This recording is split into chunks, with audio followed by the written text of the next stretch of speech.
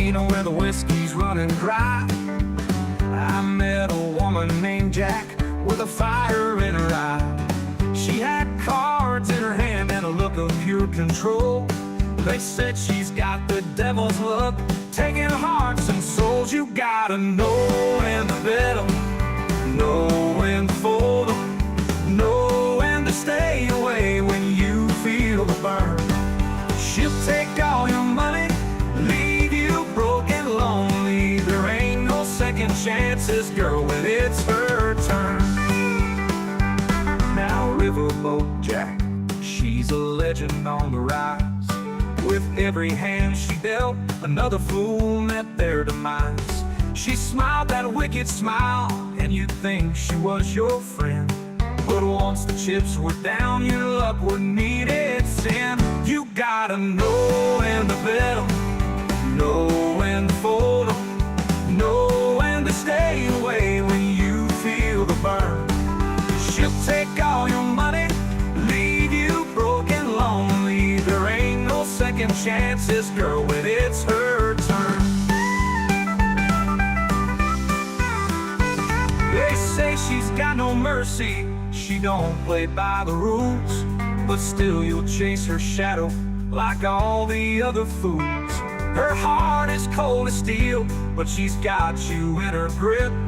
The queen of hearts, the ace of spades, she's sinking every ship. You gotta know when to bet 'em, know when to fold 'em, know when to stay away when you feel the burn.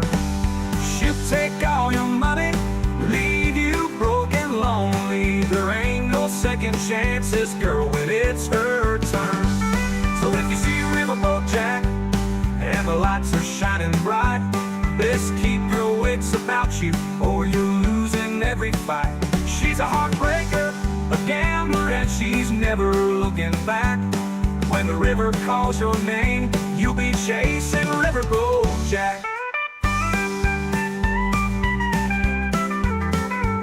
So if you see Riverboat Jack and the lights are shining bright, best keep your wits about you or you're losing every fight. She's a heartbreaker, a gambler, and she's never looking back. When the river calls your name, you'll be chasing Riverboat Jack.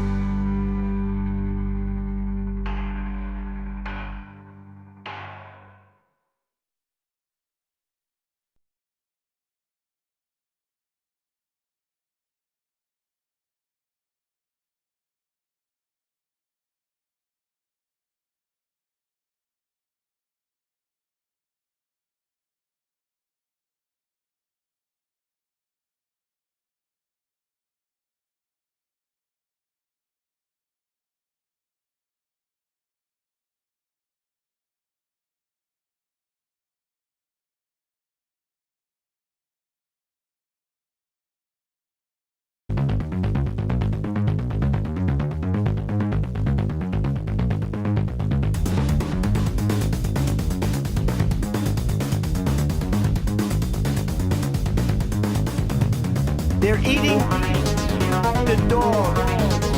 They're eating the dog.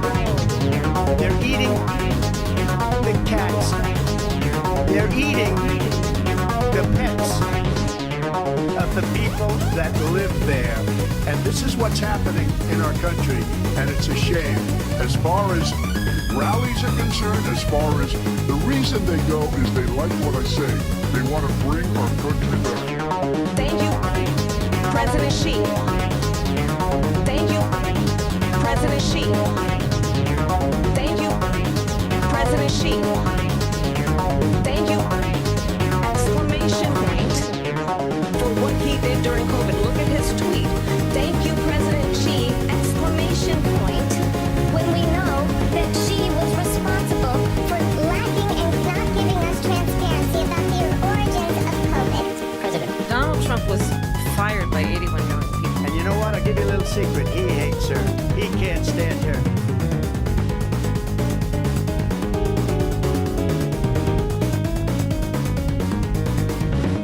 They're eating the dog. They're eating the dog.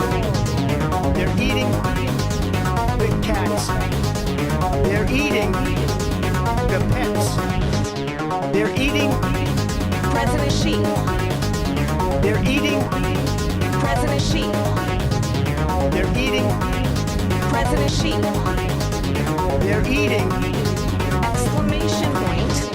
the dog, the dog, the dog, the dog, the dog, the dog, the dog, the dog, the cats, the cats, the cats, the cats, the cats, the cats, the cats, the cats, the dog, the dog, the dog, the dog, the dog, the dog, the dog, the dog, the cats, the cats, the cats, the cats, the cats, the cats, the cats, the cats, the dog.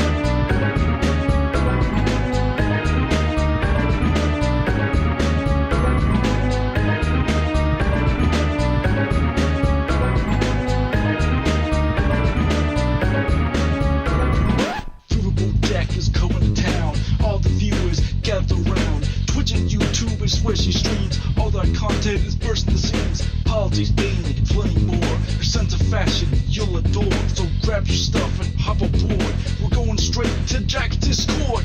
Riverboat Jack, Riverboat Jack, Riverboat Jack, Riverboat Jack, Riverboat Jack, Riverboat Jack, Riverboat Jack, Riverboat Jack. That's what I'm talking about.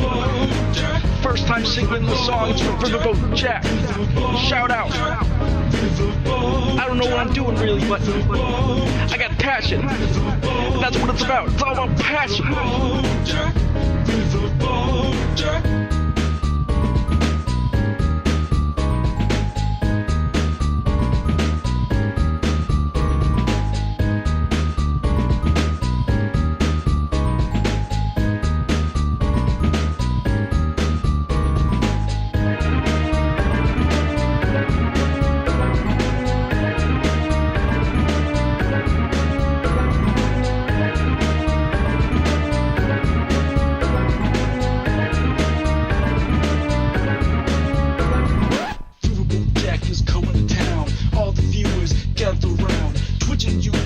Where she streams, all that content is bursting the seams. Politics, gaming, plenty more. Her sense of fashion, you'll adore. So grab your stuff and hop aboard. We're going straight to Jack's Discord. Riverboat Jack, Riverboat Jack, Riverboat Jack, Riverboat Jack, Riverboat Jack, Riverboat Jack, Riverboat Jack, Riverboat Jack, Riverboat Jack, Riverboat Jack, Riverboat Jack, Riverboat Jack, Riverboat Jack, Riverboat Jack, Riverboat Jack, Riverboat.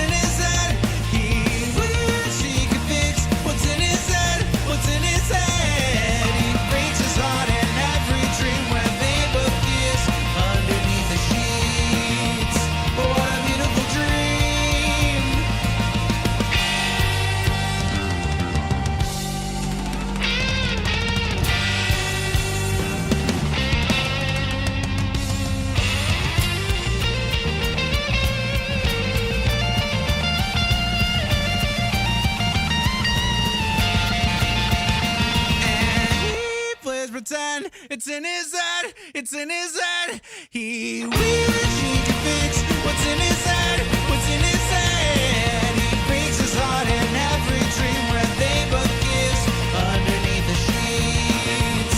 What a beautiful dream. Oh, when he plays pretend, it's in his head, it's in his head.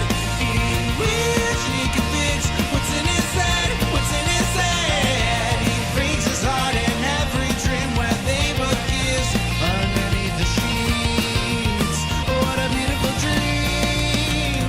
And he plays pretend, it's in his head, it's in his head. He wishes he could fix what's in his head, what's in his head. He breaks his heart in every dream where they both kiss underneath the sheets. What a beautiful dream.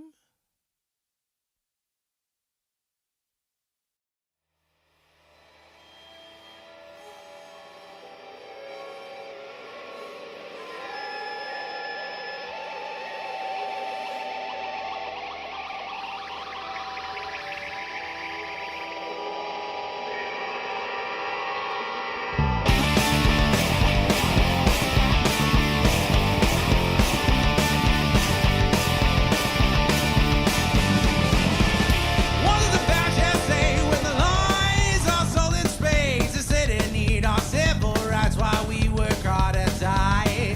When the guy they defend the genocide, they have said they cleanse her soul by making sure your tale is never told.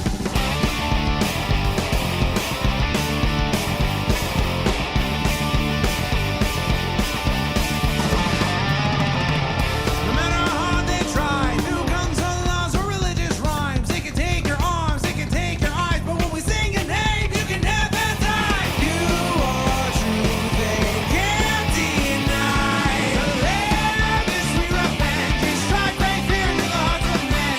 A voice of nature can't be tamed, and that's why you're a me. To resist as hard as I can, 'cause all they want is for you to end. Through the fire of their hate, you won't subside. You will rise.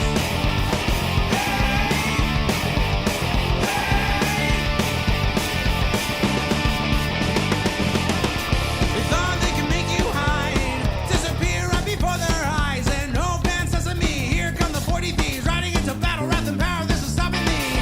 No matter how hard they try, through guns or laws or religious rights, they can take your arms, they can take your eyes, but when we sing your name, you can never die. You are true, they can't deny. To live is sweet revenge, you strike great fear to the hearts of men. A voice of nature can't be tamed, and that's why you're on me.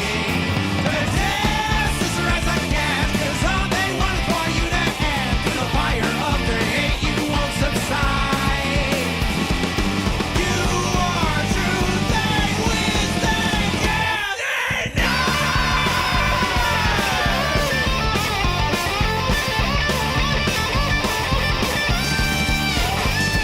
To live is sweet revenge, you strike great fear to the hearts of men. A voice of nature can't be tamed, and that's why you're a me. Resist as hard as I can, 'cause all they want is for you to end. Through the fire of their hate, you won't subside. You will rise. Hey,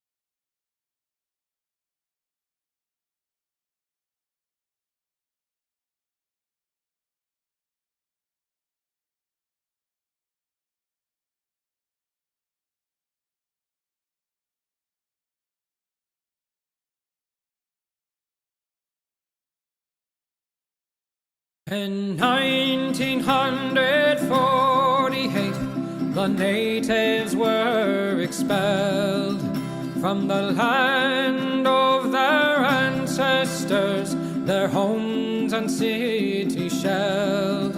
from the traitors in Transjordan to clandestine British demand by the settlers' Zionist army that rampaged across the land. Oh Palestine, we hear your desperate plea that once again across the land your people can be free. Oh Palestine, your people live in fear. We demand your emancipation from the river to the sea. In 1967, Israel did invade to conquer and to colonize what little had remained. The people of old Palestine, once again their fates entwined with a Zionist occupation of their homes and weary minds. Oh Palestine, we hear your desperate plea that once again across the land your people can be free. Oh Palestine, your people live in fear. We demand your emancipation from the river to the sea. In 2023, they've come a final time to destroy your homes and families with a murderous, lethal design. The bombs overhead are falling as our leaders continue their lies. The sky does glow and the blood it flows as we hear the children's cries. Oh Palestine, we hear your desperate plea that once again across the land your people can be free.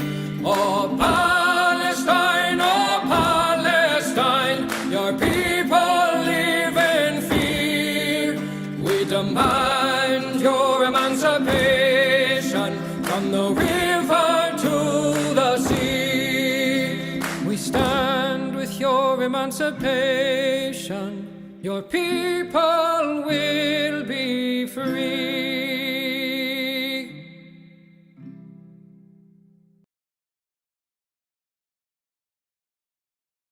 Hello, everybody. Hello. Yes, we're getting started today. Hello. Hello, Vasya. Hello, Fresh Out of the Asylum. Hello, Archangel the Cobb. Hello, Winby. Hello, Smelanie. Hello, Ashmar. Hello, Fresh Out of the Asylum. I think I might have already said your name already. Hello, John Bogardus. Hello, Death Died Today. Been a hot minute. Hope you're doing all right. Hello, Banana Brains. Hello, Darth Gently. Hello, John Bogardus. Hello, Shah Maniacal the Shamanite. Hello, Danger Days. Holding down Twitch chat. Hello, the actual Karl Marx. Hello, Chaotic Kitten. Hello, Omega Star. Hello, Catalina Gearbox. Hello, Draconics. Hello, Rivalry 1975. Yes, a Scottish song for an American political station. How quaint indeed. Hello, Psycho Salad. Hope you're hope you're doing all right in Western North Carolina. It's not great to be over there at the moment, I hear. Hello, Simric. Hello, Quigley. Hello, Non-Applicable. Hello, Quiet Kitsune. Hello, Mr. Miyagi. Hello, LG Thesian. Hello, Amber Brains. Hello, Wicked, Witch Night Melody. My God. Hello, John Thomas. Hello, PC Schwartz. Hello, Datura Dude. Hello, Gamer G. Hello, Salty Turtle Cupcake. Hello, hello, everybody. How we doing? How we doing? Hello, Trains and Bullshit. Hello, Metal Kitty Mom, the metalist kitty I know. Omega Star, thank you for kicking us off today with 200 biddies over on Twitch, showing the BWA spirit, even though it's been a rough week. I feel that it is only Monday. Ay, ay, ay. Hello, Erica. Hey, Snoogan. Call in from Karl Marx when? Who knows? We need to have more call-in streams. Things need to chill out a little bit so we can have call-in streams. Got lucky enough to work at the local grocery store. Hope more lefty YouTubers can shed light on the situation. Yeah. Unfortunately, I do not have that on the docket today. Let's see. Patrick Lucas, hello. Yeah, I want to do a larger segment than just like, oh, yep, North Carolina's happening. I want to be a bit better about it. What's your opinion on the green and blue line being down? I don't know what that means. Hello, Catalina Gearbox.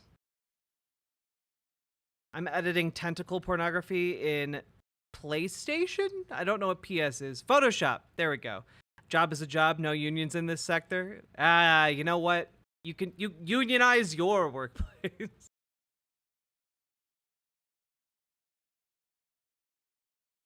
Hello. Okay. So is Jack holding stream hostage? In a way, yes. I haven't described to you the premise of today's stream. And the premise of today's stream is very simple, okay?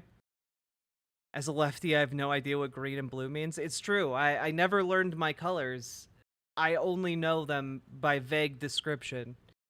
Front yard? I meant front yard. I see. Simric D, Howdy. Thank you for subscribing over on Twitch with your Prime. I appreciate it.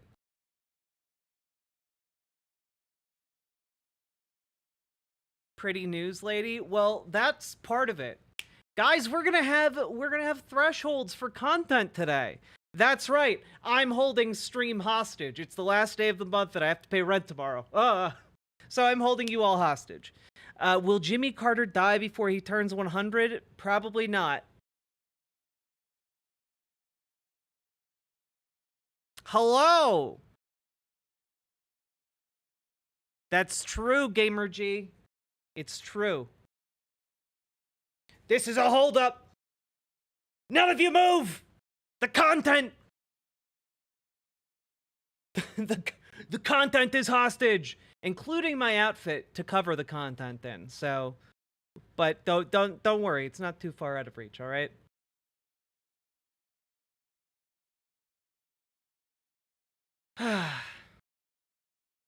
Also, tomorrow, guys, we are going to be covering the Tim Walz JD Vance debate. Should be an interesting time. I'm guessing JD Vance is a big enough scumbag that he's going to, like, I don't know, attack Tim Walz's son for crying or something. What does Title T stand for? Just let me type. It doesn't all fit on screen. It just says the word title text. Okay.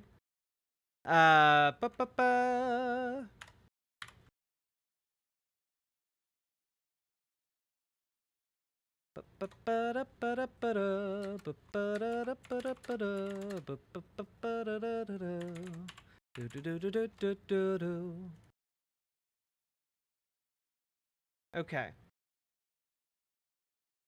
Yoink. Okay, once we get 5 subs, I will change into my official outfit for stream. I'll be watching to see if he can convince me he's human. I doubt that. I doubt it very much. He'll probably say something to throw his wife under the bus for, like, a 1% increase in the polls.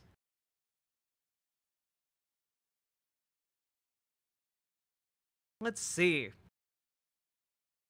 Oh, also, guys, I did get this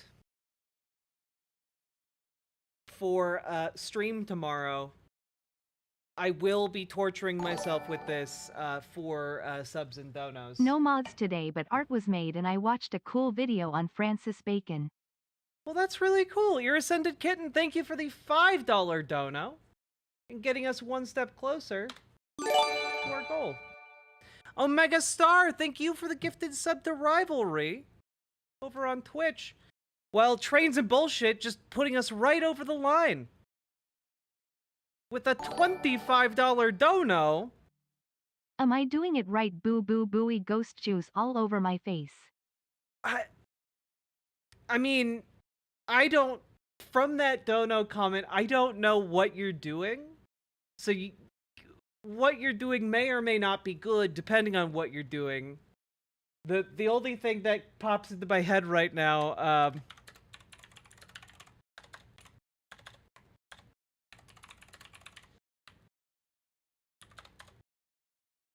here. I need to find it. Here we go. The only thing that pops into my head right at this very moment is this Shen Comics strip. Also, you guys should just follow Shen Comics, the excellent webcomic artist. But this is what pops into my head when I read your dono comment, okay? And yes, I did need to walk you through my entire thought process. I believe they're talking about ectoplasm. I believe they're not talking about ectoplasm. I think they're talking about that ectopussy. Okay?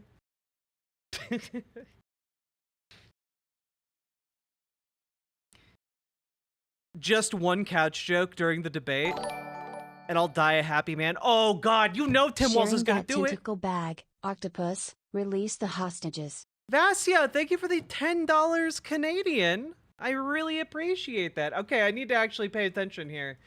7.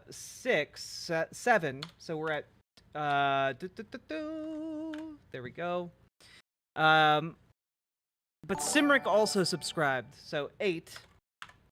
Meow 9. meow meow meow meow meow meow ghost cat. Oh, H.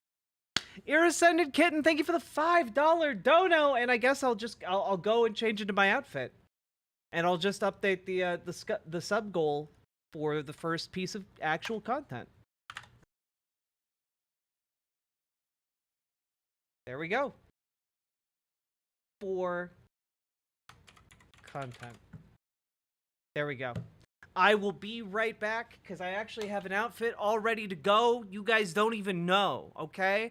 I'm trying on this dress for the first time on stream, and I think it's going to be a good one.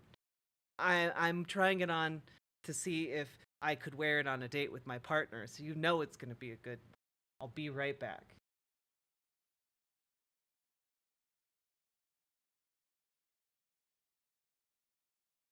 He called himself a hillbilly, wrote an elegy of problem and his trouble as he went back and he doubled down on the fascism and the lies, and then he made a fatal crime. Couch fucker, what's your deal? J.D. Vance is cut by Peter Thiel. Couch fucker, why must he lie? We must stop Project 2025. But in 2005 you wrote back then only one time. I felt femininely when I saw that movie about New Jersey. I don't know what's wrong with me, but I must deny. And that's when J.D. Vance said he wants trans people to go down. Couch fucker, what's your deal? J.D. Vance is cut by Peter Thiel. Couch fucker, why must he lie? We must stop Project 2025. At the RNC, he felt maybe I'll be free if I take up on this task, being MAGA's dying grasp to take over the country. I think J.D. Vance needs a swirly. Couch fucker, what's your deal? J.D. Vance is cut by Peter Thiel. Couch fucker, why must he lie? We must stop Project 2025.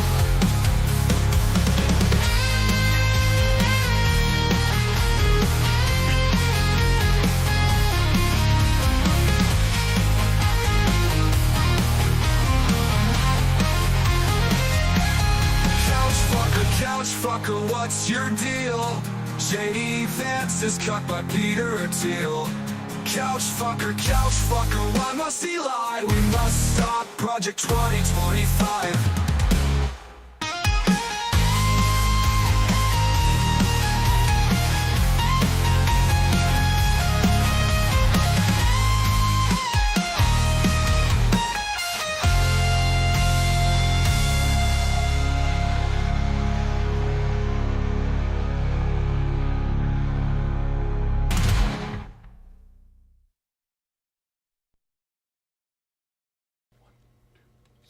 When the union's inspiration through the workers' blood shall run, there can be no power greater anywhere beneath the sun. Yet what force on earth is weaker than the feeble strength of one? But the union makes us strong. Solidarity forever. Solidarity forever. Solidarity forever. For the union makes us strong. Is there aught we hold in common with the greedy parasite, who would lash us into serfdom and would crush us with his might? Is there anything left to us but to organize and fight? For the union makes us strong. Solidarity forever. Solidarity forever. Solidarity forever. For the union makes us strong. They say our day is over, they say our time is through. They say you need no union if your collar isn't blue. Well, that is just another lie the boss is telling you, for the union makes us strong. Solidarity forever. Solidarity forever. Solidarity forever. For the union makes us strong. They divide us by our color, they divide us by our tongue. They divide us men and women, they divide us old and young. But they'll tremble at our voices when they hear these verses sung. For the union makes us strong. Solidarity forever. Solidarity forever. Solidarity forever. For the union makes us strong. They have taken untold millions that they never toiled to earn. But without our brain and muscle, not a single wheel can turn. We can break their haughty power, gain our freedom when we learn that the union makes us strong. Solidarity forever. Solidarity forever. Solidarity forever. For the union makes us strong. In our hands is placed a power greater than their hoarded gold, greater than the might of armies magnified 1,000-fold. We can bring to birth a new world from the ashes of the old, for the union makes us strong. Solidarity forever. Solidarity forever. Solidarity forever. For the union makes us strong. Solidarity forever. Solidarity forever. Solidarity forever. For the union makes us strong.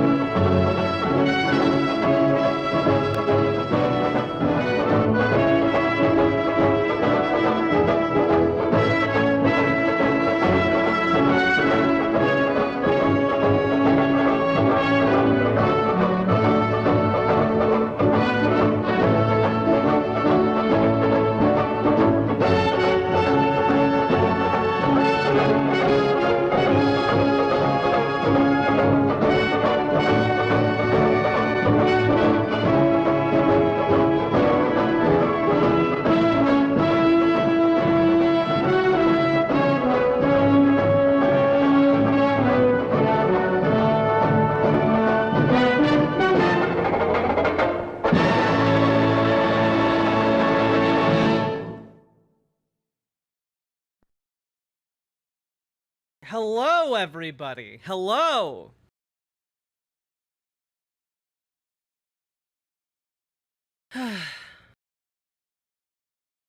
How we doing, folks? Cool looking? Thank you. I thought you might appreciate it. Definitely a perfect outfit for a date. It's very comfy, too. Hello, Kiwi TP. Hello, Cannabo Brex. Now, folks, tonight, the content is being held hostage. That's right, folks. That means you need to get 11 more subs or donos deep for us to get more content. That's right. This is a stick-up. Hey, Anthony Schuler. Hello, Genie Bottle. That looks great. Thank you, Celestial Heart. How am I? I'm doing okay. We don't negotiate with terrorists? Well, that's okay. I'll do my best. I did have a few things I wanted to cover first because I do want this stream to be fun. So up front, we're going to talk about Lebanon because that's important, and I don't feel like putting that behind a paywall because that feels weird. But everything after that will be a little bit silly, at least, you know. We'll be a little bit silly or interesting or, you know, just out of left field. So, is Netanyahu invading? Yes.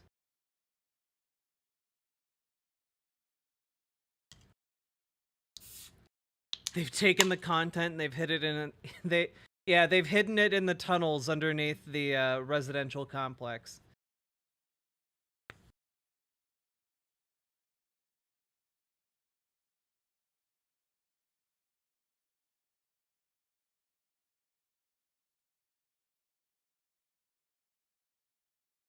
Hey, Ms. Milena.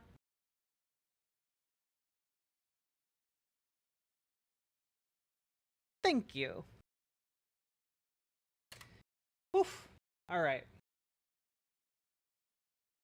Okay. Before we jump in, just a couple of things. Just like a couple quick hits, you know. Let's get a couple quick hits in here, all right?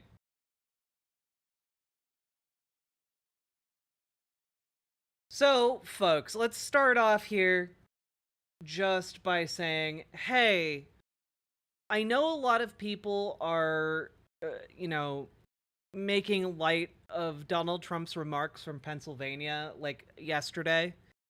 But we're really in a pretty unprecedented time.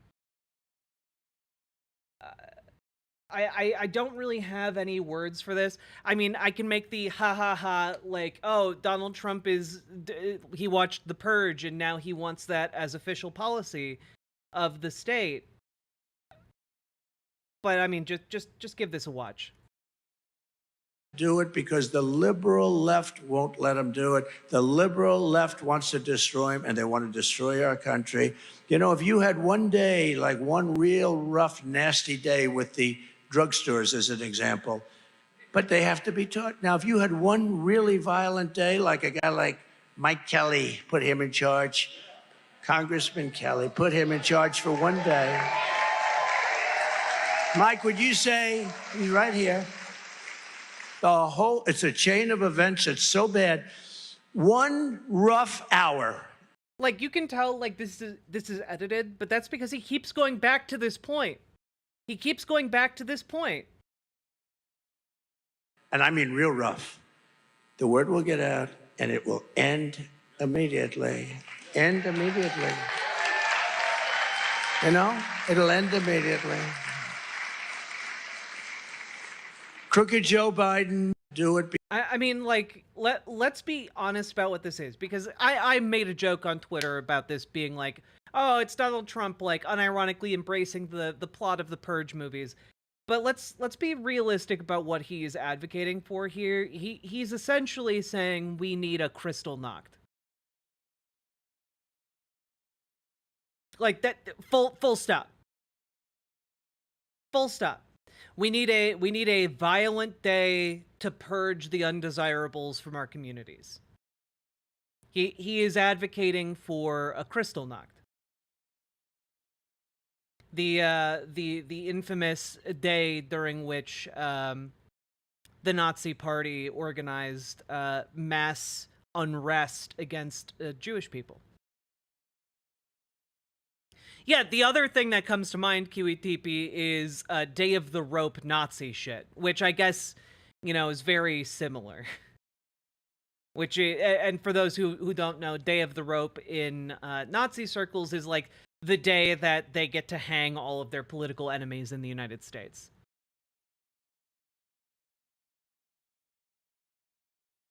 Yeah, it's, I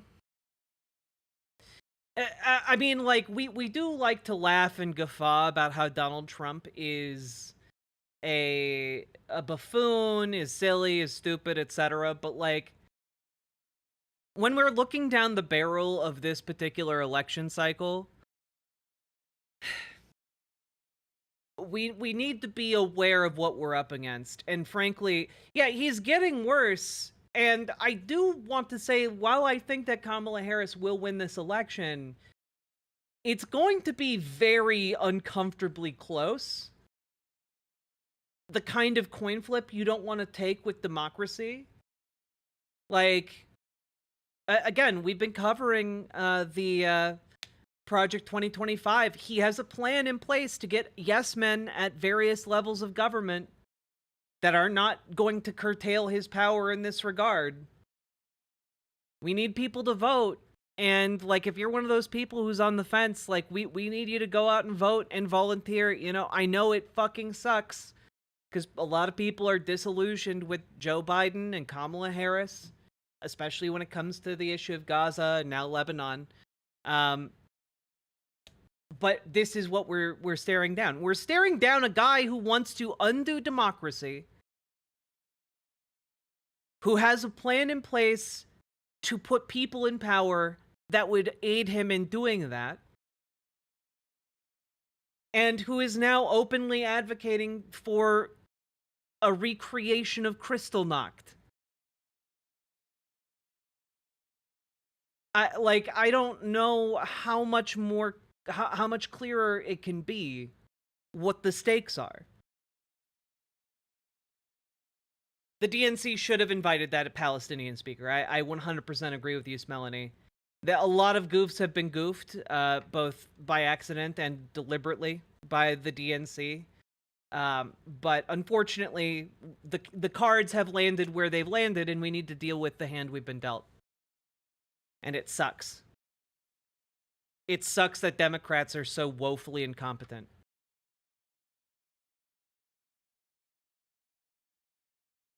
Yeah, the people who aren't paying close attention, Omega Star, think that safeguards are still there. And they're not, guys.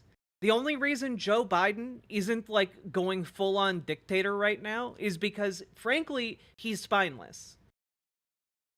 Like, the Supreme Court basically handed him a blank check to do anything without any kind of legal consequence.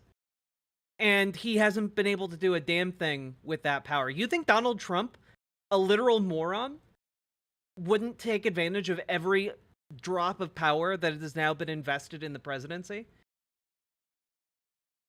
God.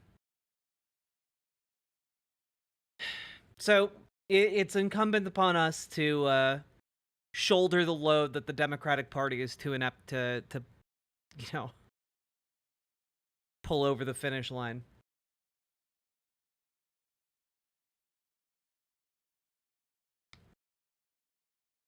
His first term was just warming up. Well, his first term, he thought he had surrounded himself with yes men and sycophants, but he didn't really count on people in middle management not like actually caring about rules and regulations and not just doing what he said. And he has a plan to correct that this time.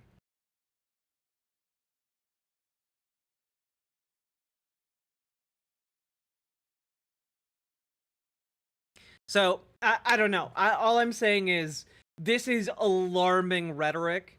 Like, the escalation has gone from like targeting undocumented immigrants to now legal immigrants. And from there, we've gone from legal immigrants to just criminals in society. And you guys, do you know who's labeled criminals in society? In Florida, it's gay and trans people for existing. Like, there was just a story about a 15-year-old volleyball player in Florida who got outed, and the state law enforcement agents showed up to her parents' house, to her mom's house, to request like medical records. They compared like medical records to like to see if there were like weight changes during puberty. They also like investigated in like her circle of friends to see if she had if anyone had seen nudes of her or like seen her naked in the changing room that could like confirm that she was trans. Like, if you think that like we're that far off from there being literal gender police, especially if like conservatives win like the White House, you're kind of on something right now, because we have that already in solid red states like Florida. Makes me sick. It makes me sick too. They're investigating trans kids. It's disgusting. Absolutely disgusting. Paladin Lost, thank you for the 5 gifted subs. Twitch gave out 1 gifted sub? That's weird. Thank you, Twitch, I guess. Hello, Prince Seal. And Omega Star, thank you for gifting a sub as well. So that brings us to, I think, 16 subs?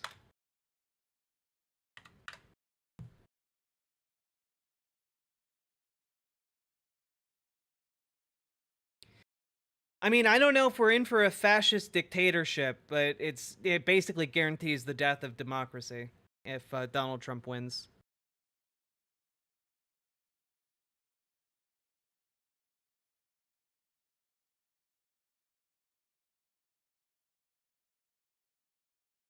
Oh, every 5 subs comes with a random amount of free subs? Oh, I didn't know that. Paladin, thank you for the additional 5 gifted subs over there. Thank you so goddamn much. And you have indeed unlocked the first bit of content. The pact is sealed. Okay, and we need another 20 subs for more content. Thank you so goddamn much. Today's the last day of September. Oh, that's true, it is. Yeah.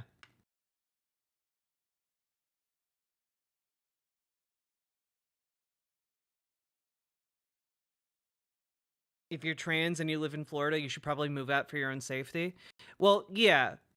That does kind of go without saying. The main issue is that a lot of people can't, or they just don't think it will happen to them until something happens, you know?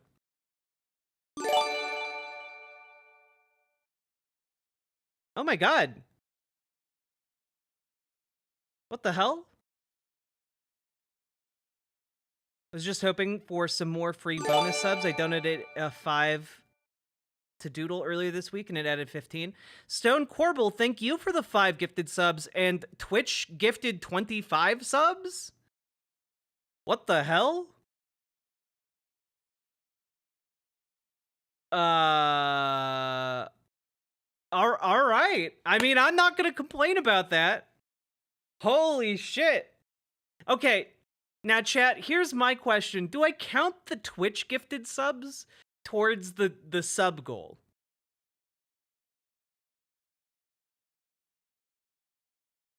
Yes?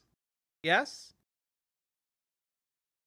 Twitch finally paying out? Yeah, this is the most Twitch has paid out for me in a long time. I say no?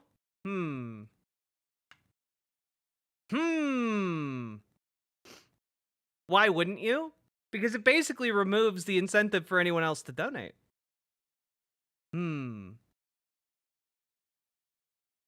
I mean, I'm not complaining about getting money from Twitch. I mean for like this sub goal.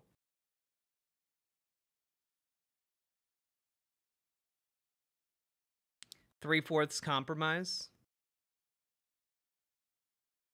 Maybe half because they're free. Maybe half because they're free. No, don't. Okay. Well, you know what? I'm going to put this up to democracy. Okay, folks? /vote. What should count? Okay?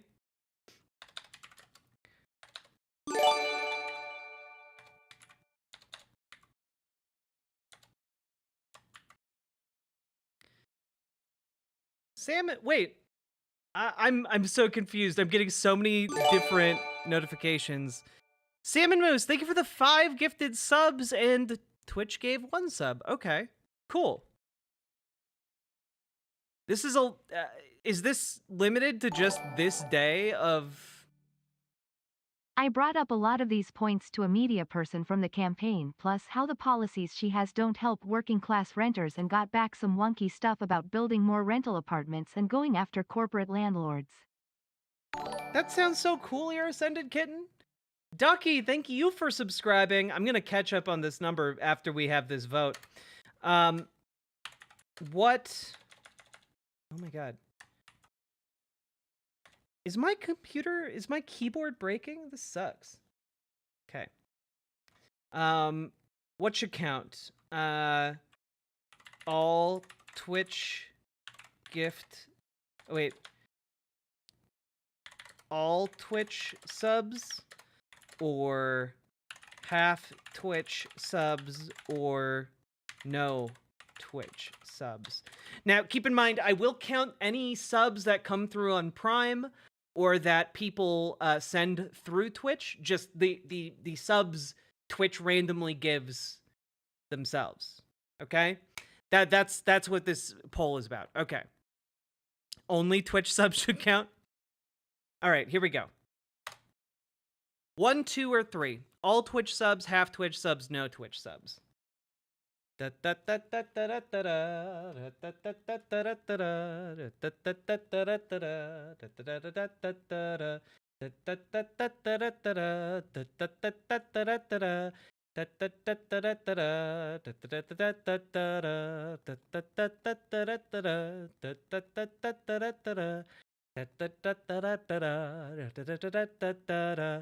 Okay, half Twitch subs. That does seem to be the consensus in YouTube chat as well. Okay, cool.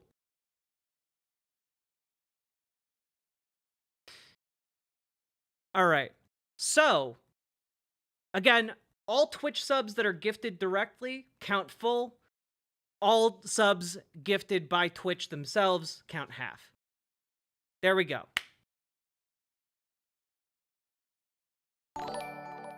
Trains and bullshit. The only true sub is a Riverboat site sub. All other subs are subpar, substandard, sub sandwiches. I am hungry. Nom nom nom. Ooh, 160 characters. Nom nom nom nom nom. Okay, we got Ducky. We've got Salmon Moose with 5. That's 6. Okay. We plus the 13 from Twitch. That's already halved. So that's 19 additional subs so far. We've got Stone Corbel with 5. Paladin lost with 5. Okay. So is that 37? I think 37 if they are halved.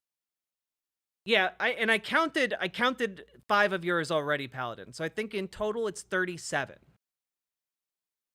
that I'm adding here. Okay. Which does bring us you know to 61 subs. 6'1" subs. That is where we're at. All right. So you guys have actually unlocked 3 contents already. All right.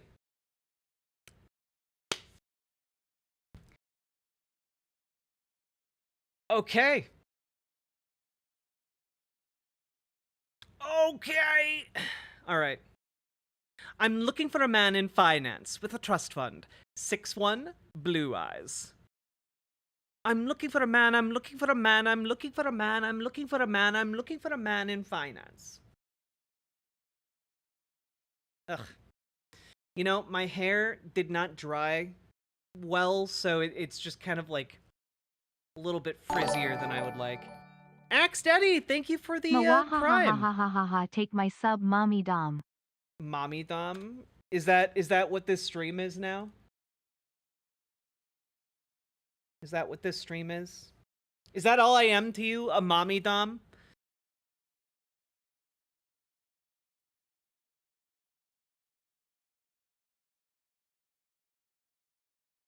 I like damp hair.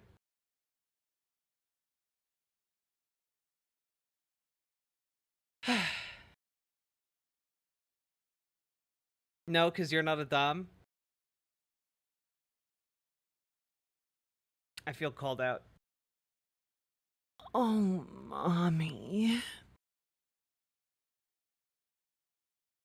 Okay. Okay, I do have one of my intro bits of content, okay? So, I just want you all to remember... Basia, thank you for the $5 Canadian. Give comment, nom nom nom nom nom, red dress slays vamp dom mom dom. Alright, thank you very much for that. Guys, I really want you all to remember that the Lincoln Project and groups like this that have come out for Kamala Harris in this particular election cycle, they are not the friends of, like, left-leaning people, okay?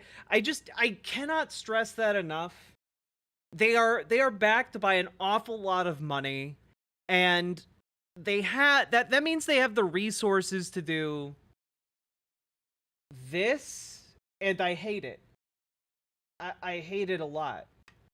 And I'm sorry that I now have to pass this curse on to you guys, like it follows. Okay? I don't make the rules, but I do apologize for this. This is from the Lincoln Project, everybody. Dick, we never got along. Correct.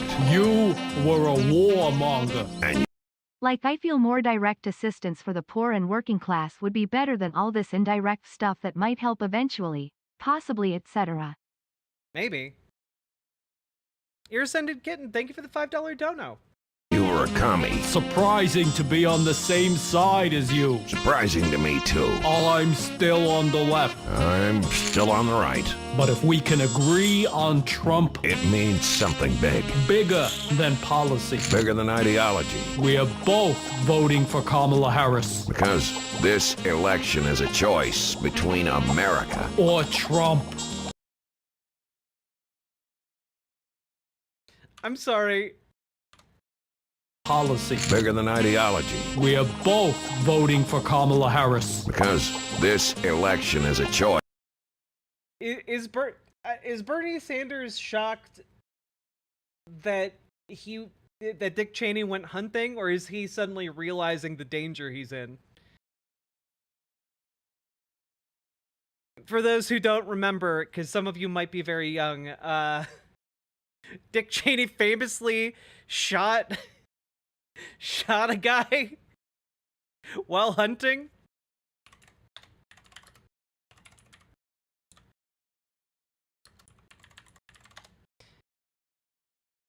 The Dick Cheney hunting accident is an entire ass Wikipedia page. Then United States Vice President Dick Cheney shot Harry Whittington, a then 78-year-old Texas attorney, with a 12-gauge Perazzi shotgun while participating in a quail hunt on a ranch in Riviera, Texas. Both Cheney and Whittington called the event an accident. Well, that's good. Oh, God. Yeah, on February 14th, 2006, Whittington suffered a non-fatal heart attack and arterial fibrillation due to at least one lead shot lodged in or near his heart from the shooting.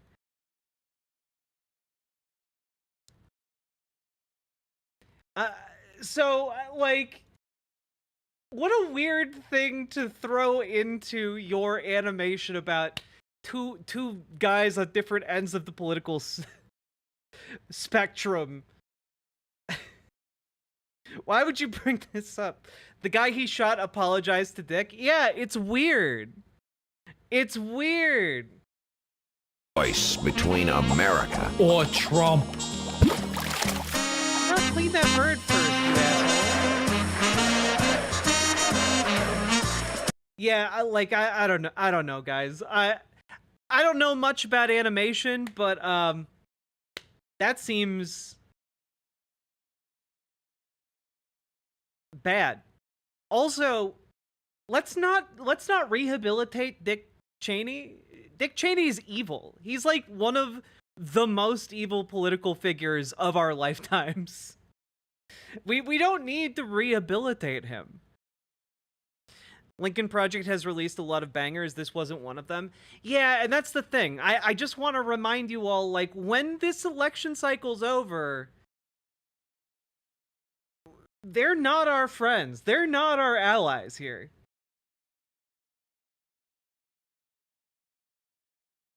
Lincoln Project makes some really bad decisions most of the time. Yeah, it's almost like it's a bunch of Republicans.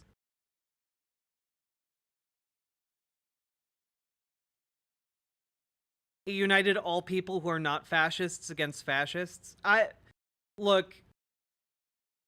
think it's fine if Republicans want to organize against Donald Trump. I encourage that. But I don't think we should normalize Dick Cheney. Again, yes, it is a temporary alliance of convenience, and let's not make it into anything more than that. Exactly, Anthony Schuler. Never normalize Dick Cheney. Yeah. I'm looking forward to when Dick Cheney kicks the bucket. We have to watch the eulogizing of him like he's not a trash person. Same with Oliver Stone. Yeah. The ad still made fun of him? Yeah. Kind of. All I'm trying to say, I'm not trying to shit on the idea of building temporary alliances or whatever. You know, because that needs to happen sometimes in politics. But let's not pretend it's anything more than that. What did Dick Cheney do? I don't know. Have you heard of the war in Iraq?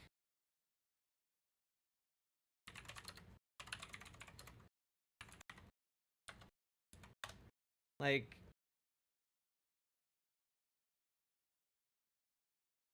I don't know. If you Google Dick Cheney Iraq War, this is one of the top results. People really don't like him. What did Dick Cheney do? That's a segment by itself. The segment is mostly the entirety of the page on the Iraq War Wikipedia. I might have heard tell about this Iraq War. The worst thing Dick Cheney did was scold his gay daughter. Well, yeah, I mean, that's also bad. I don't think it's the worst thing he did. Wait, Archangel, there's a Zachary Levi, Gina Carano Daily Wire movie? Is that confirmed, or are you just are you on the hopium?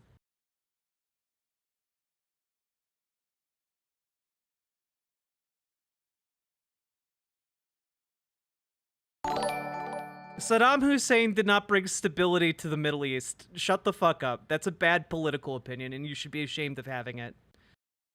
Ikigo Corgi, thank you for the Prime subscription. I appreciate it. Oop. There we go. Yeah, Saddam Hussein did, like atrocities. He was a bad dude. I mean, yeah, I'm not trying to justify what we did in Iraq, but I am also going to say that, like, Saddam Hussein is not responsible for stability in the Middle East.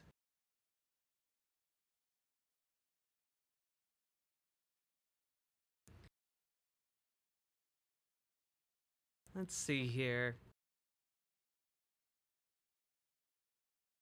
Did you know he loved math, according to Behind the Bastards? I did not. Was getting rid of Saddam good or bad? I would say it was a very mixed bag.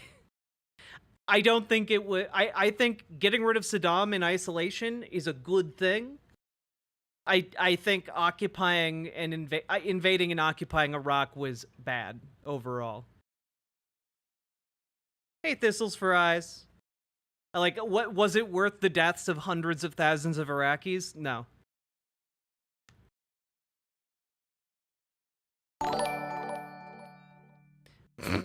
Chat, stop calling Jack a dom, she's a brat. Yeah, get it right.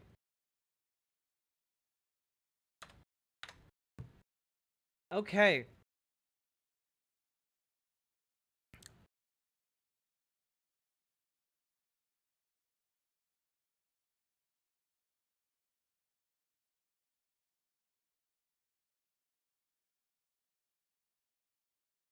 Yeah, also, let's not pretend that we invaded Iraq for altruistic reasons. Okay. Also, can I have a serious... Can we have a serious talk, chat? Okay? Serious talk. What is with all of, like, the tech bro, like, conservative folks being against, like, artificial meat? I don't get it. I don't get it. Like, we have a way of basically 3D printing meat now, and the challenges in front of that are basically just scaling up the meat. The meat production. And we have, like, people in Florida, conservatives in Florida passing bills against, like, lab-grown meat. And it's just like, why? It literally solves so many problems. It would be, if we transitioned from the way we produce meat right now to lab-grown meat en masse, that would be incredible. It's not artificial. Shut the fuck up. It's artificial. Okay, they're printing it out of a 3D printer. It's artificial enough. I know that it's grown from cells that are genetically identical to, like, meat, but it's printed out of a machine. I think there is an artificiality to that I think is fine. I don't have a problem with that. I've had artificial meat. It's not good. I mean, I've had the Impossible meat is very, very good now. Well, then the poors could eat the rare meats, and that would make the rich feel less rich. Maybe that's it. Genuinely, it could be like some sort of classist reasoning like that, but I don't know. Like, it solves so many problems, like the moral and ethicality of, like, factory farming, like, disappears as, like, a real issue against that, you know? I mean, I guess you could get into the weeds about taking cells from, like, a living organism and, like, you know, using that as a food source or whatever, but, like, it tastes like human feces. I don't think that is true about lab-grown meat. Because it is monkey brain nonsense mixed with fetishizing natural foods. It really is monkey brain nonsense. I agree with that. Thank you for the $5 dono, by the way. It is pure nonsense, really. Like, oh god, why'd that automatically start playing? My dad's friend owns one of the first patents on lab-grown meat. He said a lot of artificial meat is made out of beef extract. Yeah, I mean, makes sense to me. How do you know what human feces tastes like? You know, good question.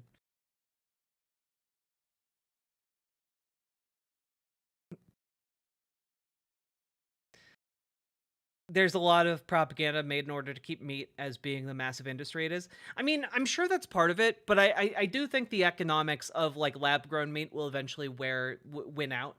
Like, it's just too good of a solution to all of the problems. It is expensive to raise animals, to keep them in captivity, to pump them full of like antibiotics. It's creating huge medical issues in the United States because we're creating like super diseases that are immune to antibiotics, which is bad for everyone. Like we will have like mass production of meat in a way that basically ensures that everyone can afford meat. It will drop prices. It's way more efficient to just grow the meat that we want to eat rather than an entire animal with like a brain and stuff like that. Like it's just so much more, and like it's just so much more efficient. So much more efficient. Like this is from an account on Twitter, right, that has 4.3 million followers and routinely posts conservative nonsense, okay? So keep that in mind. They posted this saying that it should be illegal. A juicy, sizzling steak made by computer. While obtaining regular meat is a process that's been taking place for millennia, cow, butcher, beef, Redefined Meat, a meat alternative startup out of Israel, makes their product using a highly technical. Also, to be clear, not all lab-grown meat initiatives are from Israel. This is just I'm just using this as a demonstration for the technology. Process. The mix of soy and pea protein, chickpeas, beetroot, nutritional yeast, and coconut fat is formed into steak-like shapes using a 3D printer. Our goal is to become the largest meat company in the world just by harnessing technology instead of animals. Meat substitutes are not new, but unlike the soy-based crumbles that mimic ground beef, Redefined Meat. Okay, wait. How old is this segment that they put up here? Because technology instead of animals. Just real quick. This is not what like the current like Impossible Meat looks like. This looks like it's like 10 years old. Meat substitutes are not new, but unlike the soy-based crumbles that mimic ground beef, Redefined Meat's product is designed to act, taste, and cut like flank steak. This is the holy grail of alternative meat. But the most important part, how does it taste? This diner was happy. The texture feels right. Even the smell smells like the real thing. Really authentic for meat. Revolution. Like, I don't know. It's gonna be a while, but like, can we just like take a quick look here? Yeah, I like this has to be an outdated piece, okay? This is what it looks like now.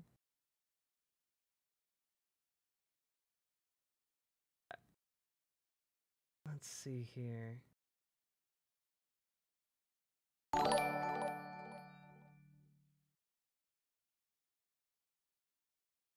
Vasya, thank you for the $5 Canadian. Isn't it weird that conservatives are against artificial meat but pro generative AI? Well, you know, it's being pro theft, I guess. But let's take a look here. I see my concern here is that this isn't actually real. That looks photoshopped. 1 second.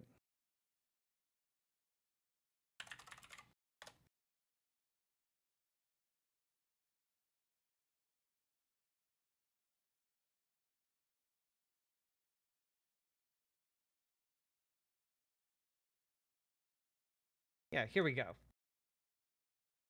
Here's an actual example of what lab-grown meat looks like, okay? Wow, does it look like a chicken breast? That's because it's a chicken breast. It's just a lab-grown chicken breast.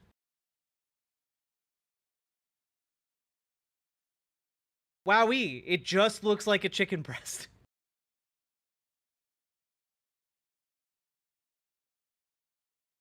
You know, like, I don't know. This seems like such a no-brainer to me. A shitty one? Look, it's gonna get better.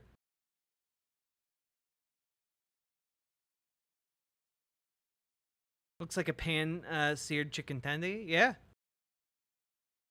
But how does it taste? It tastes like a chicken breast. Guys, I don't know what I have to say. The pro-AI are from libertarian conservatives, and the anti-lab grown meat is from far-right people paranoid about the New World Order and Carl Schwab World Economic Forum stuff. I mean, true. It's like, oh, you're not even gonna be able to eat meat anymore. Tiralana, thank you very much for becoming a member over on YouTube. Look at us go tonight. Folks, all I'm trying to say here is that it's made out of the same stuff that a chicken breast is. It's effectively the same, except you didn't have to grow the entire ass chicken to make the chicken breast. So, like, it's made of the same stuff. It tastes the same. It tastes the same as the stuff that you get off the chicken. It's made out of the same stuff.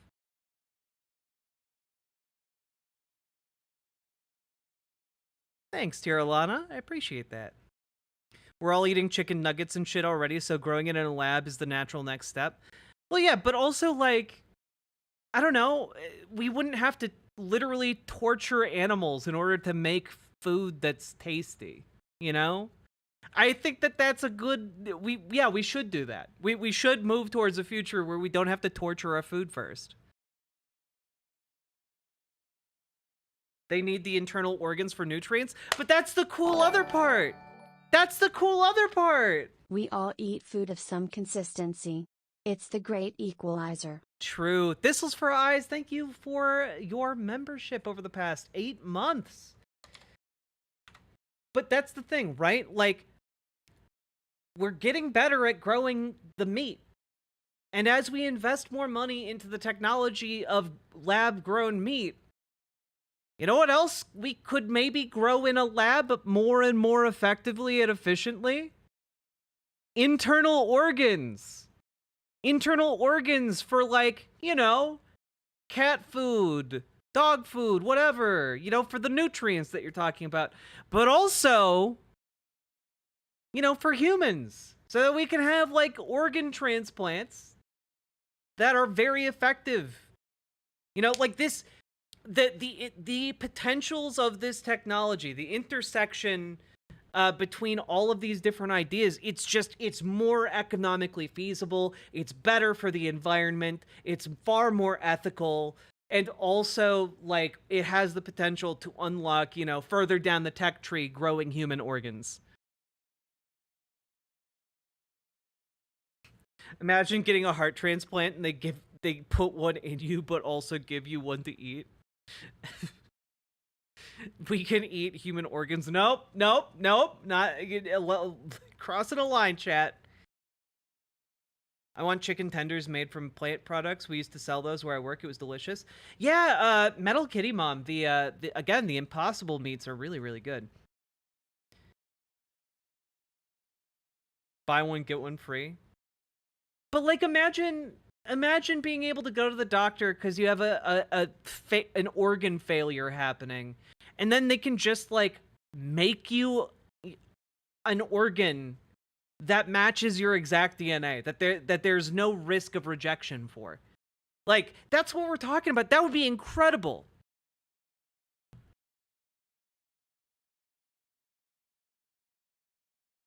The organs thing is even better, right? Wait.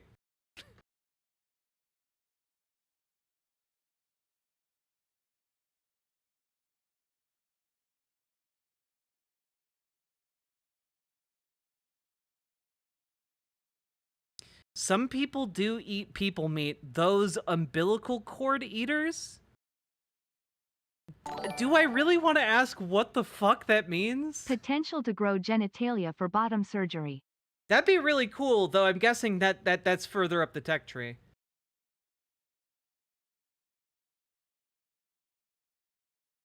They're thinking placenta? How is that better? What the hell? What's wrong? What's wrong with everybody? Less umbilical cords, more placentas? Women will eat their own placenta.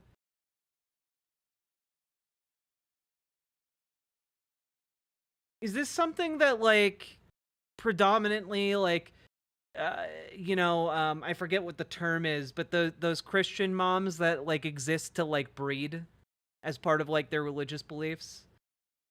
Is that what they do, or is this like the yoga crystal mommy stuff? It's not entirely niche. Been a thing for centuries. That's still gross, though. You know, we've had a lot of gross things that we've done for centuries for no good reason.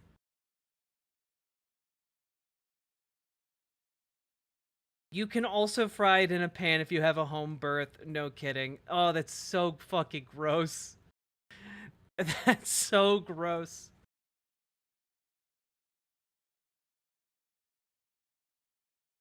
Why is it gross? It's just meat. I don't know. It's your own meat. It's your meat from your own internal body. It's not unethical. I just think it's really gross. I'm trying to eat dinner. Yeah, like, I don't know. Like, sure, you can eat your fingernails. There's nothing unethical about it. It's just kind of gross. Like, I don't know. Sneako's over there living his life. Is there anything unethical about him eating his toenails live on a stream? No. Is it incredibly gross? Absolutely. What kind of sauce you eat with your placenta? Jesus Christ. Oh God, this conversation had legs.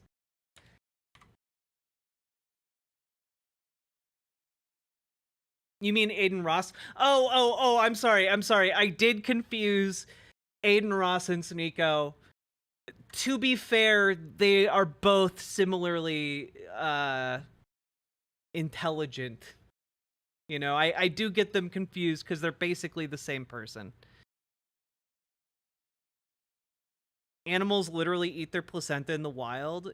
Yeah, animals also get rabies and die in the wild. I don't know. Dogs will literally eat their own poop. I'm not trusting their decision making on what we should eat. Oh, yeah, sorry, Alan Smith. That's where I was going. I was going to be like, oh, well, Sneako eats his toenails, but, the ethically dubious thing that he does is, support pedophilia. But, to be fair, that probably also applies to Aiden Ross, too. I don't know enough about him.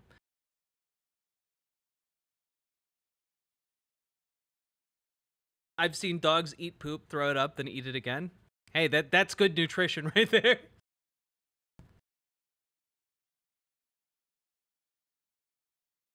Yeah, like, it makes sense for an animal to eat it. You get all the nutrients, you get the minerals, you hide the evidence of the birth so you can, like, be safe. That makes sense. Human beings don't need to do any of that. You don't need to use any of that. You could just you can just fry up some scrambled eggs. And take a multivitamin. I don't know.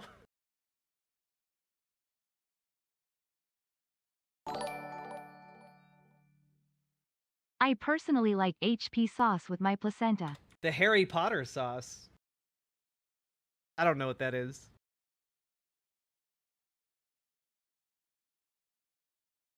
All right, folks, we're getting off of this. We're getting off of this. We're getting off of it. Okay, we're gone. We're done with this. Also, chat, praise me. I ran for over an hour today.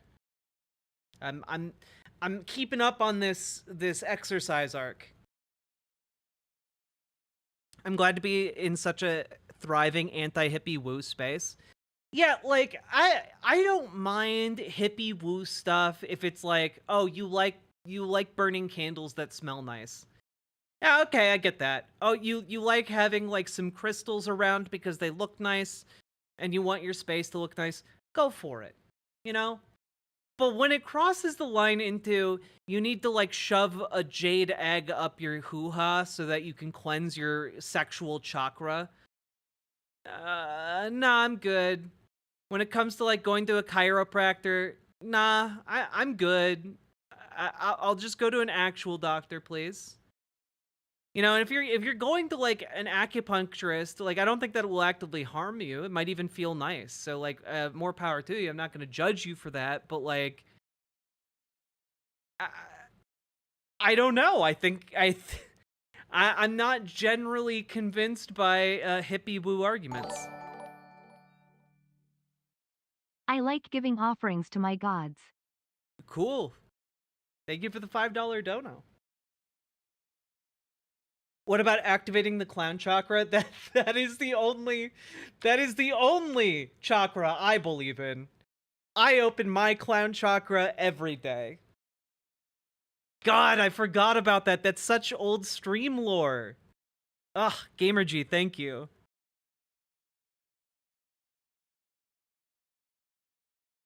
The clown chakra, Jesus Christ. All right.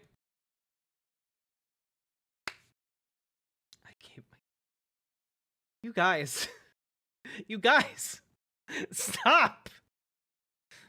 The Shimp chakra? Yeah, no one ever talks about the Shimp chakra or the Yeehaw chakra for that matter. You know what we need? Spirit science. It's true. When America needed him most, he disappeared into the shadows. Probably because he was a sexual predator and you know, I don't know, I'm just spitballing here.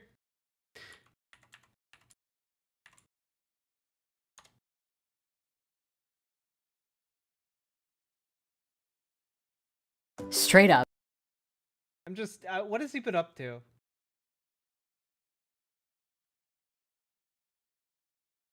Oh, God. Okay. Yeah. All right.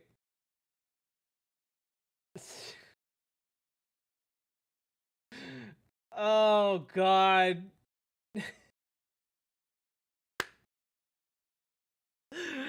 All right. Fine. We'll go into some spirit science as some content. Can I ask a question? Is it a good sign or a bad sign if someone has terrible taste in music, like in a potential partner? No, they might just be autistic. Unironically, might just not be like their interest. You know, like my taste in music is abysmal, and I cop to that. You know, like I grew up listening to Overclocked Remix, and that's my taste in music.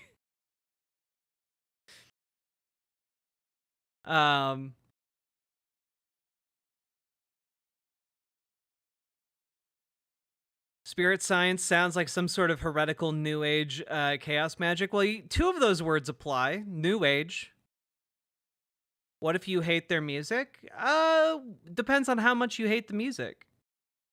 You know, like, is it the kind of situation where you can, like, just both listen to headphones and not disturb each other, you know? Like, I don't know.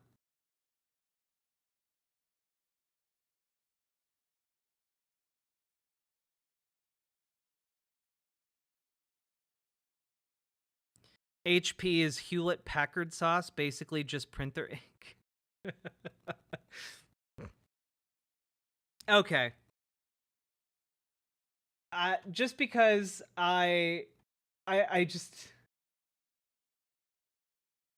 All right, so here's what we got. Here's from the last month of spirit science. Okay.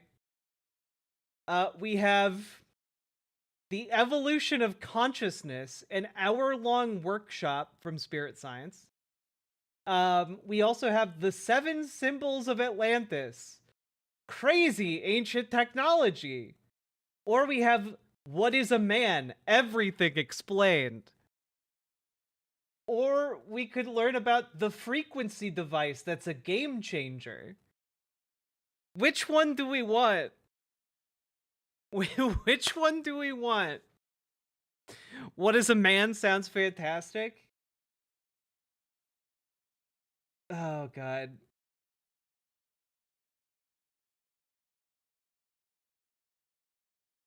I feel like Atlantis will get anti-Semitic. Well, that's because you already know the spoiler, which is that spirit science is crazy anti-Semitic. This is crazy stuff. Yes, it is. It is from a channel called Spirit Science. So, you know.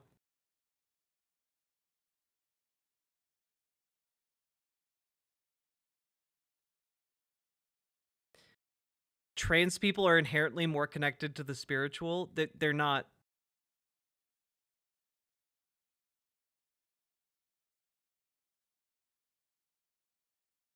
All right.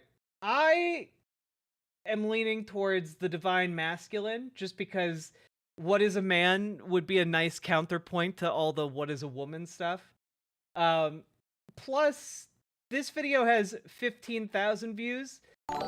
Ooh, but you know, the ancient... Gotta make sure you vibrate at the right frequency, like TTVO. Oh, it's the Dono Ghost! Ara, ara. Thank you for the $10 dono. I very much appreciate that.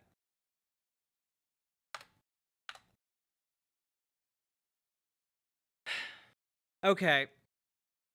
Now, I just... Oh, man. He also put out a video 3 weeks ago about what happens after death. Oh, man. I want to know what this guy thinks the afterlife is like. Oh, God. This guy sucks. Every video I do about this, by the way, just as an FYI, is designed to inoculate you against, like, this fucking insanity, to this particular avenue into conspiracism.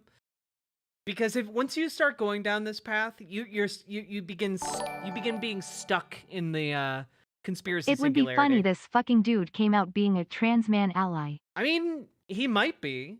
Like, I don't doubt that would help him with his cult that he is literally a part of and runs.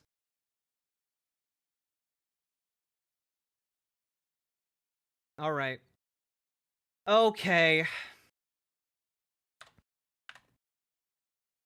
Here we go.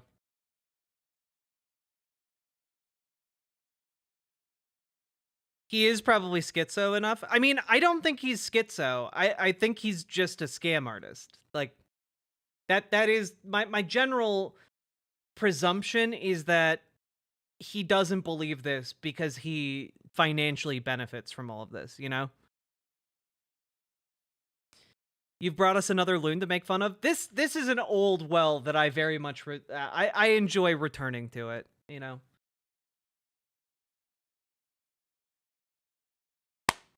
So, there's a guy. Goes by Spirit Science. Now, you might be saying, Spirit Science, isn't that guy a sexual predator? Probably. Let's go, allegedly. Google debunkers. Let's go, Google debunkers. We are going to need that Google debunking skill for this particular adventure. In fact, I believe I have a phrase lined up on the soundboard. Google debunkers. There we go. So, Spirit Science is a wacky channel. And it is mostly about a guy who allegedly a sexual predator. We've gone down that rabbit hole. I don't want to go down it again. I remember covering it. I don't remember what the outcome was.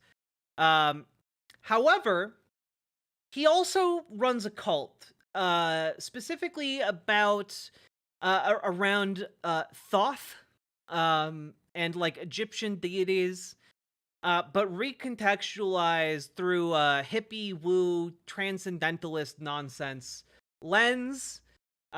He peddles a book called like the Emerald Tablets of Thoth, purporting to be essentially that the history of humanity is that we're aliens that were undermined by the Jews and put into kind of this fallen state on Earth.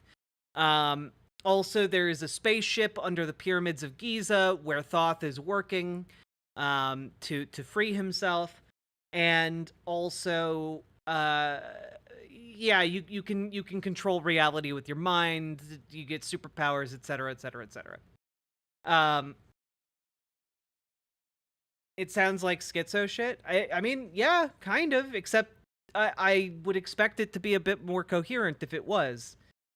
Did he rip off Scientology? Well, look, literally, there are like dozens of hours of content on this channel about how his religious, view of the world works, and it's insanity and nonsense. But yeah. Anyway, let's learn about. Let's start with the 7 symbols of Atlantis. I do want that. We've talked a lot about Atlantis. That's right. We're diving into spirit science, folks. And the evidence of ancient cultures on this channel. You might be familiar with our Anunnaki. Oh yeah, he also animates all of his videos. And yeah, believes Atlantis was a real place. What's a thought to do? Movie, or the classic spirit science human history movie. But in recent years, we have found one of the most profound series on our mysterious history to be none other than Gaia's own Ancient Civilizations. Oh my god! Okay, we're literally just gonna pretend to be awestruck by an ancient alien's ripoff. Excellent stuff. We're 15 seconds in. I'm sold. I'm hooked, baby. Let's go. They've produced a comprehensive series exploring the mystic origins of humanity, with each episode diving thoroughly into the mysterious connections between different cultures. Also, by the way, if you subscribe to Gaia, I just want you to know this is your wake-up call. That is hippie woo nonsense central, okay? Nothing on Gaia is worth your time or your money. Get out now before you're in too deep. Ancient sites, and finding out the truth about who we are and where we really come from. Today, I'm excited to share with you a special clip from the Ancient Civilization series about the 7 symbols of Atlantis. But before I do... Oh boy! We are in for it! Oh boy, Google debunkers! Get your Googles ready. Google debunkers. There's something even more exciting you should know. In just a few weeks, this coming August 17th and 18th, Gaia is going to be hosting the 2024 Ancient Civilizations Conference. This is a landmark event at the Gaiasphere that you can attend both online and in person, celebrating the new season launch of Ancient Civilizations.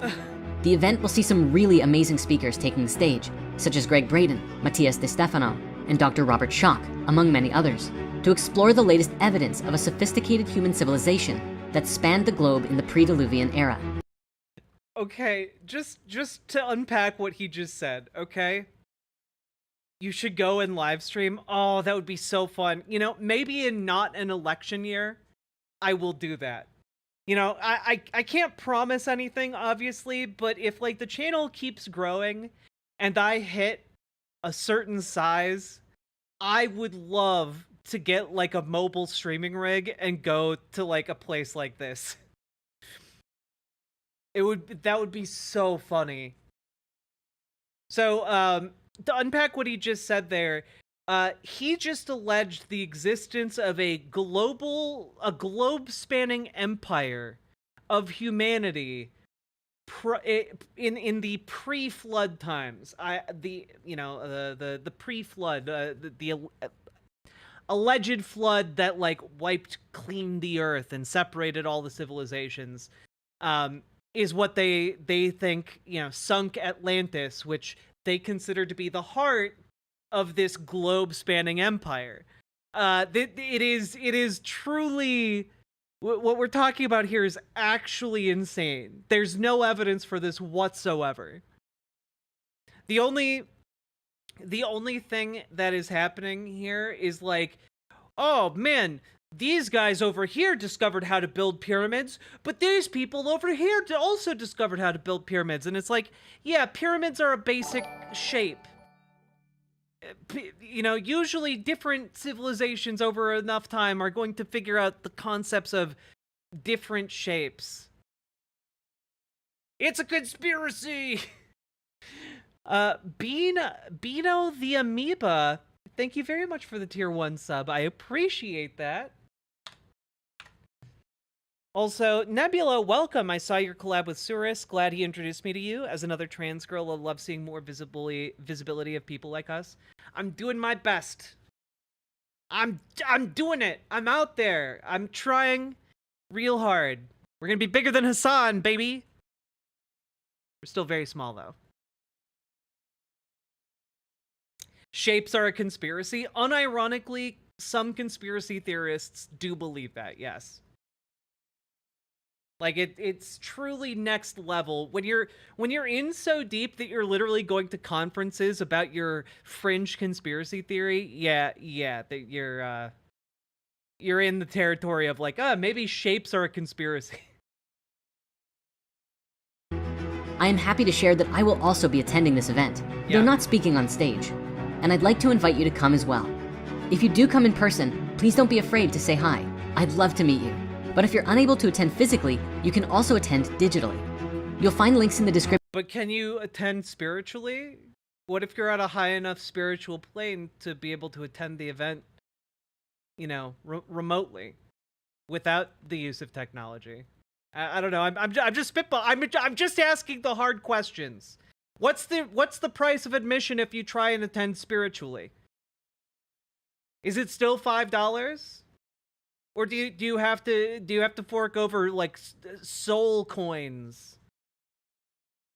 Description to sign up and attend. But now, without further ado, please enjoy this exclusive clip from Ancient Civilizations, The 7 Symbols of Atlantis. I feel like I might get clapped for this. I'm going to give it a shot. If YouTube shuts it down, we get as far as we get on this particular one. We'll just move on to a different spirit science video. Here we go. 7 Symbols of Atlantis. Let's go. Just out. What's the astral plane? Well, in D&D, it's a really cool space that connects all other planes of existence. So, like, in D&D, you can go from, like, the material world, you know, the normal world, into the astral plane. And traverse that to get to, like, you know, the realms of fire, water, air, earth, heaven, hell, etc. The far plane, which is, you know, a realm of madness. In reality, it doesn't exist, so every other explanation of what it is basically the same as what I gave you. Lady Domina, thank you for gifting Fighting a tier the 1 war sub. on white names is a never-ending war. It's true. And you have officially put us in the striking zone. And by the striking zone, I mean you've gotten us over the 80 sub hump. We are now at 100 sub goal. Thistles for Eyes, thank you for gifting a membership. Guys, thank you so much. That's right, I'm going to keep on making content until you guys, until we run out. And currently, we've got 5 pieces of content. We're working on 1 right now. Keep those subs coming. So, like the train station in the Matrix, kind of. It's more, you can think of it more like the spiritual equivalent of an ocean. That you have to sail across the ocean to reach other places, you know? But spiritually. When will the content run out? Who can say? That's dependent on you guys. But let's move on. Outside the quaint town of Puente Viejo, Spain, is a cave system known as Monte Castillo. And within this system, a specific cave called El Castillo contains some of the oldest human cave paintings. El Castillo. I'm going to do some Google debunking Google here. debunkers. And just have the Wikipedia page of this open right off screen so we can see where exactly they go off script.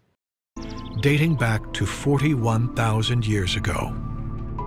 For centuries, the the astral plane in like D&D Spooky Bird is like a big ass space, but then there's like the corpses of dead gods floating around in it, or like strange behemoths that swim around looking for prey. There's like an entire ecosystem out there of like monsters and monster hunters, and it's a whole thing in D&D. In real life, again, doesn't exist. focus of paleoanthropology has been the representational art that our ancestors left behind in caves. Eye-catching drawings of deer, horse, bison, and human figures. But in 2012, Genevieve von Petzinger, paleoanthropologist and researcher for the University of Victoria, discovered something overlooked. I'm sorry. I feel like I need to make sure. Genevieve. This is pure conspiroid shit. Von Petzinger. Google debunkers. Okay, who is this?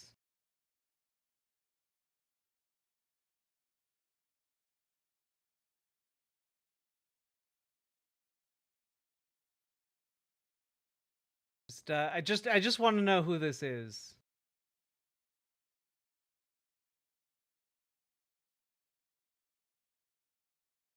Fearless parenting with Genevieve von Petzinger doesn't seem on topic here.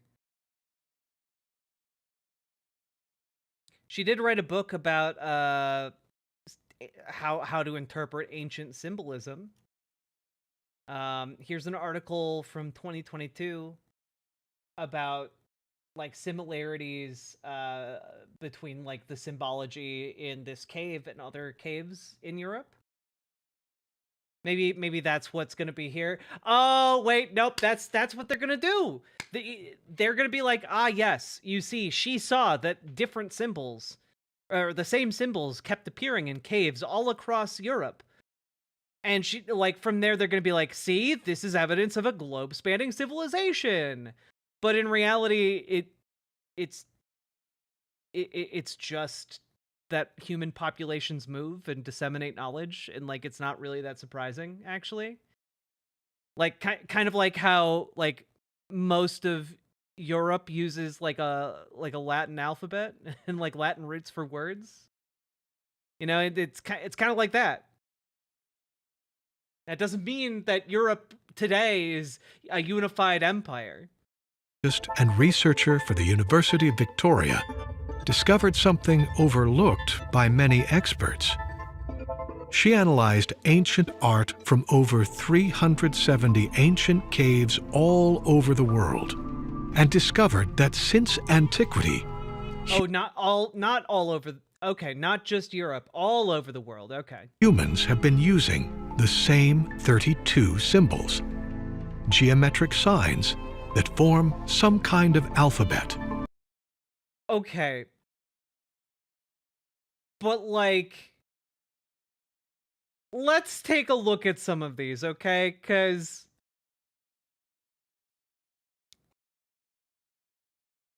there's a pretty, there's a limited number of, like, symbols you can make in isolation. Like, oh, an X? Oh, did different people use X's? Circles? If they had a circle, it must indicate a globe-spanning empire.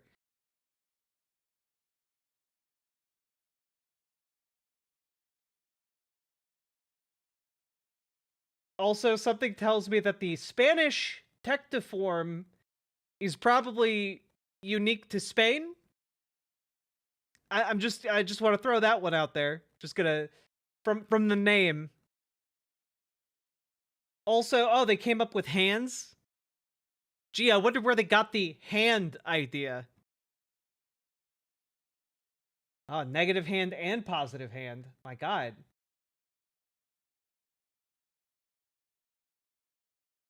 Yeah, they discovered dots and lines.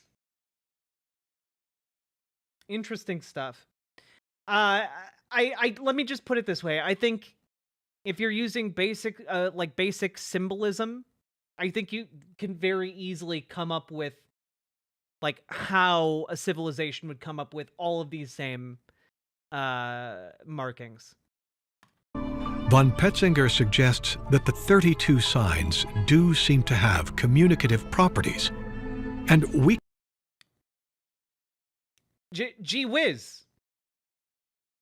You mean symbols communicate something? I never would have guessed. Can possibly trace the origins of our first writing system back to these ancient symbols. How do the symbols that we see today in our religions, our flags, and our institutions connect us to an ancient past that we have barely scratched the surface of understanding? I mean, insofar as they are... They have symbols, like, I guess. You know, like, insofar as, like, they use symbols to communicate back then, and we still use symbols to communicate today. I guess there's that similarity. I don't know. How much you want to bet the Nazca lines are mentioned? Oh, Nebula, that's gotta happen. And when this is revealed, what will it say about humanity and its future? The use of symbols to communicate ideas goes back into our... Okay, who's Greg Braden, scientist? I do want to know. Google debunkers. Okay. Greg Braden.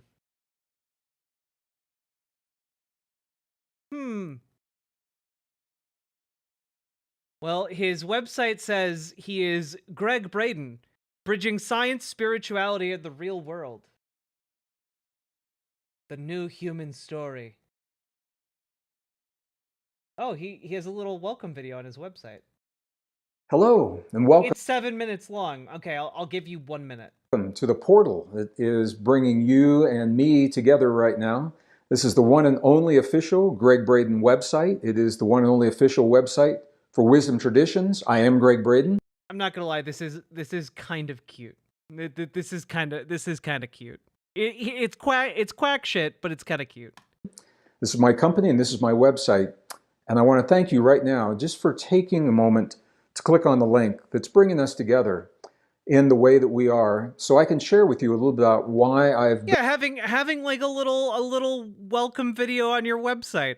Hello, you might be on this website thinking I'm a total complete crank, and you'd be correct. Quaint? Yeah, quaint, cute, same thing. Built this site, what my intentions were, what it means, and how you can use this in your life. You know, I did a radio interview not long ago, and Greg, we're busy people. We have given you a minute of your time. You're talking about a recent radio interview you did? Come on, Greg. The interviewer asked me a question right off the bat in the very beginning that I wasn't expecting. He said, Greg Braden, why can't you stick with one topic like everyone else? He said, you are all over the map. He said, are you writing about ancient traditions and ancient civilizations, or human potential and new discoveries in biology and neurons and the heart? He said, are you writing about human potential, or are you writing about spirituality? Why can't you stick with one topic like everyone else? Okay, that was too much time. New York Times best-selling author? Amazing.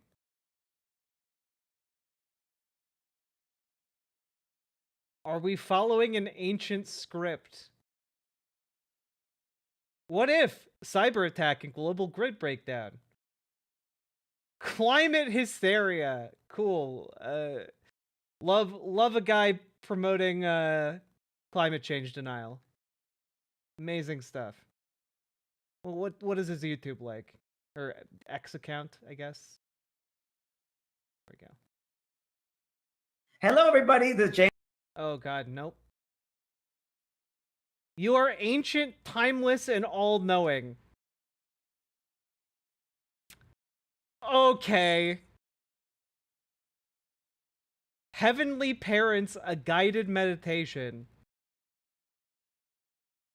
Earthly parents as a mirror to our divine mother and father. Okay. All right.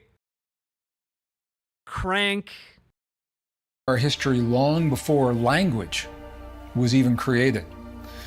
When we talk about the study of symbols, He has a video on here called Holographic Consciousness. Oh! He also has a video about the Anunnaki's return. Okay, yeah, he's also part of this weird cult. Gotcha. today, there are different kinds of symbols that we become accustomed to, sometimes without even thinking about it. There is a form of language that has no words and no sound, and I'm fascinated by this form. How do you know it has no words and no sound? How do you know that? No, Jet, how do you know that? All the people who would have known what the sounds and the words were are gone and have been gone for tens of thousands of years. How do you know they didn't have that? Because it may represent one of the most advanced and sophisticated also, hieroglyphs have sounds. forms of communication that's called an ideogram. And an ideogram does precisely what it suggests. It is a symbol that represents an entire idea or an entire concept without ever uttering a word or a phrase or a sound to describe that idea, and without needing a complex language of alphabet to describe the nuances of that idea. I'm really sorry, okay? If you've somehow fallen into this, that's not how symbols work. Like, you can use drawings to symbolize things, of course, but like if you're talking about like a language, or like yes, as you could see from this image communicates what the Star of David means, and like no it doesn't. You think if somebody just had this symbol, they could like reverse engineer like its importance to Judaism? No. Like, what crankery My is this? favorite trip in an Uber was having a driver who was an OLD Peruvian man that told me he was part Anunnaki and was able to summon UFOs. That guy was probably part of this cult Lily Love stuff. Like, genuinely, the Anunnaki is part of like the Emerald Tablet of Thoth. It's what spirit science talks about a lot. The Anunnaki. So like, unironically, might be part of the same cult. Nice, I believe him. Do not join the cult, chat. Do not join the cult. Remember, hold strong to the Google debunking. Google debunkers.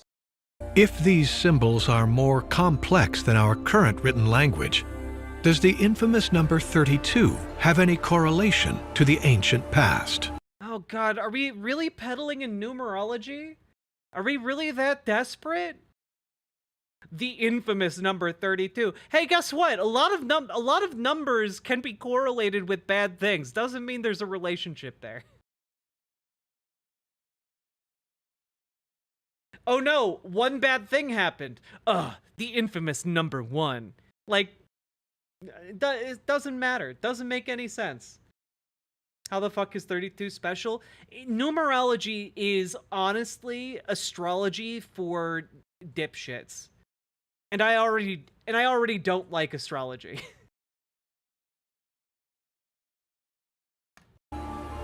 The significance of the number 32 in the Western occult tradition is highly significant.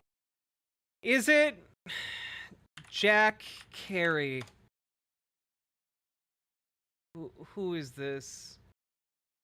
Literally, the #1 result on this guy is from the Gaia website. The founder of the Paranormal Intelligence Agency and researcher at Crypto Four Corners. In the past, he's received a top-secret SCI security clearance, serving as an encrypted communications specialist on nuclear submarines. Plus, he is a published author of nonfiction works and poetry and has written the forewords for many books. Wow, I'm sold! Gee whiz! What kind of books has he written? Let's take a look. Paranormal Planet. It's 33 pages long.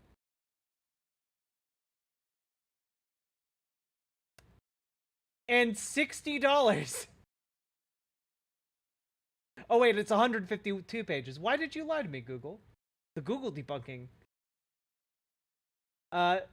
Still, I'm not sure that this book is worth $60. I gotta say. And the other book that he has written, American Sorcerer.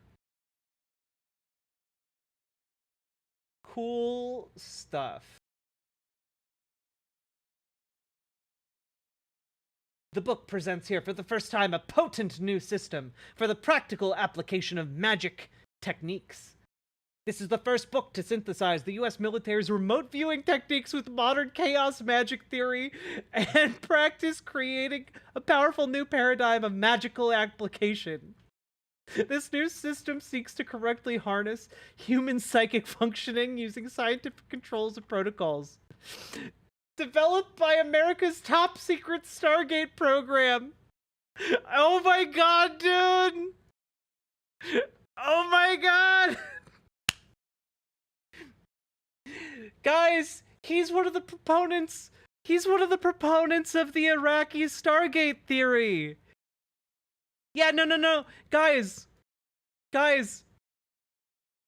One of the fringe conspiracy theories out there is that the United States went in to occupy Iraq because we uncovered evidence that they had actual functional Stargates, like what we see in Stargate SG-1, the television show about a team of US agents going through portals to other worlds. It's a great show, by the way. Great show, but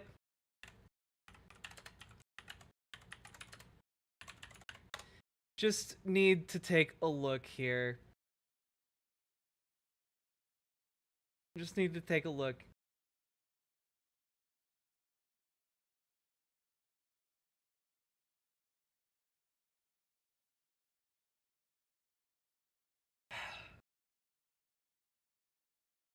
Yeah, people are literally using like stills from like the set of Stargate to try and like show this conspiracy theory.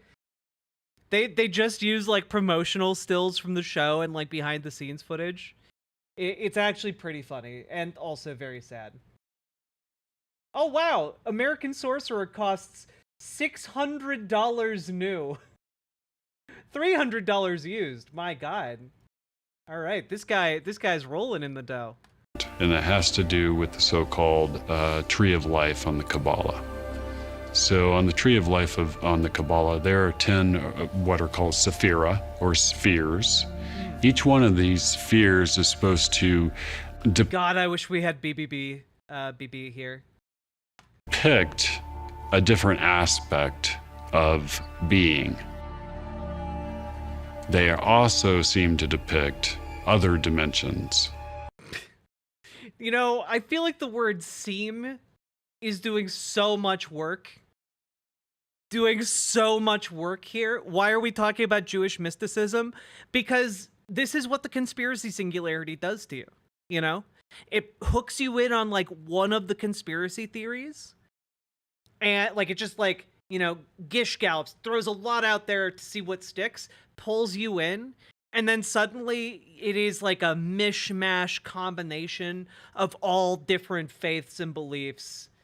in a nonsensical, like just completely out there way. And there are 22 paths that lead from Saphira to Saphira. Now, those 22... Oh man. There are 22 paths, 10 spheres, 32! Oh my god! No, but like this is what all numerology is. It's like, look at these two unrelated things. If you add them together, oh man, it makes a number, and that number you can find in other things and add two different numbers together and get that number. And it starts making everything look like it's connected when the only thing that it shares in common is like a number. And only if you do a certain number of like additions or subtractions or whatever. Lead from Saphira to Saphira. Now, those 22 paths match the 22 trumps in the tarot deck, which I don't... Trumps? What? What? Oh, give me a break. I'm gonna come. I don't have to tell people is extremely mysterious. Nobody knows really where the tarot deck came from. It just appears with...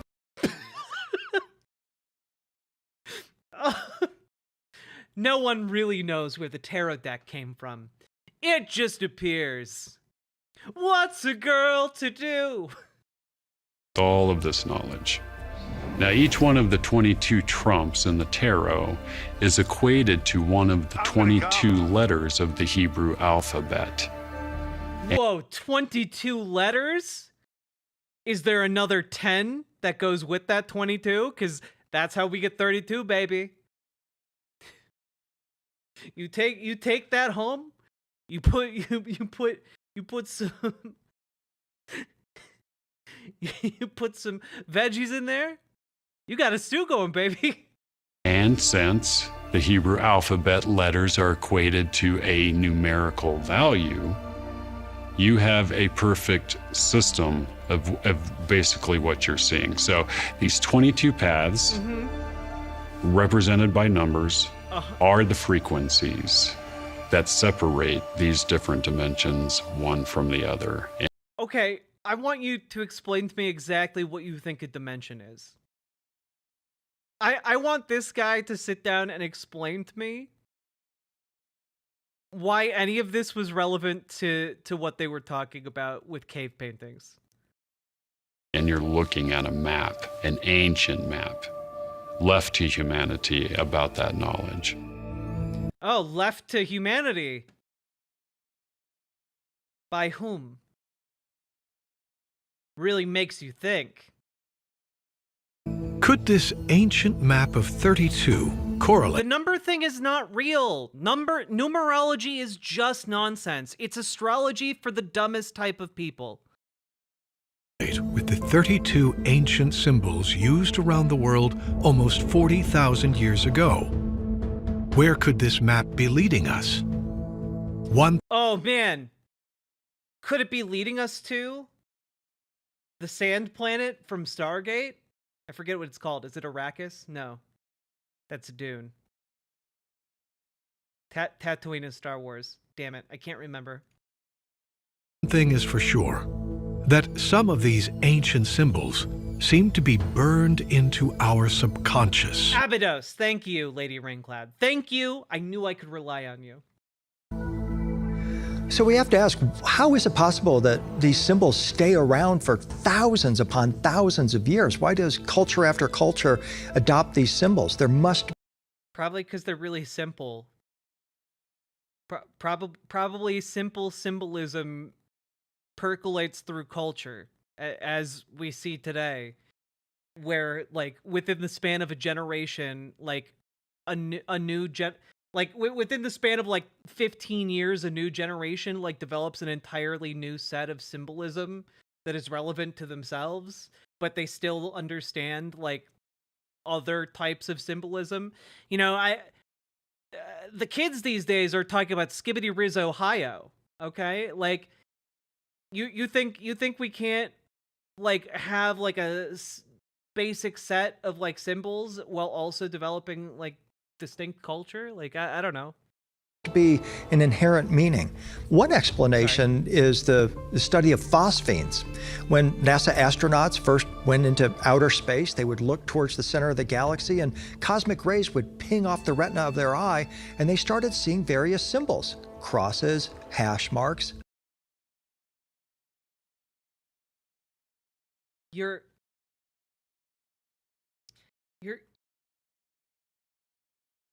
just describing light reflecting off of retinas.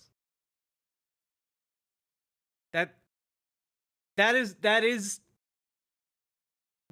not them tapping into like the speed force or something. That's just their eyes being horrifically damaged by very powerful cosmic rays while they're outside the protection of the Earth's atmosphere.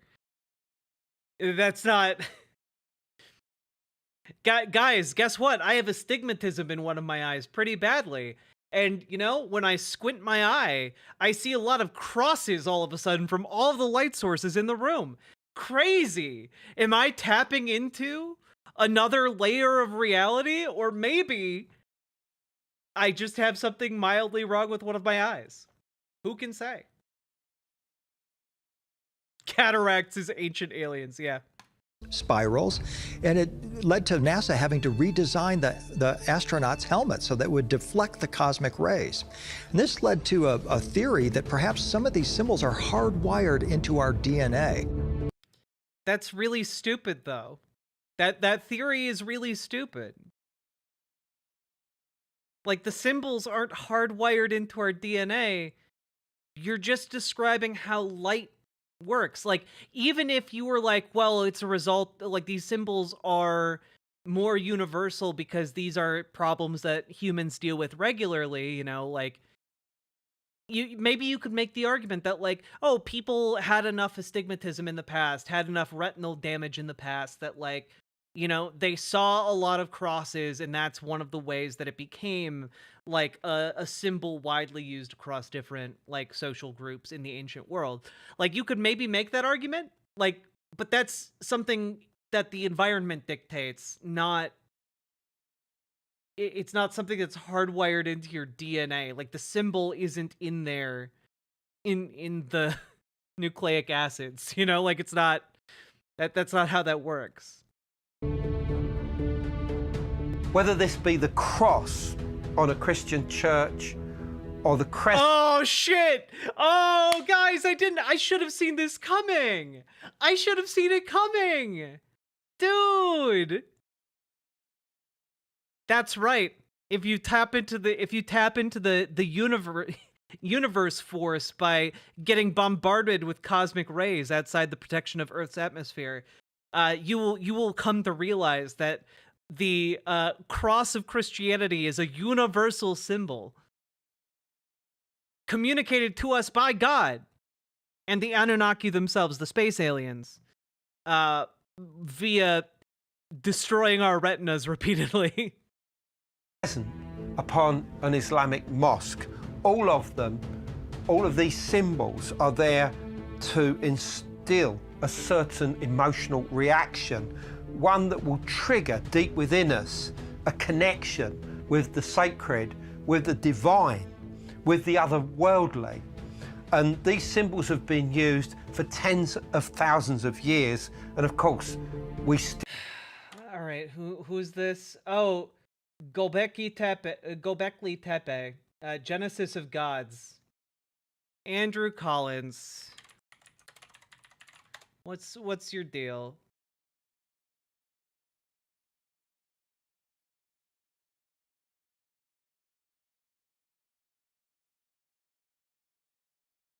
Do you want to be part of humanity's greatest unfolding? I don't know what that means. Join researcher and best-selling author Andrew Collins. Click on image and make the discoveries for yourself. I feel a little scared to click on this. Oh no.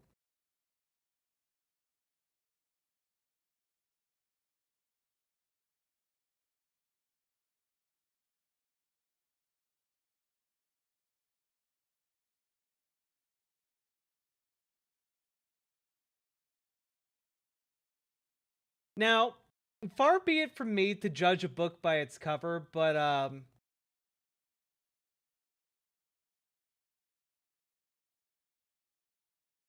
this is the website made by someone who's deeply unwell.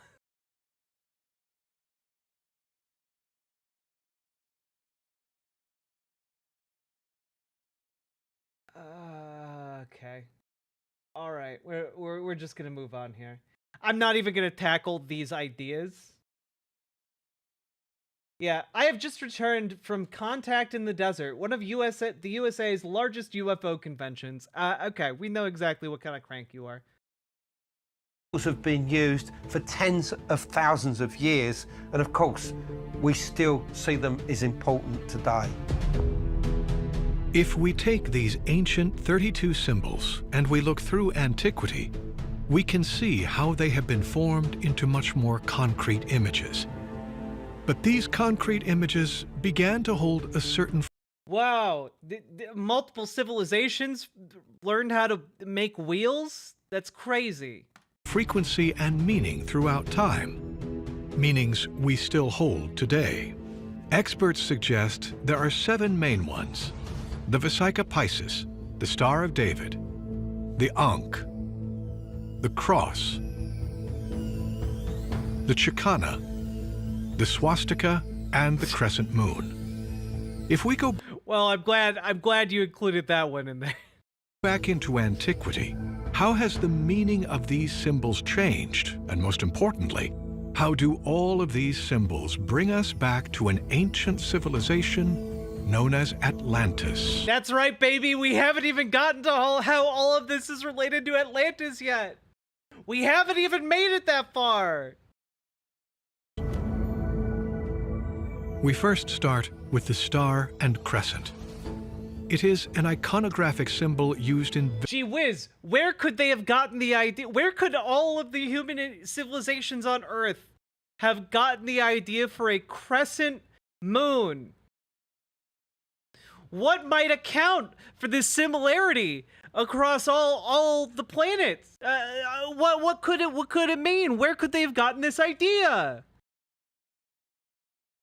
Anime? Yeah, it must have been an anime. various historical contexts, but is this Ancient Aliens? This is a knockoff of Ancient Aliens from Gaia, I guess. best known today as a symbol of the Ottoman Empire, Turkey, and Pakistan. It is also often considered as a symbol of Islam by extension. The crescent symbol is not simply a sign of the moon, but it is...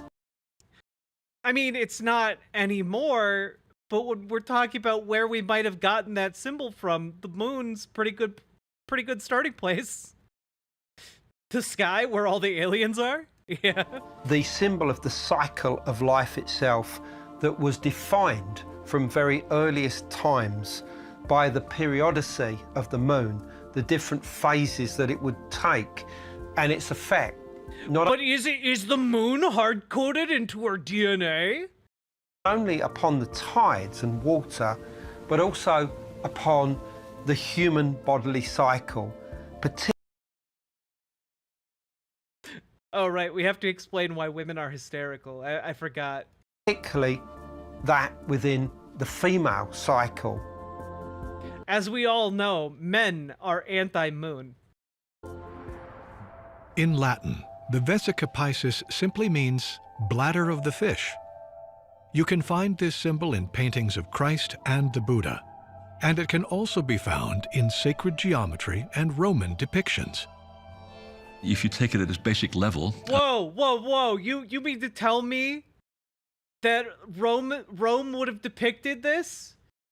The thing they had a term for? That's crazy. The understanding that the universe starts with the creative force, which is symbolized by the circle. And that circle is all-knowing, it's all-representative, okay? Everything exists. Yeah, no one could have come up with circles independently. Nope.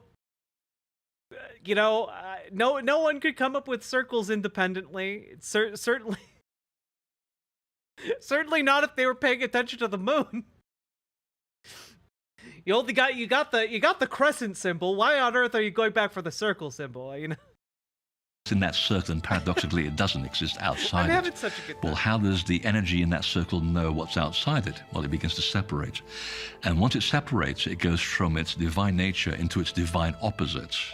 So there's a tension of opposites that takes place. What the fuck are you talking about?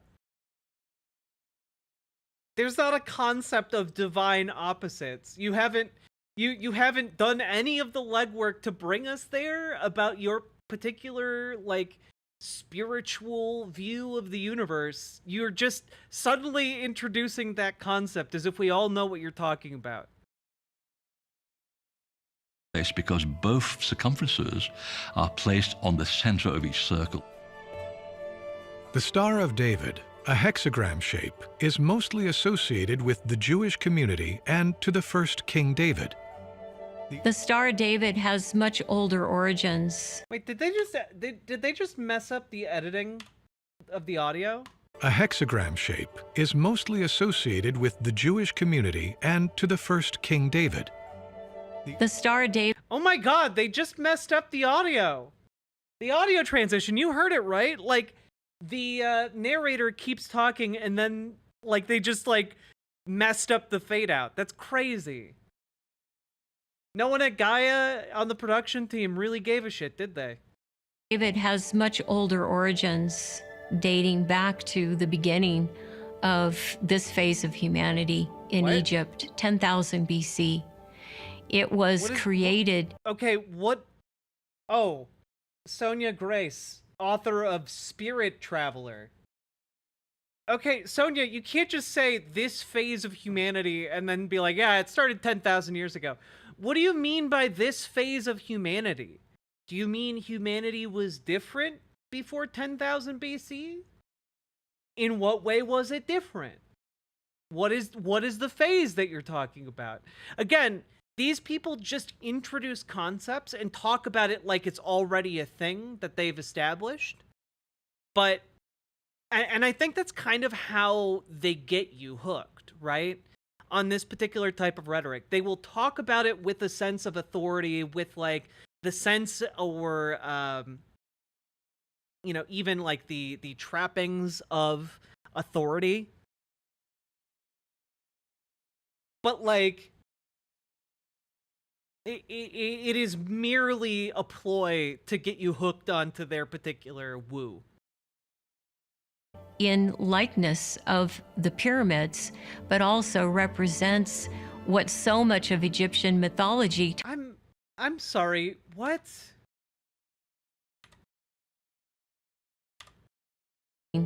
Of this phase or origins, dating back to the beginning of this phase of humanity in Egypt, 10,000 BC. It was created in likeness of the pyramids. Citation needed. Unironic citation needed. How do you know that? Cite your sources. The Star of David was made, like, was the symbol of the Jews prior to that? Was it just like a pentagon, hexagon, however many sides it has? And then they came across the pyramids and they were like, ah, yes, we have to add the triangles. Is that how they came up with it? Or did, you know, I'm just gonna spitball here. Maybe they already knew basic shapes prior to that. But also represents what so much of Egyptian mythology talks about, which is duality. The Star of David was adapted by Moses and Abraham because they understood what the pyramids were actually used for. What were they used for? In the pagan religion, it was also used as... You can't just say that and then move on as if you didn't say anything about it. Are you trying to allege that they were landing zones for spaceships? Like from the hit television series, Stargate SG-1? Please bring it back. Please bring back Stargate. I would really like that. As a transport symbol. It was really a symbol to free the people. The swastika. I'm still waiting for you to explain what the pyramids were used for. You can't just drop that and move on. swastika symbol can be found in some Asian temples and in Tibet as a symbol of prosperity. Yeah, is that the main place people find it these days? Is that the main thing it's known for now? But to most people in the West, it refers to the evil connected with the Nazi regime during the Second World War. But its origin seems to go back even further, and its meaning represents an ancient power that can manifest in its center. The origin of the swastika is... What does that mean? Like what does that mean? Can you shoot lasers out of the center of it? Like what does that mean? You can't just drop these tidbits of lore for, you know, whatever tabletop RPG you're running and not explain it. That's just poor DMsmanship. Dated to 12,000 years ago in the Ukraine. We have found an ivory figurine with the swastika etched on it. It then gets transferred. Oh, see, that guy at your tattoo parlor was definitely not a neo-Nazi, okay? Into the Nordic realm. It's used throughout ancient Europe. And then it moves into Asia, where it becomes a symbol adopted by the Hindus and the Buddhists. Almost everywhere the swastika appears, it's a symbol of life, of luck, and prosperity. Almost everywhere, sure.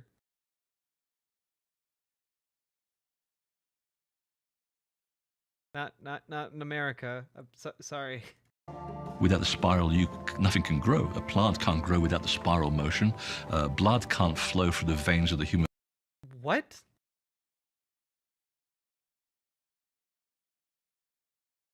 Plants can't grow without a spiral motion?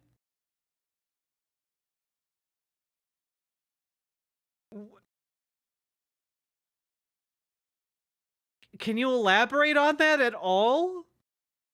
Human body without moving in a spiral pattern. Blood can't flow without running in a spiral pattern? No. What are you talking about? Did you just finish playing the Elden Ring DLC? Because I'll agree, it was really good. It was really good. I understand. Blood doesn't move that way, it moves that way. So without that spiral motion... My drill is the drill that will pierce the heavens? Question mark? And without those four elements in balance, you have nothing. The Ankh and the cross similarly are associated with Egypt. The Ankh is one of the most recognizable symbols from ancient Egypt, known as the key of life or the cross of life. Its association with the afterlife made it a popular, potent symbol for the Coptic Christians of Egypt. Really, if you go into deep antiquity, you discover that the Ankh predates Egypt, predates the land of Chem. It's antediluvial. So when you look at the information from the ancient Sumerian cuneiform tablets, and you discover that Enki and Enlil had access to something called a Duran key, which was also something called a bond heaven-earth, where they would walk from Earth into their home planet. Billy Carson wrote Compendium of the Emerald Tablets, and I gotta be honest, we don't need to get our Google debunkers out for this one, okay? Google debunkers. Largely because he wrote the Compendium of the Emerald Tablets, which is just a reference to this particular this particular thing. There we go. The Emerald Tablets of Thoth the Atlantean. This is what it's about. Wowee! Sacred geometry, Thoth. Look at that. Wow. You could get the jewelry. Even on like a fringe website like that, they're still trying to hawk you junk. And back again. Only the elite of the elite had access to this. And in order to activate these stargates, you had to have a Jed pillar. Ah, okay, we are still on... Guys, we're still on the stargates! We're still doing the Stargate conspiracy. This is wonderful. Oh my god. You know, is there like a Philip Zeba video about this? I feel like there has to be, right?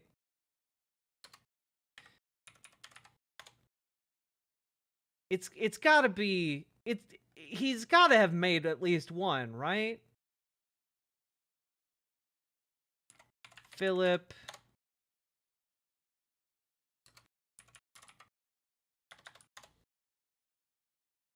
nope. Okay. Damn it. Just in case you guys don't know what this is about, all right?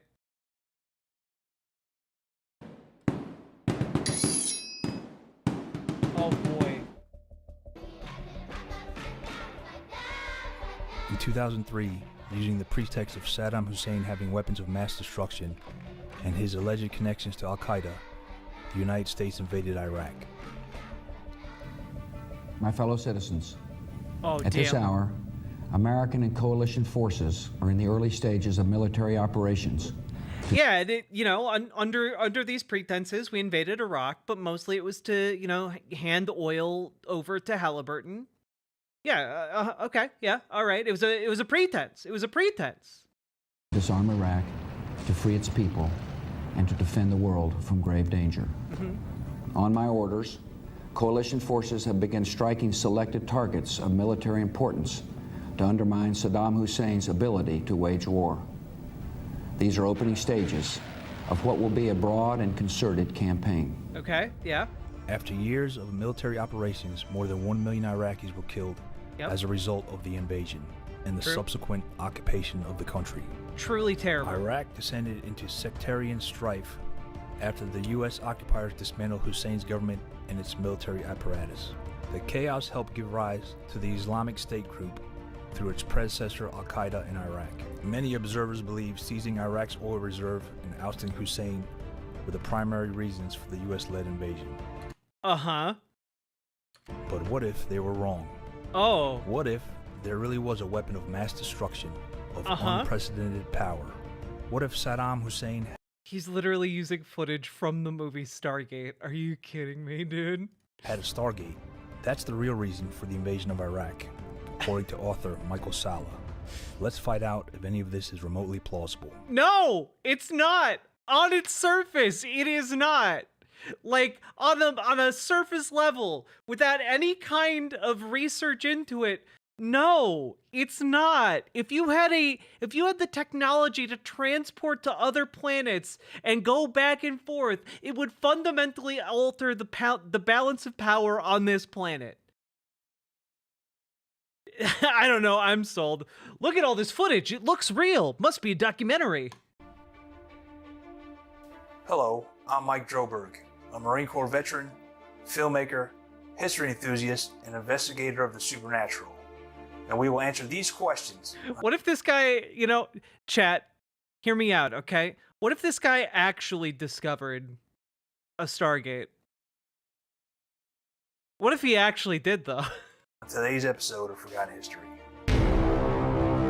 Aw, yeah.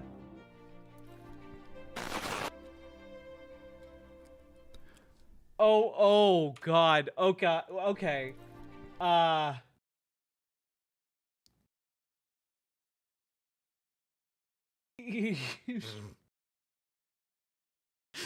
Graphic design is my passion, I see.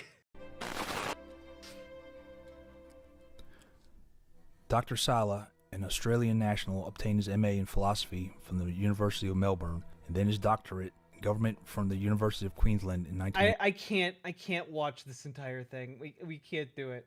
Here, just show me where... Okay. Part of the reason why the Bush administration went to Iraq, to stop Hussein from revealing this information and to also get control of the Stargate for themselves. Salla says the portal was located under one of Iraq's ancient ziggurat temples. He believes that the US, Russia, Germany, and France have been aware that the Anunnaki left behind some very high-tech apparatuses and possibly weaponry when they abandoned Earth around 1700 BC, and that Saddam Hussein, getting assistance from Russian, German, and French archaeological teams for years.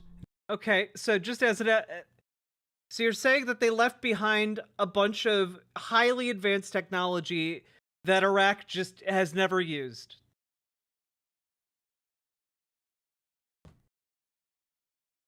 Incredible stuff. That's literally from the movie. No, it's literally the movie. Like, guys, no. You don't understand. The conspiracy theory for this is literally, what if Stargate was real, though?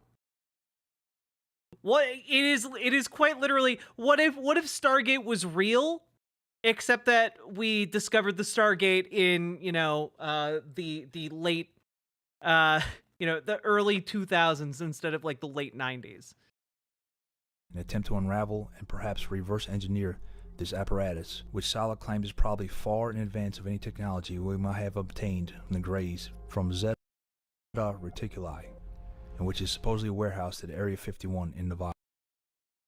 That's so cool how he got real footage of an alien like that. All right. Anyway, I just wanted you all to know that this is blatantly just a ripoff of Stargate.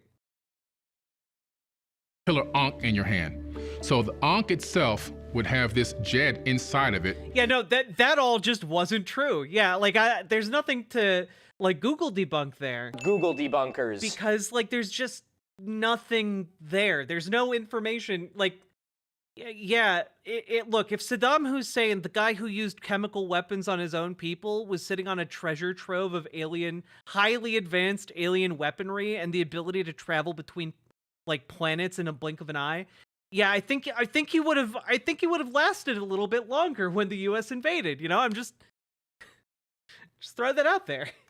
And this jet looks similar to a Tesla coil, ironically.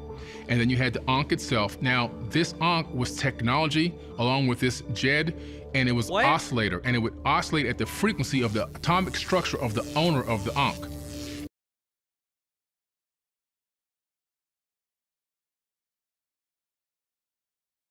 Citation needed. Citation needed. Have you like if you're making a metal like structure or implement like an Ankh that is advanced technology that vibrates, that should still exist. We should be finding that all over ancient Egypt. We don't. They don't vibrate. They're not technology. And if you didn't match the right frequency, you ancient vibrators couldn't walk through the Stargate. Not far from the source of the Ankh derived another symbol. As far back as I can work out, the cross really happens in Egypt. So the cross literally represents the Egyptians invented crosses. Gee, I wonder where they got that idea. Definitely not from the symbol we just talked about. Or, two lines converging. Materialization of the invisible into the physical plane. This eventually gets added to the mysteries teachings, and it becomes part of the initiation concepts. So going back to as far as I can work. The aliens didn't want to protect Saddam because he refused to write a sequel to Zabiba and the King. I don't know what that is about. A romance novel? Originally published anonymously in Iraq in 2000, written by Saddam Hussein? Wait, is that true? Is a bestseller in Iraq?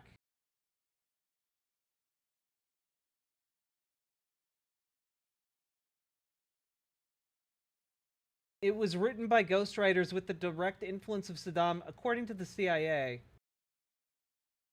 A 20-part television series and a musical based on it was later produced?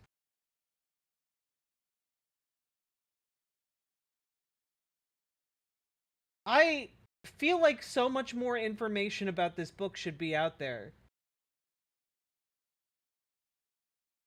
What is the plot? The plot is a love story about a powerful ruler of medieval Iraq and a beautiful commoner girl named Zabiba. Zabiba's husband is a cruel and unloving man who rapes her. Jesus, Saddam! You went there immediately? All right. The book is set in 7th or 8th century Tikrit, Hussein's hometown. Although the book is on the surface a romance novel, it is, and was intended to be read as, an allegory. The hero is Hussein, and Zabiba represents the Iraqi people. The vicious husband is the United States, and his rape of Zabiba represents the U.S. offensive against Iraqi forces at the end of the Gulf War.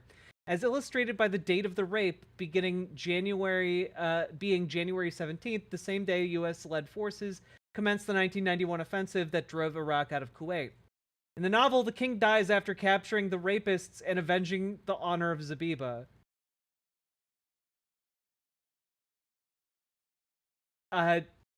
20-part television series based on that.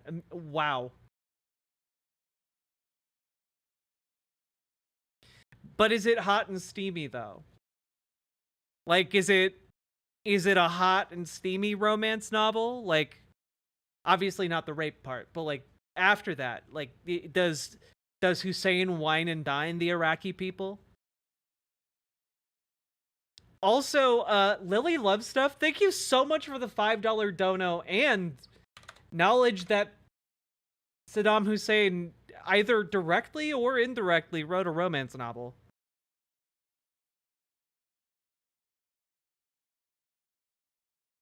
It's largely set in a largely desert country, so it is hot. You know, touche, trains and bullshit, touche.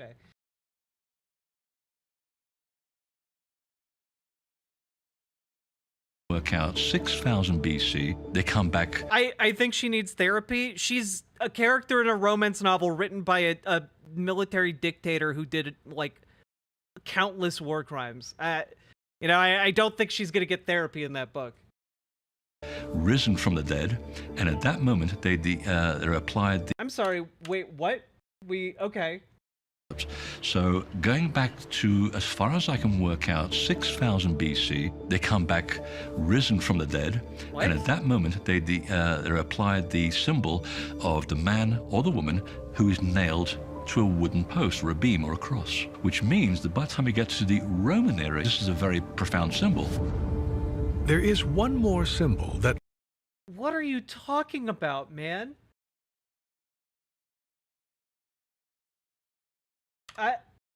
Roman era, this is a very profound symbol.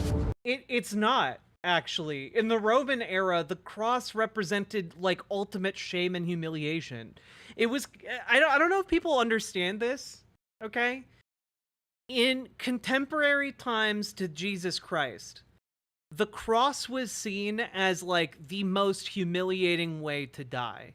It was one of the most humiliating ways you could be sentenced to death. You know, it not only was it intensely cruel, it like, you know, what was public was open to the public. It was open public torture and humiliation until you died. And if someone died via a cross in that time and you were Roman, you'd be like, "Oh, that sucks for them." Like it would be like a deeply embarrassing thing that people would mock and laugh at. You know, the public shaming was part of the punishment, right? So it was that like that the symbol at the time for the Romans was not profound. It was a symbol of mockery, a symbol of ostracization, you know?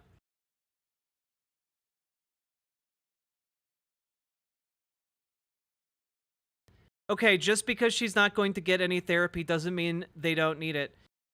Yes, Distron, obviously I'm in favor of rape victims getting therapy.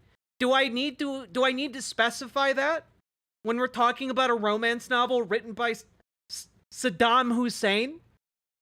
Do I need to say, oh, a bad thing happened to a character in a fictional work, they need therapy every single time something bad happens to someone in a fictional work? I feel like I shouldn't need to. Like, obviously, if that person were real, they should go get therapy. But also something tells me that in 7th century Tikrit, there probably weren't therapists in the setting of the book. Now, if you wanna talk about like the setting of the book and like the need for therapy in medieval times, okay, we can do that, I guess. It was meant to be a little joke. Okay, I don't have the ability to understand that. I'm sorry. There is one more symbol that looks like a cross, but it is called the Chicana. Does this look like a cross though? 'Cause it doesn't to me. I was a very devout Christian for a very long time, so I know a thing or two about crosses. This doesn't look like a cross to me. On the other side of the world, mostly in South America, a cross made out of cubes graces the presence of... That's maybe the worst way of... I'm sorry, if you told me to make a cross out of cubes, the shape I would make would not be that one. Oh shit, wait, who called the Nazca lines? Who called it? It's happening! It's happening! Of even the Nazca area. But this symbol also suggests a passage through to another world. Does it? The Chicana is the equal... did they do Stargates? They were trying to tell us about the Stargates? Is that what was happening? Do all ziggurats have Stargates under them? Armed cross of the Peruvian Andes. Many different cultures use this. And in the center of it, it has a hole. And this hole was said by the Incas and various other cultures. Do not fuck the hole. To allow the divine influence to come through the center of the cross into the physical world and into human beings.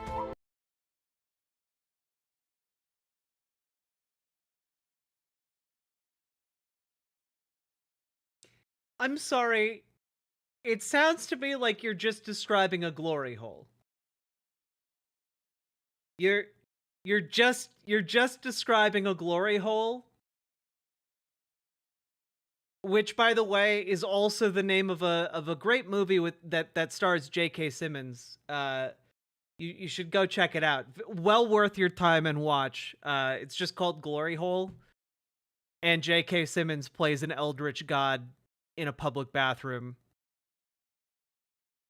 that communicates from a glory hole. It's a really, really good movie. I very much enjoyed it.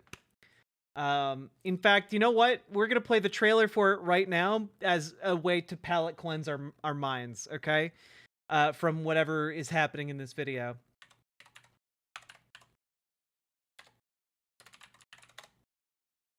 Oh, it might just be called Glory.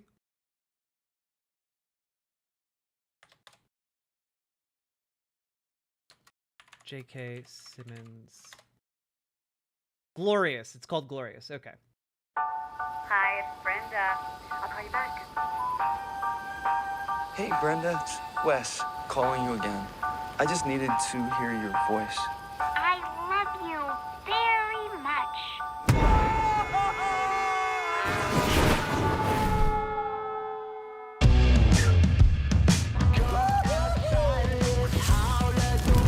You know, some things may seem broken. Usually just means you stop trying. Everything all right over there, my friend? I'm not much of a bathroom talker. You're not in the least bit curious as to what I have to say. I'm just not into conversations with random dudes hiding out in bathroom stalls.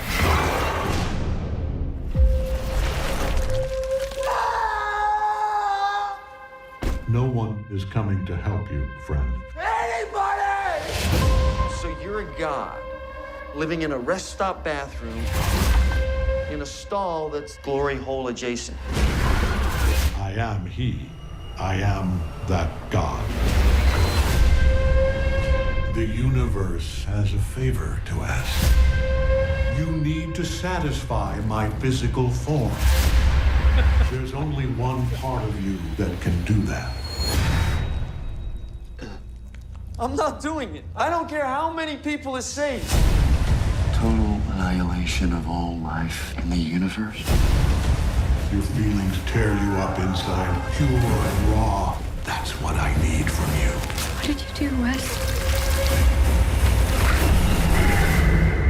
Makes me wish I'd driven the extra 40 miles to the next rest stop. That wouldn't have helped. Why? Is there a troll living in that one? It's so good. I have watched it. I can personally vouch for this one. It's a fun movie. It's a fun movie. J.K. Simmons absolutely kills it in that movie. This is what happens to Ketherick Thorm after you kill him. Yeah.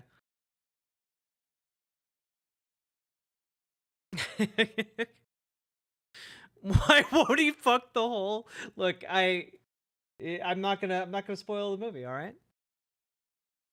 That trailer though, look, all I'm saying is watching that movie would be a infinitely better use of your time than watching anything that is currently streaming on Gaia. But yes, what this guy's currently describing is basically the plot of Glorious. Kana cross is one of the most important symbols to the Incas. It's a simple 3-step cross that actually encodes their view on life. Does it? One of the steps represents the stellar realm, the celestial realm, and the celestial bodies. The second step represents Earth life and all that we experience on Earth. And the third step represents the afterlife and the underworld. Everything that you just saw is actually only the first half of this episode, and the second half is even more wild. Matias De Stefano explains how all of these 7 symbols are actually derived from a special device, one which contains each symbol in. You started off with cave paintings, and then you just completely veered off into literal Iraqi Stargate nonsense. So, are you in the next episode? Are you gonna talk about the spaceship that is under the pyramids? Okay, cool. Inside of it. One would have to understand the spirituality within in order to use the device, but upon doing so, you would unlock certain abilities that would essentially allow you to create new realities. They go a lot more into detail on what that means in the episode itself, and the show really does get even more interesting from there. If you want to watch more, as well as stream the guide. This is all absolute nonsense. We're just gonna be done. You don't need the pitch for Gaia, all right? Oh God. Legend of Sean, you can share it on the Discord. We got a channel for music and such. I'd rather just watch Stargate SG-1. Also a great option. If you're into Stargates, Stargate SG-1's a good one. What a bunch of malarkey. Look, this is why I'm so against Woo in general, and crystal mommy nonsense. It leads directly to this, and you've noticed maybe throughout some of it that well, maybe not in this particular segment that we've gone over, but in the broader lore of this guy's understanding of the Anunnaki, the Jews are literally evil people from space that ruined paradise for everyone else. It is the way it intersects with a lot of other conspiracy theories is sussy, to say the least, about a lot of this. Oh God, we don't need that. We don't need that. Sorry. Anyway, stay away from Woo. It's bad for your health and bad for your mind. This isn't even really good for dinner party conversation. This is good for I don't know, being on your guard so you don't accidentally get sucked into it, you know? Except for John Woo. Except for John Woo. It's true. All right, we did it. We did a segment. We did a content, everybody. And folks, we've been going for 3 hours now. I actually haven't even said this yet, but if you're enjoying the show, hit the follow button on Twitch, hit the subscribe button on YouTube, hit the like button on the YouTube stream, okay? And please consider dropping those subs and donos. For the next hour, I think, Twitch is still adding random subs if you gift 5 subs over there. A random number at the end of that.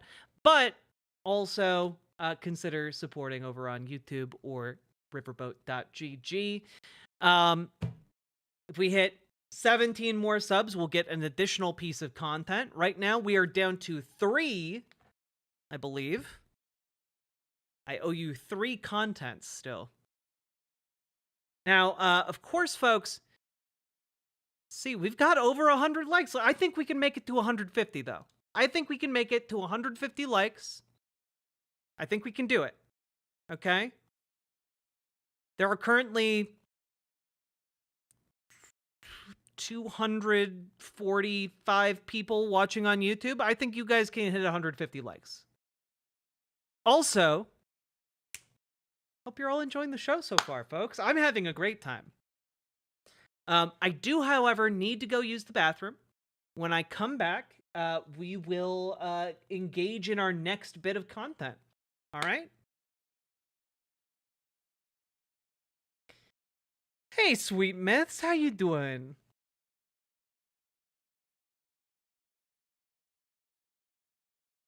Weren't we going to talk about Lebanon? Yes, we are. BRB!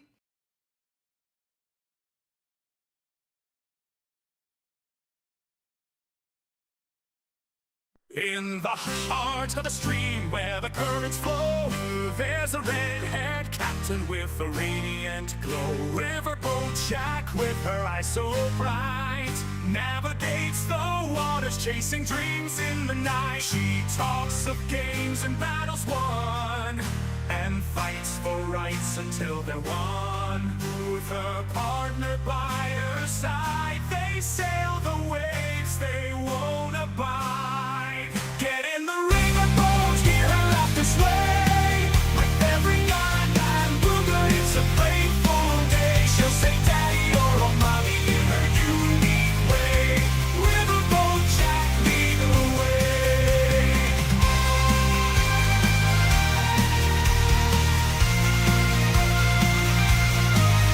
In the chat, the waves crash loud. As Jack speaks truth, she stands proud.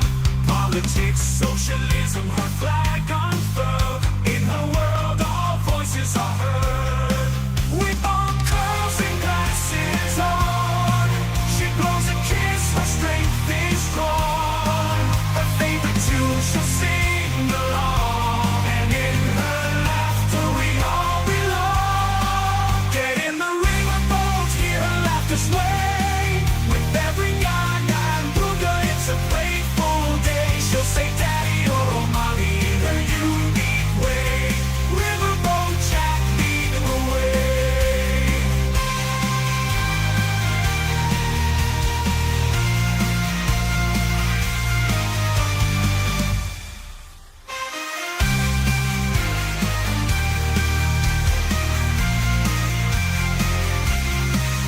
Riverboat Jack, leading the way.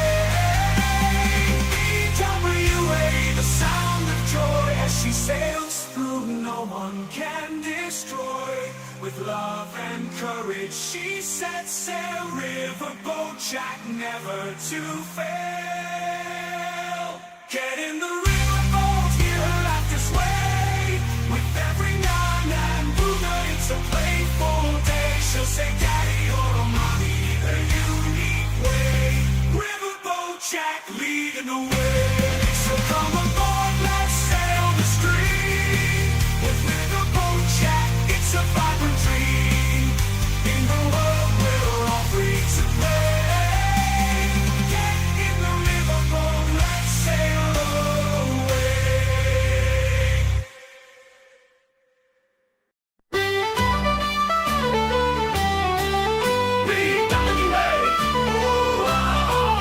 Yo ho, me hearties, gather round the screen.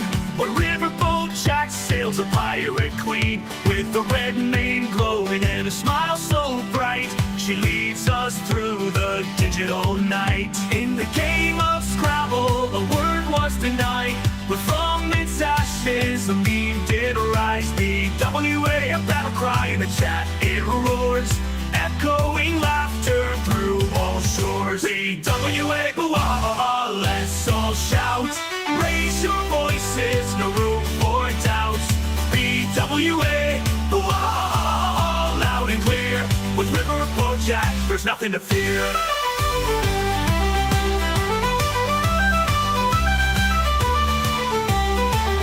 Through the seas of pixels, she guides our way.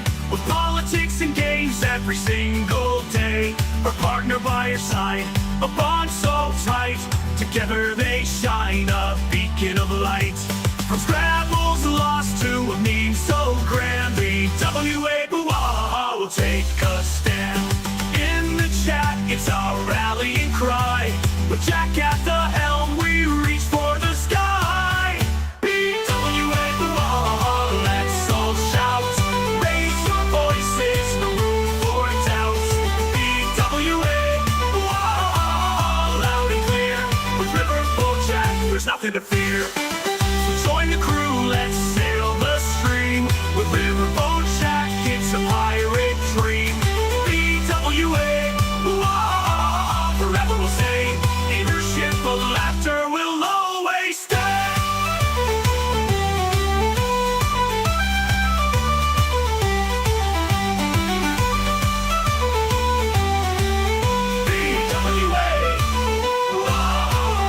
BWA, boo-ah, let's all shout.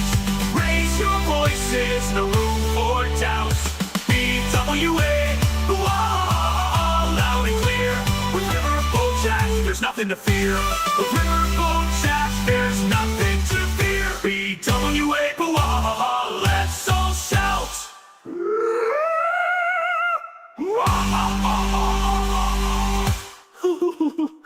Riverboat Jack.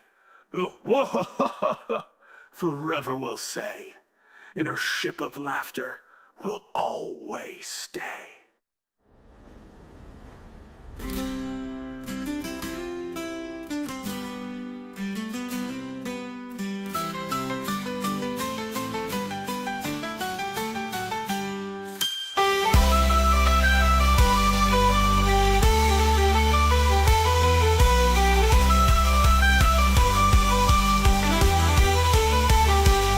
So join the crew, let's sail the stream. With Riverboat Jack, it's a pirate dream. BWA, boo-ah, forever we'll say. In her ship of laughter, we'll always stay. Da, da, da, da. Hey! Hello. Endanger Day is correct. We do need someone to make covers of these AI songs. That'd be so dope. Hello, everybody. How we doing?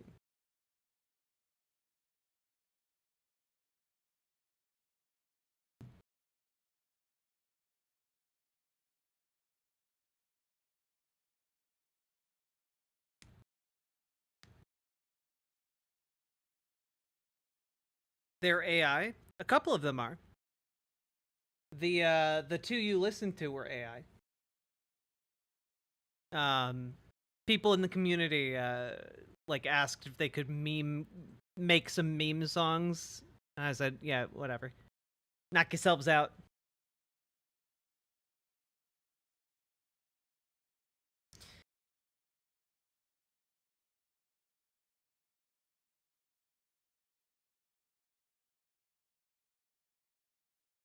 Oof.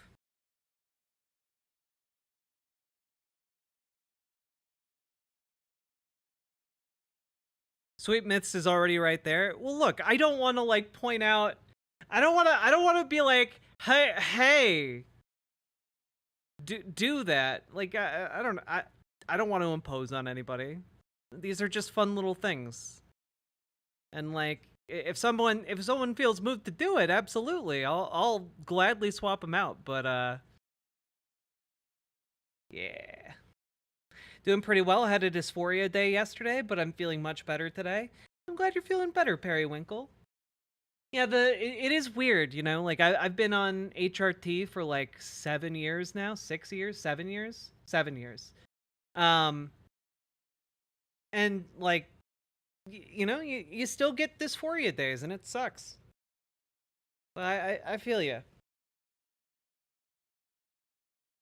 Who else is hyped for the Walls-Vance debate tomorrow? I am. I bought this specifically to torture myself for your viewing pleasure tomorrow, so. Dreezen, hello. Hey, Entrama, how are you doing? We need like a little Entrama sound drop. You know? Maybe, Ladies and gentlemen, we got him. We got him! We got Entrama, folks. Alright. Yeah, also, I only bought this because I already know it's terrible. And my partner said it would make a good combo with that stupid, with the Doritos Spirit that we got. Wait, that's beer? Yeah, this is an alcoholic Mountain Dew. This is an anti-endorsement. Do not buy this product. It's bad. It tastes bad. It is bad. Like, you would think that this would sound good. You would think that this would sound very drinkable. It's not. It's so bad. Yes, it's what they use to power the Stargate. Jimmy Carter's 100. He made it. Good job, Jimmy. Now let's wheel you into the Hague, along with all of our other war criminals. Seriously trying to decide whether to watch the debate live tomorrow or to go to the bar with friends? Go to the bar with friends. You can come back and watch the VOD. You know, spend time with the people you love. You've got a finite time on this earth. You won't be like, damn, I wish I wish I had watched that debate live. Go to the bar with your friends. What's the flavor? It sounds bad. I mean, the flavor is Baja Blast. But I can guarantee you it does not taste like Baja Blast. The flavor is probably ass. But not the good kind. Hope I'm not overstepping by asking. Of course not, Anthony Schuler.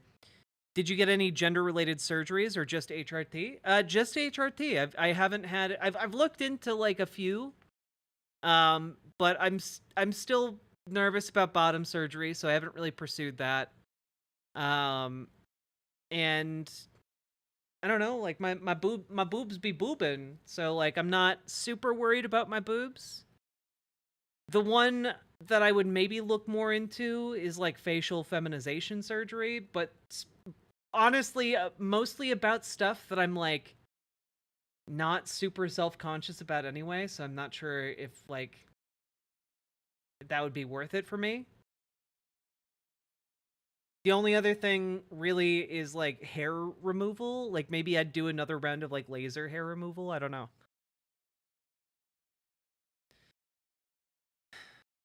Honestly, you're super pretty. Thank you, Wargamer Lena.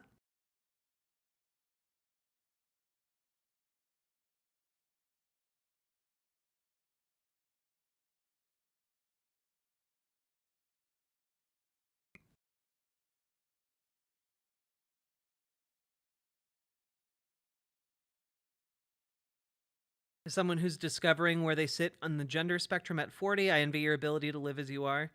Yeah, I mean, it took me until I was 25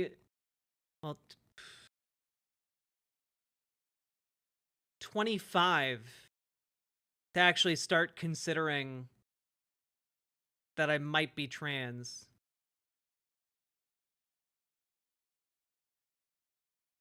Maybe I've only been on HRT for 6 years? Weird. All right.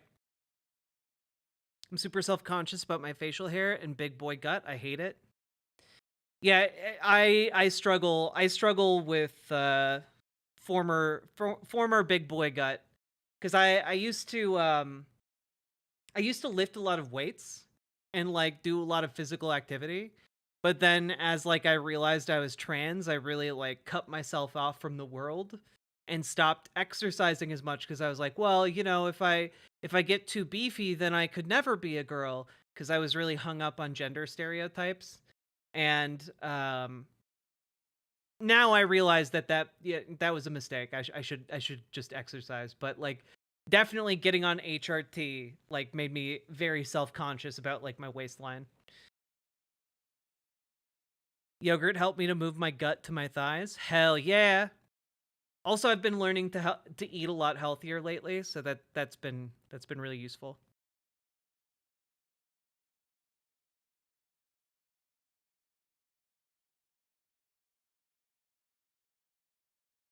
I saw you post your previous pictures on Twitter, and I'm seriously still unsure that you didn't just post someone else entirely to fuck with people. But like, you know, no matter when you start HRT, I think it's a pretty universal experience for people, especially people who, you know, then get like puberty blockers and stuff, to be like, oh man, I wish I would have started earlier. You know, it's one of the things that's just kind of a universal among our people, you know?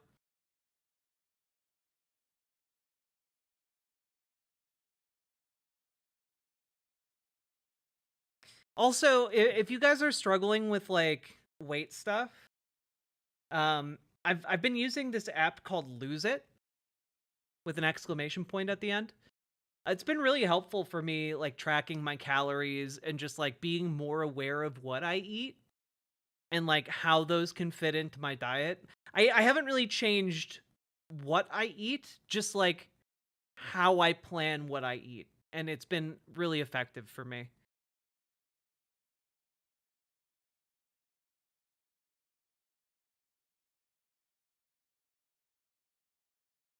Started HRT at 19. Congrats, Valerian Damocles Marcellus.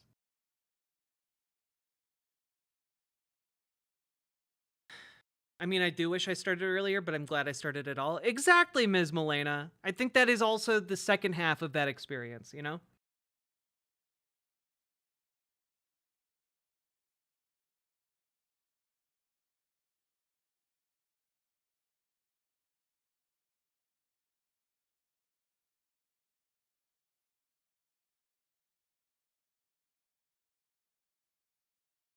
Never felt like a boy when I was younger. It always hung in the back of my head, but my family was rigid, ex-military, conservative, had no real tolerance for anything outside of norms.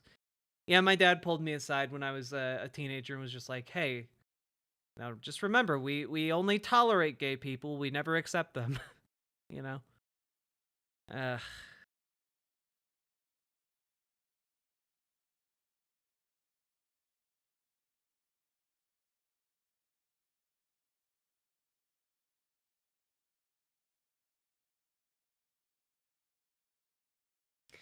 All right, let's move on.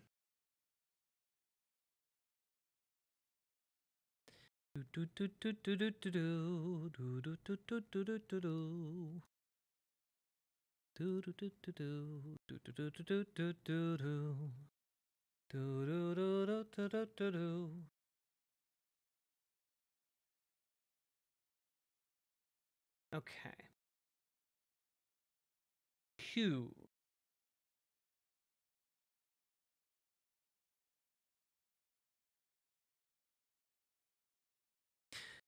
Talking about healthy eating while I'm stuffing a full English down my face. How rude. Hey, I had a whole last Chipotle bowl today.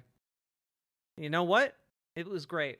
Also, pro tip, if you're struggling with like weight loss and you eat a lot of burritos, either get like the zero carb tortillas. They're just as good as normal tortillas, but they have like 1/10 the calorie count.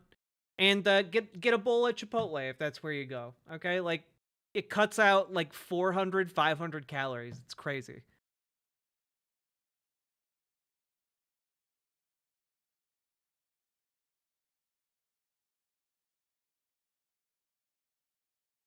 Okay, let's go. This is not going to be a super fun segment here, folks. We are going to be We're going to be talking here about Israel invading Lebanon because it's happening. Today, Israel announced a limited ground invasion of Lebanon, but we all know what that means. You don't just limited invade a country. They're invading a country. They're gonna take some territory for sure. Here is journalist that writes for The Intercept. The IDF has announced the invasion of Lebanon has begun, calling it limited, localized, and targeted ground raids. The Israeli Defense Forces have declared they've begun sending ground troops into villages close to the border. So they have already crossed into Lebanon, occupying territory. In accordance with the decision of the political echelon a few hours ago, the IDF began limited, localized, and targeted ground raids based on precise intelligence against Hezbollah terrorist targets and infrastructure in southern Lebanon. These targets are located in villages close to the border and pose an immediate threat to Israeli communications in northern Israel. The IDF is operating according to a methodological plan set out by the General Staff and the Northern Command, which IDF soldiers have trained and prepared for in recent months. The Israeli Air Force and IDF artillery are supporting the ground forces with precise strikes on military targets in the area. These operations were approved and carried out in accordance with the decision of the political echelon. Operation Northern Arrows will continue according to the situational assessment and in parallel to combat in Gaza and in other arenas. The IDF is continuing to operate to achieve the goals of the war and is doing everything necessary to defend the citizens of Israel and return the citizens of northern Israel to their homes. And you might pause a little bit there and wonder, what do they mean by in other areas? Like what other areas besides Gaza, West Bank, and the occupied West Bank and Lebanon? What other areas are you talking about? Well, worth noting that Israel is also bombing Syria today. This is footage from inside Damascus.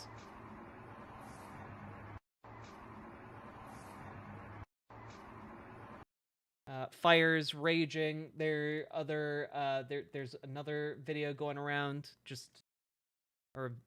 Image. Just explosions in another country. Aren't a lot of Lebanese people fleeing to Syria? Yes.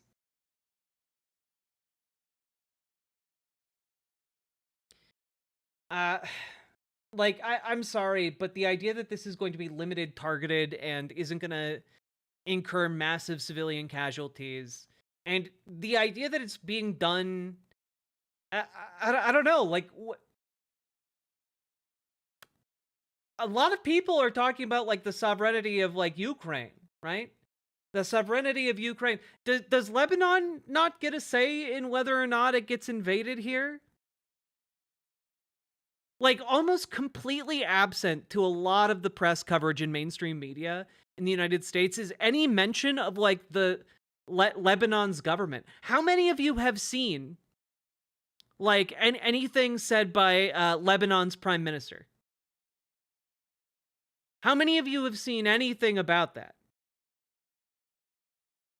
Because the way it's generally being covered right now is entirely through the lens of well, yeah, the IDF has to invade because Hezbollah, but just completely ignoring the fact that there is a sovereign country here that you are invading and carpet bombing districts of their capital. It is very bizarre. And it's not like people in Lebanon don't have modern infrastructure or ties to the United States. In the videos of the bombings, we're seeing McDonald's franchises are open over there, okay? It's not like it's the middle of nowhere. They have the infrastructure to get their message out on the internet, to broadcast. But you know what? It's just not being picked up by mainstream media here in the United States. It's very bizarre. But here is Al Jazeera reporting on the launch of the invasion. It's 23 GMT, 2 a.m. in Lebanon, where Israel has begun its ground offensive into the south. A short while ago, Israeli forces fired flares into the night sky amid heavy shelling. Israeli soldiers and military vehicles have been amassing along the border. Well, it's not that bizarre, for sure. It is kind of par for the course, but one would think that mainstream media in the United States would treat the invasion of like a sovereign country by Israel with a bit more like skepticism, a bit more scrutiny, I guess. That like one might be able to make the argument that like, oh, well, Gaza's not its full-own country, you know, so that's why we don't hear from their political leaders. But we're talking about a country we have diplomatic ties with. Drive by sub gift. So many buttons. Penny and T. ABWA. Also, Penny and T, I don't know why it just read your oohs as ooh. I don't know why I did that. But thank you for these 17 gifted tier 1 subs. Thank you so goddamn much. Let's just throw that up on the board. Getting us to an even hundo.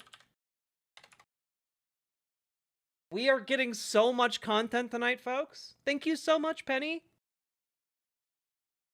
It's also what we did with Iraq. I mean, yeah, I mean, it is, that's true, but I feel like that's a bit different when it's us, the Imperial Hegemon, doing it versus like another country doing it. You know, I would expect the media to be a little bit more skeptical, put this under a little bit more scrutiny, do a little bit extra legwork here than how we glazed the U.S. government for slaughtering over 1 million people in Iraq.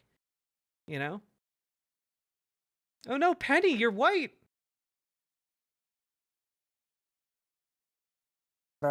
Over the past several hours, flares are commonly used to signal troops on the ground and light their path, as well as to confirm targets. Throughout Monday, Israeli airstrikes continue to target southern Lebanon. Precise targeted airstrike shows a smoke plume coming off an area the size of a city block. Intense bombing was seen in Marjayun. By night, airstrikes hit the area of Tyre near the coast. Hezbollah says it's fighting back with shelling and rocket attacks. Several Israeli airstrikes have hit the southern suburbs of Beirut. A series of loud explosions were heard across the city just after midnight. I'm not the first person to say this. The amount of targeted strikes that Israel is engaging with indicates to me that they've planned this out quite a while ago. And they're using the current, geopolitical crisis. Oops, wrong button. Penny and T, thank you for the tier 4 sub. My God, thank you so goddamn much. Look at that. Wowee. Thank you so much, Penny. But like, this clearly took a lot of intelligence planning. This clearly was on the docket. And I was watching an interview, I think it might have been on the Majority Report, where they talked, no, it was with, I think Owen, what's his name? He's from the UK, he has good political takes. I think his name's Owen. Ah, God damn it. Opus Dei is funding the Heritage Foundation. I mean, a lot of people are funding the Heritage Foundation. Owen Jones, thank you. Owen Jones did an interview with like an analyst from Israel, I believe, about like what is going on, what is the decision-making apparatus going on here. And frankly, I have to agree, like, there's not a grand design to anything that Israel is doing right now.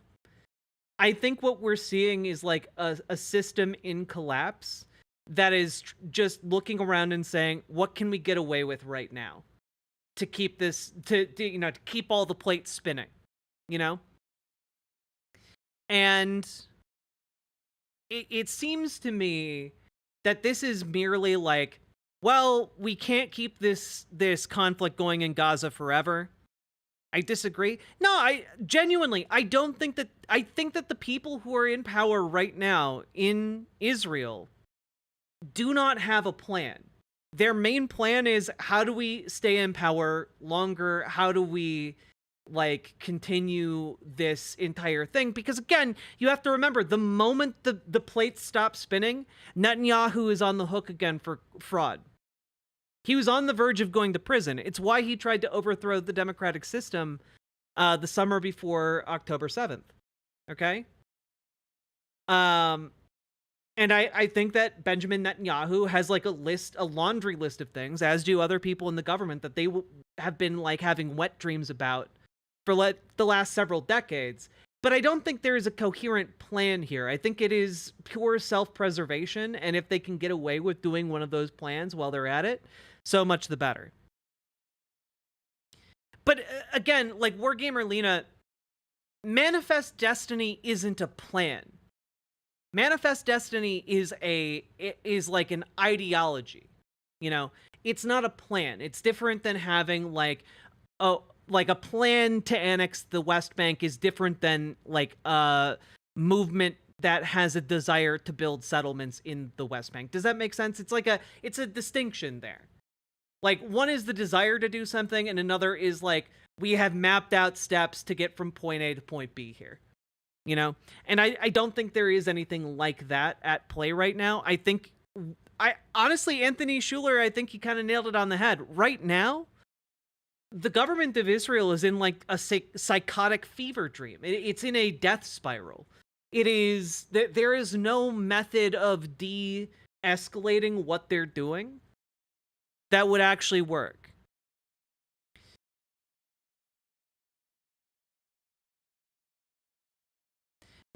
No, Wargamer Lena, I'm aware of the settler colonial movement in Israel. I'm not saying it doesn't exist, but what I'm trying to say is that being of a settler colonial mindset doesn't mean that you have a plan to do something. That is an ideological position. It doesn't mean you have a plan. Prime Kai, thank you very much for the raid. Welcome, folks. Welcome, welcome, welcome. So, I don't know. I feel like there's a distinction there that is worth elaborating on. Mostly because I think that it's leading to a point where we're gonna see some internal action at some point soon. Israel's economy is collapsing. Yeah, it's not looking great. The main thing is, if you want to look at this as a point of oh, well, maybe something good will happen then. It's going to be a while until Israel truly collapses. You can keep up this type of war, economy, death spiral for a while. You know?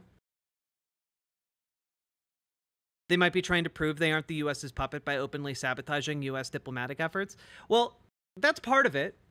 But I think that, again, it's less a plan and more, hey, we can get away with this. You know? Hey, Danny Boy the Great. Thank you very much. Did Israel ever have an economy without the USA? Yeah, of course.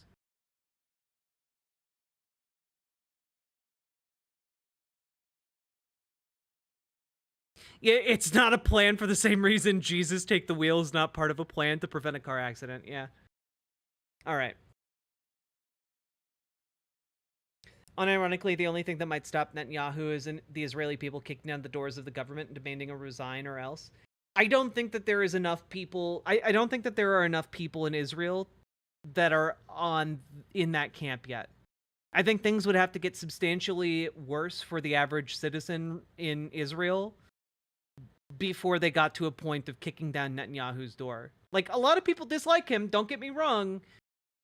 But also Israel has a weaponized, surveillance state and, a huge amount of police forces. So, the amount of power that can be brought to bear against protesters is quite a bit.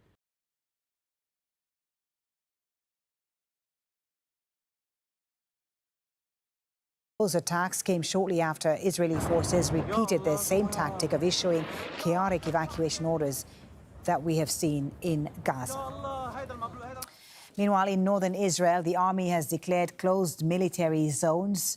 Entry to the town of Metula on Israel's border with Lebanon has been prohibited. The communities of Kafar Giladi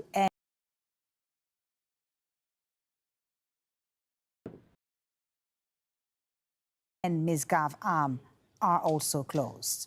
Well, we have a team of correspondents covering all angles of this developing story in Washington, D.C., Beirut, Marjayoun, southern Lebanon. But first we go to Amman, Jordan, where Hamda Salhout is. And across all the latest lines coming out of Israel, Hamda, in just the last few minutes, a statement from the Israeli military confirming that it's been conducting limited incursions into southern Lebanon.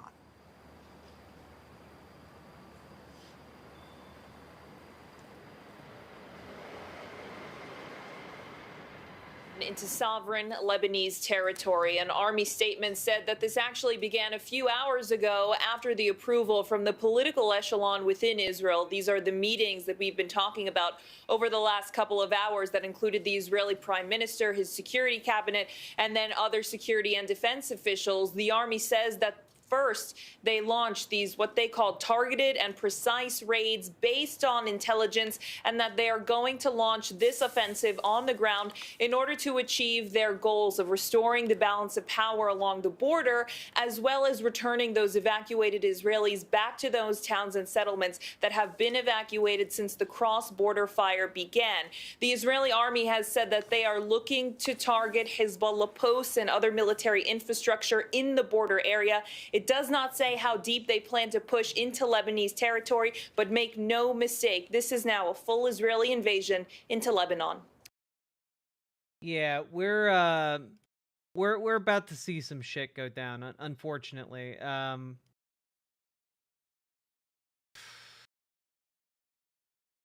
mean, like, unironically here, we have reports of like the withdrawal of Lebanese soldiers from various positions, or Hezbollah soldiers from various positions. I'm sure the line between the two is going to get very blurred by the IDF. Heavy shelling. Got Israeli planes dropping flares in southern Lebanon. Yeah, and now we kind of see the extent of where the ground incursions are taking place.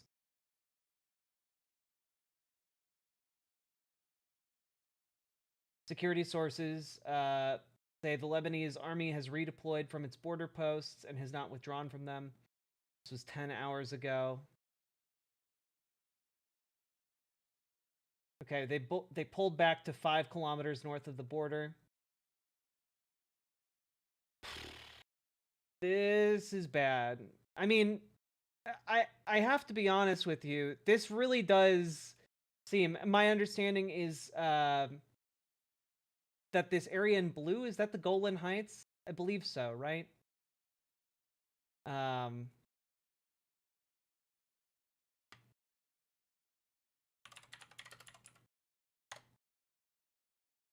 Yeah, this is the Golan Heights.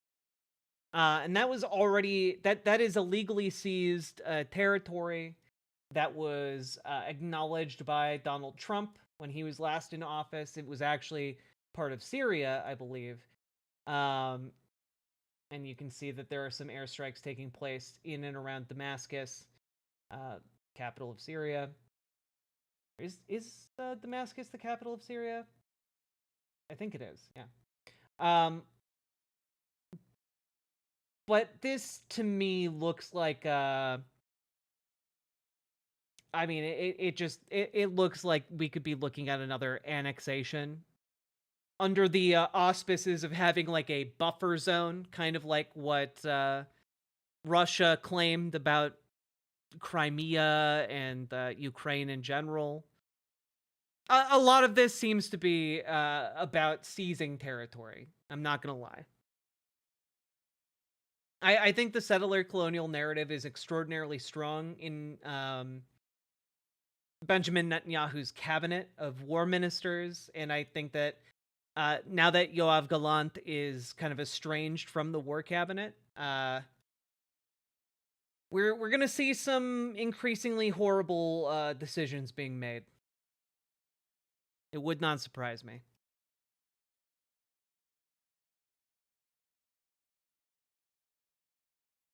Hey, Forlorn79, please just chill.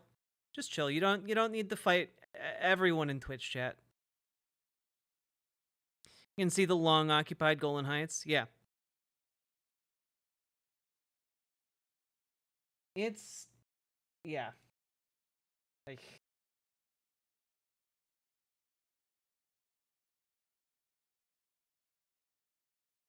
not great.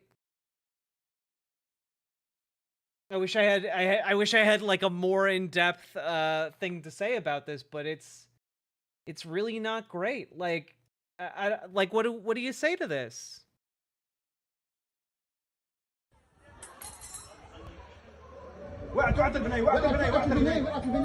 Just residential buildings being blown up and toppled while there are people inside. Look at that. There were people in that apartment complex. And Ryan Grimm, bless him, from Dropsite News. Everyone should go subscribe. One of the men killed in this attack was a longtime science teacher. A former student of his, now working in the U.S., remembers him this way. Odeh Ali Ahmad was a high school science coordinator and teacher for over 25 years. He loved teaching, but also cared for his students. He took time to help students struggling in their academic or personal lives. He was killed with his son and daughter in the city of Ain Ed Delb, near Sidon, along with at least 35 other civilians fleeing Israeli bombing. He was from the city of Kfar Rumane. Like, Israel might be carrying out targeted strikes, but it's killing a lot of civilians too. And again, this is going to be this will be, if this ground incursion expands, as it almost certainly will, we're looking at this type of atrocity happening nonstop in Lebanon. Because my understanding is that currently the kind of ground fighting we're seeing is almost guaranteed to expand, because every single time Israel has invaded Lebanon, that's what it does. It goes poorly. It becomes like this intractable conflict because you're invading one of the largest paramilitaries on earth on its home turf, along with the Lebanese army. Like, this is not going to go well for anyone involved except for the people at the very top in Israel who politically stand to benefit. I did hear that Bernie proposed a halt to any arms sales to Israel. He did, which will be good. But, yeah. Right now, Benjamin Netanyahu is also going out in front of cameras to talk about why actually Israel's good. Okay? Let's hear his argument here. It is supposedly to the people of Iran, but it's in English. You know, because it's for propaganda purposes to dupe people in you know, the West. Yet at this pivotal moment, I want to address you, the people of Iran. I want to do so directly, without filters, without middlemen. Every day, you see a regime that subjugates you make fiery speeches about defending Lebanon, defending Gaza. Yet every day, that regime plunges our region deeper into darkness and deeper into war. Every day. I mean, I feel like the agent that is currently invading and bombing the most is Israel right now. Their puppets are eliminated. Ask Mohammed Deif. Ask Nasrallah. There is nowhere in the Middle East Israel cannot reach. There's nowhere we will not go to protect our people and protect our country. With every passing moment, The regime is bringing you, the noble Persian people, closer to the abyss. This man is one of the most evil people alive today. Yeah, I mean, he's basically the Hitler of our time. You know, I don't think it's unfair to make that comparison. He literally does Holocaust revisionism. So like we're really not that far off. This guy is a warmongering opportunist that sits like a cancer on the brain of the Israeli body politic. The vast majority of Iranians know their regime doesn't care a whit about them. If it did care, if it cared about you, it would stop wasting billions of dollars on futile wars across the Middle East. It would start improving your lives. Imagine if all the vast money the regime wasted on nuclear weapons and foreign wars were invested in your I'd give that title to Putin. Okay, he's the Mussolini of our times. Children's education and improving your health care and building your nation's infrastructure, water, sewage, all the other things that you need. Imagine that. But you know one simple thing. Iran's tyrants don't care about your future, but you do. When Iran is finally free, and that moment will come a lot sooner than people think, everything will be different. Our two ancient peoples, the Jewish people and the Persian people, will finally be at peace. Our two countries, Israel and Iran, will be at peace. When that day comes, the terror network that the regime built in 5 continents will be bankrupt. He did indeed, just Ms. Milena. He did indeed. Dismantled. Iran will thrive as never before. Global investment, massive tourism, brilliant technological innovation based on the tremendous talents that exist inside Iran. Doesn't that sound better than endless poverty, repression, and war?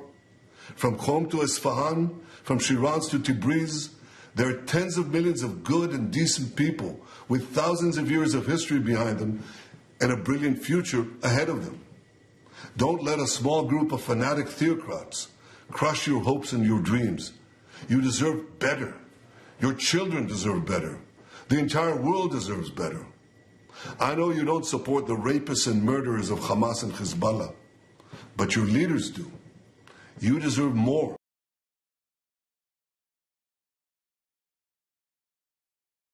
Again, worth pointing out that people in Israel were so outraged that a soldier would be arrested for raping Palestinian prisoners on camera with the assistance of his fellow soldiers that they broke into the prison to free him, and then he did a media tour.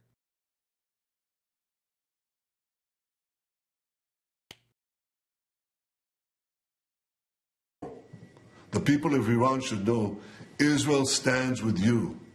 May we together know a future of prosperity and peace. This literally makes me 100 angry on like 100 different levels. Yeah. It is infuriating to see someone try and like take the high road after they have killed tens of thousands of mostly men or mostly children. Sorry. And is currently engaging in another invasion and is bombing several different countries at once while simultaneously destroying the infrastructure of both of its occupied territories, or sorry, 3 of its occupied territories. I don't know, it just seems kind of monstrous. What can I say?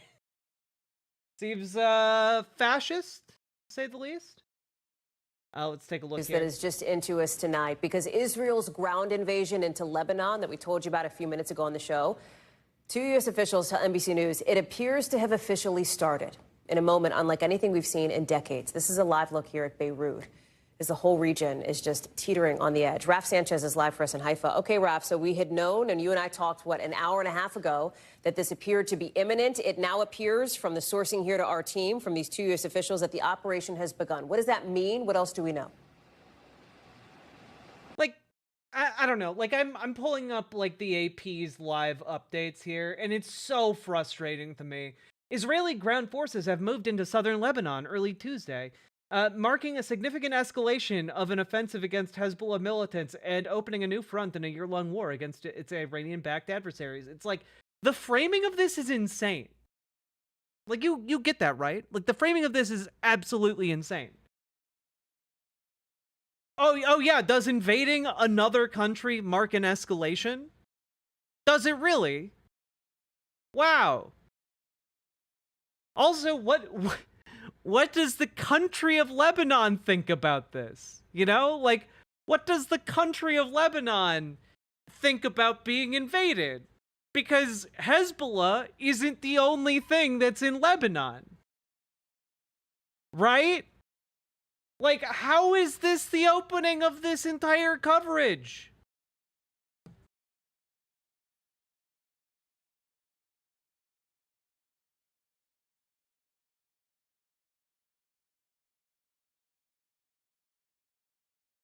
U.S. National Security Council says Israel's limited operations are within its right to self-defense.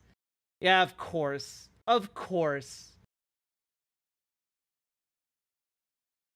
Oh, however, the NSC warned an expansion of that operation was a risk. It added that a diplomatic solution was the only way to achieve lasting stability along Israel's border with Lebanon. Or, you know, they could just take over the entire country. You know, like they could do that. Is probably their thinking. I just... Obviously they hate... Well, yeah, obviously they hate their country being invaded, but, like, you'd think you'd at least get comments from the Prime Minister. You know? You would think that you'd get comments, I guess. This is in line with Israel's right to defend its citizens and safely... God damn it. Yeah. Safely return civilians to their homes. We support Israel's right to defend itself against Hezbollah and all Iranian-backed terror groups. Of course, we know that mission creep can be a risk, and we're still discussing that with the Israelis. Oh man, well I'm glad you guys are finally talking about the imminent danger of feature creep in your invasion. And fuck, we're being invaded? Well, but like honestly, like I want to know what the Lebanese Prime Minister has to say. Like, are they going to mobilize their military to fight against Israel? I don't know. Are they just ceding all of the territory in hopes that, like, Israel doesn't expand the invasion? I don't know. America looks so bad. Almost like America is, in a lot of instances, bad.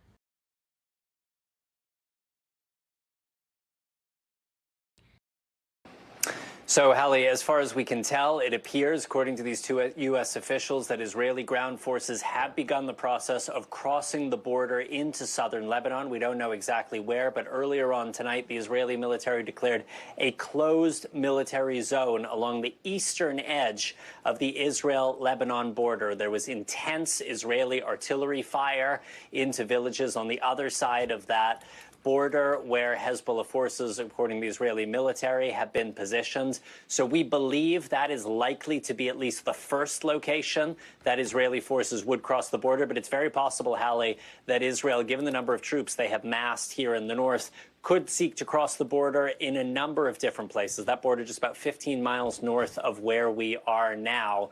We know that Israel has told the United States that this operation will be, quote, limited in scope. The idea is to push Hezbollah fighters back from the immediate border area to try to begin the process of making it safe for those 60,000. Okay, if that's the reasoning, then you would need to have some method of preventing them from coming back closer to the border to resume what they were doing. Which, for the record, was firing missiles and rockets. So, like, how are you going to prevent them from doing that? How meaningfully even if you push Hezbollah back, how are you going to prevent them from coming back to the border to do exactly what they were doing? Is it quite literally going to be like just a recycling of the living space excuse? Are we really going to have that? We need a buffer zone so that our people can thrive? Is that... I mean, honestly, that's what I've been saying, because that's what makes sense to me. But, like, if you're proposing that you're pushing them back to make space, to allow people back into northern Israel, then you have to have a plan already in place to make sure Hezbollah can no longer return to the south. Which to me sounds an awful lot like an annexation plan. Displaced Israeli civilians to start returning to their homes. The question, though, Hallie, is whether Eliminate Operation is going to be enough to achieve that goal. And the deep fear for... The answer is no. People in Lebanon, for folks in the Biden administration, is that what starts as a limited Israeli operation could turn... Oh, yeah, like, obviously, in order to, like, do a full annexation, they want to do an ethnic cleansing first. So, because, again, they don't want to change, like, the actual electorate within Israel itself, and they don't want to enfranchise anyone who might already live in territory that they're annexing, if it's going to significantly change that balance of power. So, like... Yeah, there's gonna be it's gonna be an interesting thing. They've been saying they want to reinforce the existing UN-backed demilitarized zone in southern Lebanon that already existed. Weird that now they want to adopt the UN plan. Into something much bigger. These U.S. officials tell us at this point they are not seeing any indication that Iran, the regional backer of Hezbollah, is preparing to join the fight. But Iran could mobilize its forces quickly. We have seen the Iranians attack Israel directly once already this year, something that had never happened before in the 40-plus years of confrontation between Israel and Iran. And the deep, deep concern is that what is starting in a, quote, limited way on the Lebanese border tonight could turn into something far, far bigger. Thanks for watching. Stay. Oh, yeah, by the way, folks, Israeli settler group advertises new properties in southern Lebanon. The movement for southern settlement in southern Lebanon said the settlement of the area will bring true and stable security to northern Israel.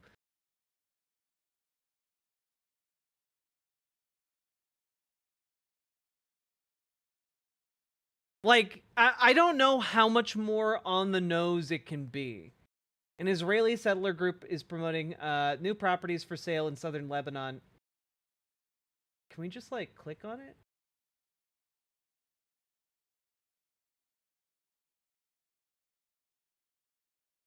Oh my god.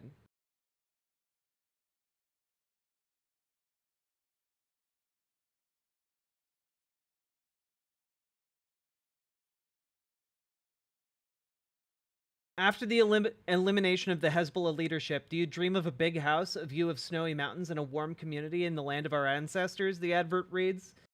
The extremist settler group emerged in March as a fringe movement to push for the settlement of southern Lebanon, which it said would bring true and stable security to northern Israel and enable the country to reclaim its biblical borders.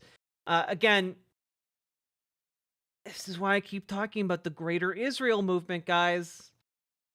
These fringe groups are getting more mainstream acceptance. You know?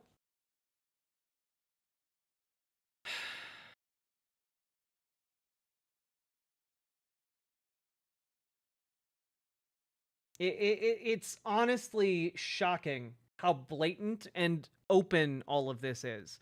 Yeah, the biblical borders, by the way. One, biblical open to a lot of debates. That one. But let's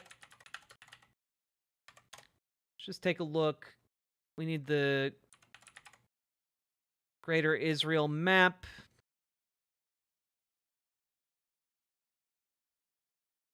Here is a map showing the outline of Greater Israel for those who aren't aware of what this would actually entail. As you can see, it's quite large, and it includes all of Lebanon, and a lot of Syria, and a lot of Iraq, and Saudi Arabia, Jordan in its entirety, a lot of Egypt, a bit of Turkey. It's straight up Crusader King borders. It is, there, and granted, this is not really indicative of, like, my understanding is that this is not indicative of the wider, settler colonial movement, but this is the direction it's moving in. Like, currently, the current majority of settler colonials in Israel are looking to settle, like, the occupied territories, East Jerusalem, the West Bank, the Gaza Strip. Those are the three that they really have their eyes on. But there's gaining momentum for, Syria is really bad, right? It's part of the curse that the Prime Minister Netanyahu was talking about. So, I mean, maybe we got to remove some radicals over there too. And wow, suddenly we're a lot closer to the borders of Greater Israel. Yeah, Mr. Anderson, exactly. The United States is going to position itself very specifically to prevent Iran from doing a direct attack, which is very much why I believe Iran is not engaging directly with Israel here. It's why they've been trying to rely on their proxies in the face of escalating Israeli aggression. But, it really is kind of like how much can Israel get away with?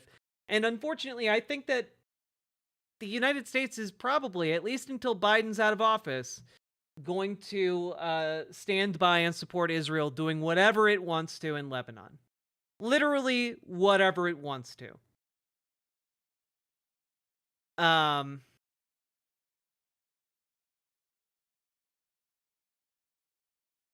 Yeah. It really is one of these things where, you have even U.S. politicians talking about the need to turn currently occupied territory that is being occupied by Israel into, like, malls and parking lots and, like, settlements for Israeli citizens. It's telling that that's where we're already at when it comes to Israel. But now we're seeing it spill over into an even wider region. Gamerjeet, Donald Trump would absolutely greenlight U.S. military support to do anything and everything it can to support Israel and, like, doing even more invasions. Donald Trump would view it as a win. Donald Trump already gave part of Syria to Israel with the Golan Heights, Like, I think Donald Trump would be like, Syria, I don't care about that. Yeah, they can have it. Whatever. And, like, they would invade Syria, like, the next day. Are you kidding? Or you have, like, Jordan might be an exception. Egypt, they probably don't want to tangle with anytime soon since it's a military dictatorship. Mr. Anderson, thank you for the 10 gifted memberships over on YouTube. I very, very much appreciate that. Thank you so, so much. But, like, Syria, maybe even Iraq, both of these could be excellent candidates for, Israel to invade.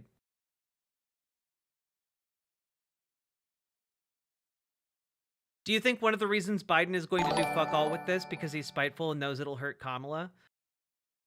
I don't think that's one of his reasons, no. I think Biden is a true believer in, like, the Zionist rhetoric. It took me a while to come around on this, but I do not think that there is anything that Biden would budge on when it comes to Israel. It's like pretty much they can do anything and everything. Yeah, like, in Biden's eyes, like, Lebanon in its entirety is forfeit because Hezbollah operates within it. Right? Like, there's not really a justification in his mind to like stop Israel from doing this, other than he views it as perhaps destabilizing for the region.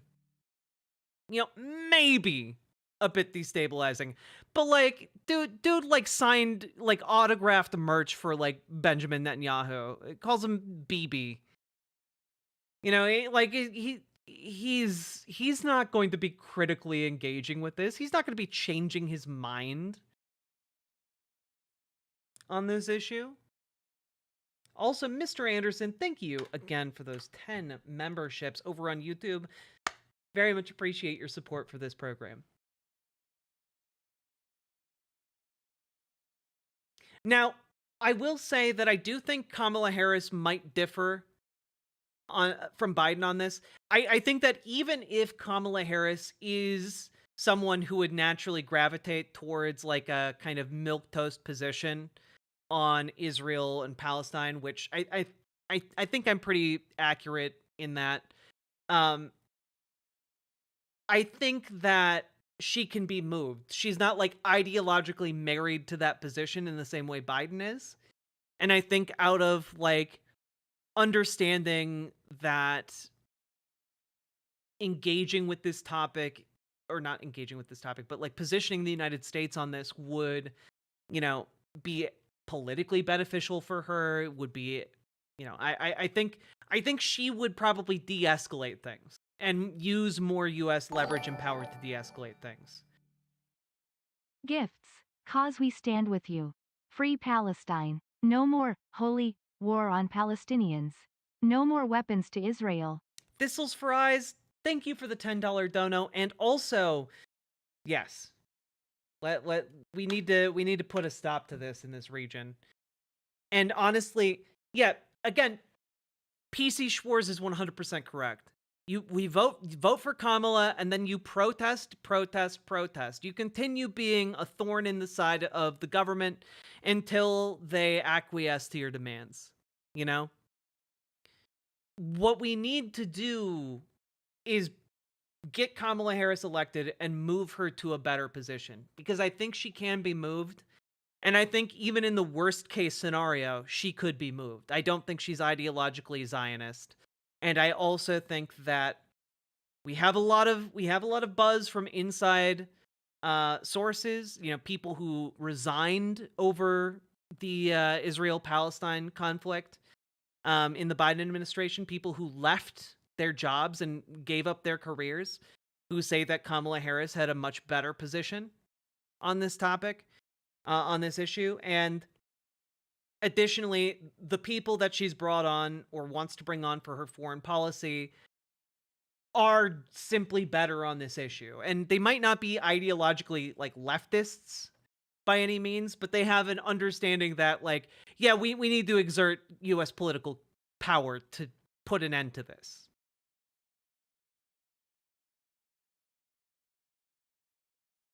She's also a lot less stubborn than Joe Biden. Yeah. That's one of the things, right? Like, it's one of the downsides and the upsides of having like you know, a presidential candidate or president that is not married ideological to any position. It means that they can be moved on issues. You know, Obama moved on gay marriage. You know, like Kamala Harris, you know, moved on Medicare for all, unfortunately, but we can move her back. See, that's the thing, right? Like, you can move for better or worse, but if we want to move her better, it's just a matter of turning out the protest. Versus with like Donald Trump, if you turn out the protest, he's just going to order ICE to black bag you. Which, if you will recall, is exactly what he did during the BLM protests. He's just going to do that times 1,000 because there's not going to be anyone who can tell him no. So, I don't know. Yeah, Floof the Floofy. Harris wins 57 times out of 100 on 538. Trump wins 42 times out of 100. That is still so goddamn close. That's way too close for comfort, you know? God.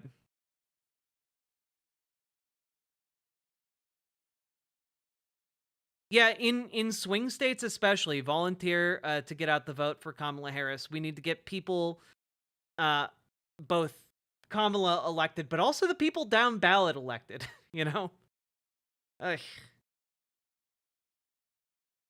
Hillary had better chances. I mean, I think a lot of things are going to go in Kamala's favor ultimately, but it's going to be a hard issue.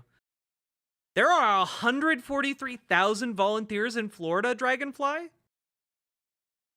Was that a typo? Did you mean like 14,000? That is a number of volunteers that actually makes me think like Florida? Okay, with that amount of people power, Florida might be on the table. That's actually crazy.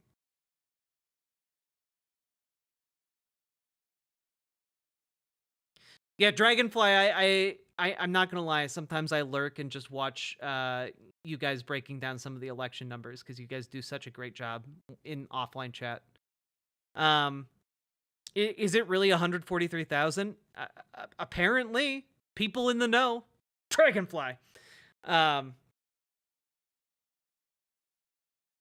don't know. Like, I can't tell you for sure that like Florida's gonna go blue. Like, but it's not a non-zero possibility, you know, like,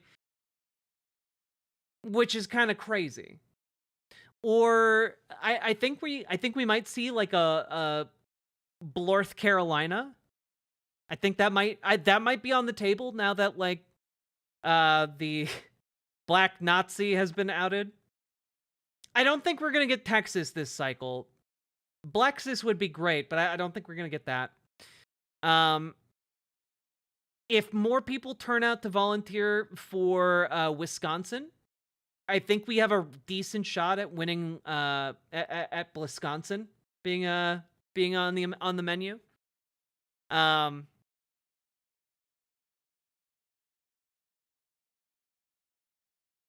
If it is to be believed that North Carolina Dem governor candidate is 18 points over Mark Robinson, could Kamala steal a state she otherwise had no business in winning by virtue of turnout?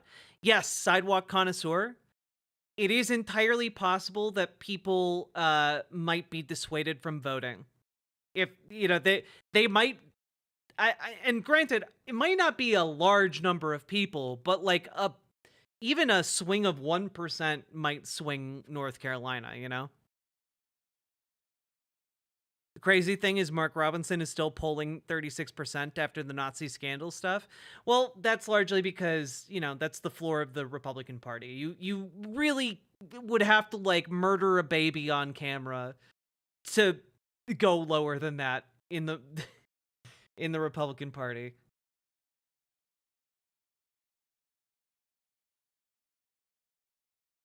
I would have put it as a tilting towards Kamala. I think it's a lean now. Yeah, I mean, I do think that she has a surprising amount of institutional support in states like North Carolina. The margins will be in the thousands for swing states. Yeah, any kind of advantage we can get in any swing state is going to be huge. I will laugh very hard if the anti-trans bigot that was going to try and be governor of North Carolina costs Donald Trump the election. Him being outed as like a black Nazi that does Nazi fashion photography on dolls and like is a gigantic anti-trans bigot but watches transgender pornography.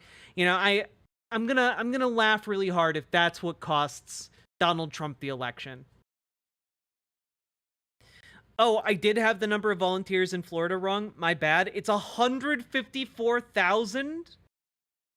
You undercounted? God damn. With that number of volunteers, you can knock so many doors. Like if you have each volunteer knock on like 100 doors, granted that is a lot. But like still, you're talking like millions of doors knocked. God damn. Millions of phone calls. Guys, remember, go volunteer for Progressive Victory. Go volunteer for the Kamala Harris campaign itself. We need as many people out there doing the work as possible, because right now, it's still too close. It's still too close. These are not odds that I would like if I saw them pop up in a Fire Emblem game. I would not like it. So please go volunteer. Let's improve our odds by like 5%, so we can sit and at least be like, ah, yes, we have Kamala Harris has a 62% chance of winning. Like, I would like that. Get out there. It would make me feel so much better. With 4-figure margins, I'm really worried about Republicans stealing the election. I think that you should be worried about that, but I think only in isolated states. And of the swing states, the one that looks most likely to try and do that is Georgia. And I would say that's even more reason to go out and volunteer in swing states, frankly. North Carolina had one of the largest jumps in total registered voters between now and the time 4 years ago. More than 500,000 additional voters, according to North Carolina. That's crazy. Yeah, Harris and Trump are neck and neck in Michigan and Wisconsin. Yeah, we need to get out. We need to get out and knock more doors. Phone more banks. Why Kamala? We need a better answer than her because Trump. We need a better answer than because Trump. Well, frankly, I think because Trump is a pretty good answer to that question. Like, even if Kamala Harris was like a, inanimate lump of rock, she would do a better job as president than Donald Trump. She would do less harm as president than Donald Trump. If she, I literally opened stream today with Donald Trump advocating for a second Kristallnacht against immigrants and criminals and undesirables in the United States. Like, I don't know what to say. Like, I've covered Project 2025 training videos. They literally all exist to get useless, spineless yes men into positions of power to make sure Donald Trump can do anything and everything he wants to do. No. Sidewalk connoisseur. The Purge is a day where laws don't apply to anyone, where you can go out and do anything. The laws will still apply. Just, the punishment and, the ability to do anything and everything is going to be granted to, his brown shirts. They're going to be granted to his proto-SS. I didn't see that. Here, I'll bring it up real quick. Just in case you guys might be unsure on this point. Here you go. Do it because the liberal left won't let them do it. The liberal left wants to destroy them, and they want to destroy our country. If you had one day, like one real rough, nasty day with the drugstores as an example, but they have to be taught. Now, if you had one really violent day, like a guy like Mike Kelly, put him in charge, Congressman Kelly, put him in charge for one day. Mike, would you say, he's right here, it's a chain of events that's so bad. One rough hour, and I mean real rough, the word will get out and it will end immediately. End immediately. It'll end immediately. Crooked Joe Biden, do it because the liberal. Yeah, this guy is just advocating for a Kristallnacht, like a mass purging of undesirables from society.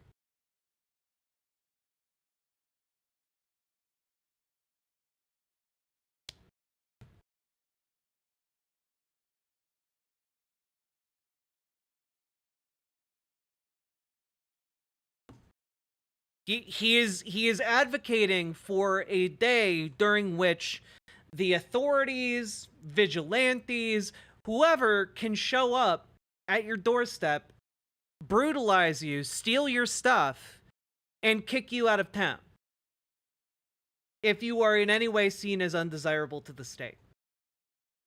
You know, one day, a violent day. Like, I don't know how much more on the nose you need for this to be.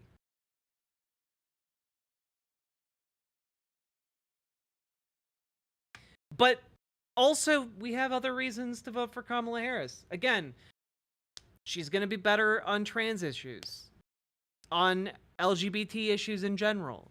She's going to be better on labor. She's going to be better on a lot of different issues. But I think what I have to say, because she's going to have issues. She's not going to be great on everything. But she is going to be better on basically every issue compared to Joe Biden. Compared to Joe Biden, she is going to be better on every conceivable issue and more aligned with us, which means we have less of a distance to push her, which means it's easier to push her to positions we want her to have. I feel like it's pretty straightforward.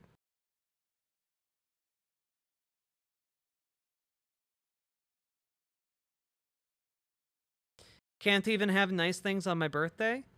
Wait, Greaves, it's your birthday?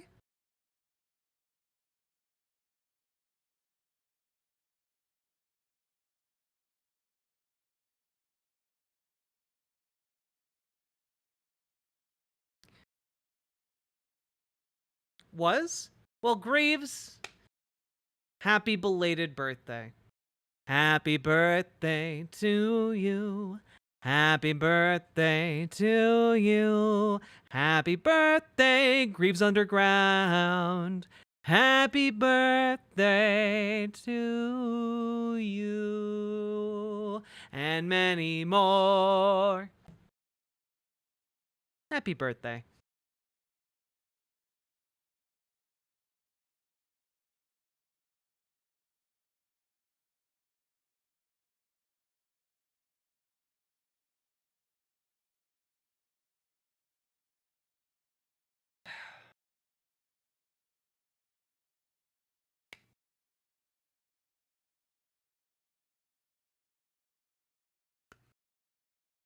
Nice voice. Thank you. The best reason to vote for Kamala is the fact that the other person is a literal fascist. I agree. It's the top one on my list.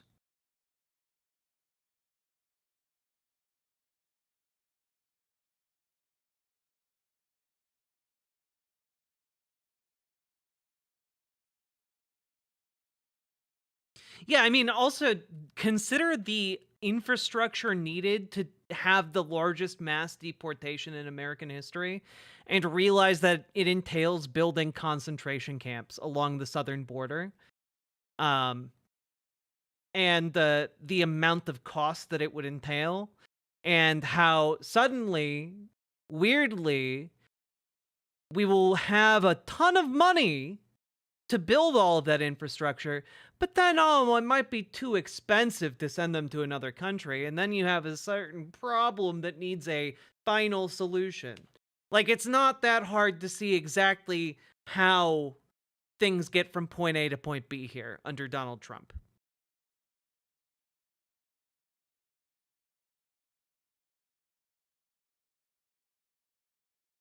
Thomas and Alito will never retire under Democratic administration. They've made this known. Yeah, if we had a president with a spine, we'd just expand the courts, but we don't. How do we get trans rights reinstated in red states? Is that a doable goal? I mean, we would need to have a federal protection for it, you know, which would require us to have a majority in Congress, in both houses, or both the House and the Senate. So, like, I don't know if we're going to get that, frankly, but we'll see. Maybe we will, and maybe we'll, or maybe there might be a slight Republican majority, but we can, like, pick off support from one or two. Could happen.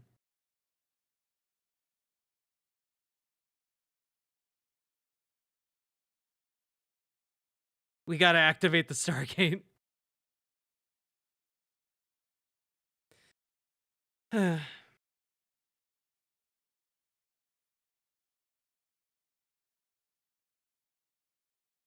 Honestly, we need Supreme Court reform. I thought Biden would be throwing his weight far more behind this than he has been, and it's deeply disappointing, you know.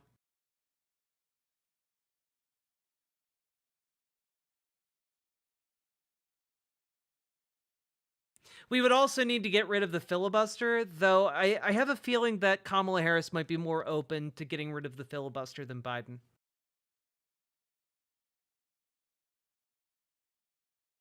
Okay, I continue to owe you guys content. But first, we have been going for 4.5 hours. If you've been enjoying the stream, please hit the follow button on Twitch, hit the subscribe button on YouTube, like the goddamn YouTube stream, and please consider dropping those subs and donos, folks. Also, I'm going to be out of town Thursday, Friday, Saturday. Maybe I'll stream on Sunday, but that's kind of up in the air. So, just a heads up, we're not going to be having shows after Wednesday until I get back.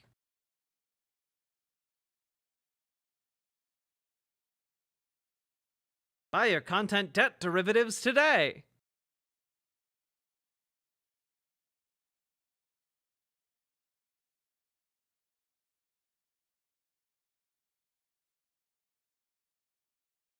All right, folks.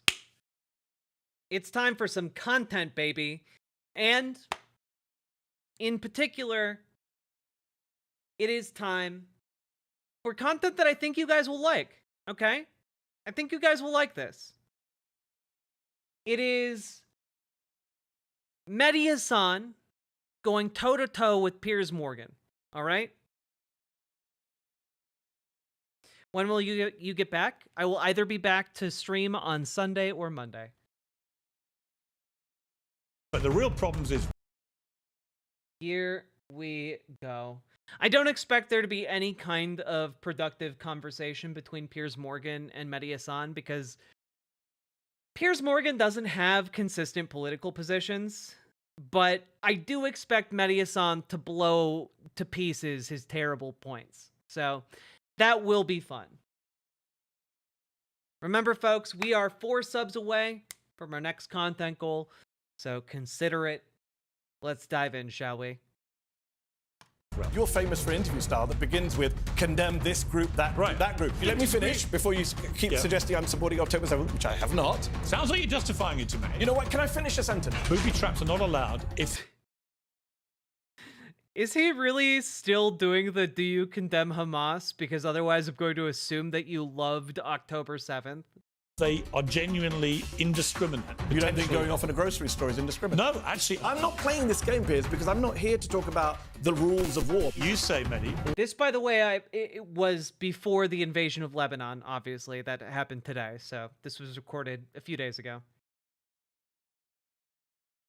Oh, that's true. Piers Morgan does have one very specific thing that gets him hard on a topic, and that is the monarchy. You are correct on that, Stardust Bun. I'm sorry. Gotta correct the record. All roads lead to the occupation. Yes. Okay? Israel would say all roads lead to Iran. Who cares what Israel says? They've lied for the last year. They've lied Who cares for what they say? I'm curious what you think Israel could do that would pass your test. Probably not much. I'm as close to I'm as close to a pacifist as you can get. Just saying I want it or I want peace and joy. You sound like Kamala Harris. Well, 2 seismic issues are dominating the global news agenda. What happens next in each of them will have a profound impact on the state of the world. The first, of course, is the forthcoming US presidential election. The second is the crisis now engulfing the Middle East. My next guest has strident views on both these big stories. He's not shy about airing them. Joining me in the studio is editor and CEO of Zeteo News, Mehdi Hasan. Mehdi, how are you? Good to see you, We Piers. have never met in person. No. Until now. No, Twitter makes you think we have. I feel like Piers Morgan is one of those guys who just, like, his main purpose in life is just to like meet people so he can name drop them at a party, you know? It was great to see you. Thank you for having me. Great Good to be meet in you. London. Always enjoy our debates, which they are. Let's start with what's happening in Lebanon, because we may find some areas of agreement here, I suspect. Like, I also feel like for the most part, Piers Morgan is probably also one of those guys who's like, yeah, I mean, if it's on, you know, if we're on camera, we're fighting, but like off camera, we're buddies, right? But first of all, Hezbollah. Do you see a distinction between Hezbollah and, say, Hamas? In what sense? In what they are, what they represent, how they have acted. I mean, they're very different groups. They operate in different places, in different contexts. I guess what they have in common is that they both came out of Israel's occupation of their land, right? Hamas comes out of the occupation of the West Bank and Gaza, and many people are not aware of the fact that Israel occupied Lebanon, southern Lebanon, for 18 years, from 1982 to 2000 when they withdrew, although the Lebanese... Yep. That's why there's a fringe movement to build settlements in southern Lebanon. They were already there. Argue that there's still an occupation of a piece of Lebanese land called the Sheba Farms. So in that sense, they're similar. They're obviously different in some of their tactics. They're different religions. Well, they're different sects. I apologize, not different. They're both Muslim, but one is Shia, one is Sunni. They're both backed by Iran. I mean, look, there's similarities, differences. I think what's really interesting this time round is we've seen for a year Israel killing thousands of civilians in Gaza and saying, well, Hamas is to blame because of human shields, because of tunnels. That argument just does not work in Lebanon. They've killed 550 people, Piers, on Monday. Mr. Miyagi, a lot of conservative pundits do in fact play a character on TV, and then, you know, a lot of them approach their job like, oh, it's all just it's team sports, you know, win or lose, whatever, we both got paid, you know, like that's kind of a lot of the thinking in this space, especially for conservative folks who want to be buddy with like a, you know, gay celebrities and such. An insane amount of people in a single day, one of the highest single-day death tolls in modern warfare. Almost all of them civilians, according to the Lebanese Health Ministry, which is not Hezbollah, by the way. You know, they always say Hamas-controlled health ministry in Gaza. So I think what we've seen is so phenomenally bad on Israel's end and so little defense. You know, October 7th was used, as you and I have discussed before, as the excuse for killing tens of thousands of Palestinians. Well, I would categorize it differently. I don't think they use it as an excuse to go and kill tens of thousands of Palestinians. I want you all to engrave this moment in your minds. Like, I don't think they're using it as an excuse to go in and kill tens of thousands of Palestinians. Because I guarantee you, at some point in this debate, it could be in like a minute, could be in like 5 minutes, could be in like 10 minutes in this conversation. But at some point, Piers Morgan is going to come back around on this and use October 7th as an excuse for why Israel had to kill tens of thousands of Palestinian children. Palestinians, they responded to one of the most egregious terror attacks of modern times. But when does the response end? We're nearly a year in. Well, that's the question. That is the question. Well, that's when it becomes an excuse. When you carry on killing and killing. Is it an excuse, or is it that they are wedded to the elimination of Hamas because Hamas has persistently said, we want to keep doing the same thing over and over again? And there's a correlation with Hezbollah, whose charter is very explicit. They stand for the eradication of Israel. I mean, that's what they're about. That doesn't justify killing 500 people in a single day, does I didn't say it did, but that's what bothers me. I didn't say it just... That's kind of what you're implying, though, isn't it? Right? Like, you're kind of saying, like, oh, well, they're... like, if it's irrelevant to the conversation, why did you bring it up? It literally took 30 seconds. It really did, right? Yeah, Mehdi Hassan keeps his cool a lot better than I would. Yeah, that's what happened this week. That's the big story. Hezbollah's charter is irrelevant to what we're talking about. That's not why they killed 500 people on Monday, Piers. I mean, Hezbollah's charter's been around for years. I don't think it's irrelevant that you have a terror group on your doorstep who are wedded to your extinction. Why is that irrelevant? I think the language you use is loaded, Piers. You say on your doorstep. Do you know they did a poll of Americans a while back who thought that Palestinians were occupying Israel? When we talk about this stuff, we make it sound like Israel is the one being occupied, besieged. Israel's the one that's occupying the West Bank and Gaza, longest military occupation in the world, going back to 1967. Israel is the country that occupied southern Lebanon. I mean, the world did not begin on October the 7th. 1978, Israel invades southern Lebanon. 1982, Israel invades southern Lebanon. Sabra and Shatila massacre. 2006, Second Lebanon War, murder 100 people. But you always make it sound like they're just doing this for the sake of it. They're not. What are they doing it for? Well, they've been provoked by Hezbollah. Hezbollah didn't exist in 1978, Piers. OK, I'm talking about the specifics of going on now.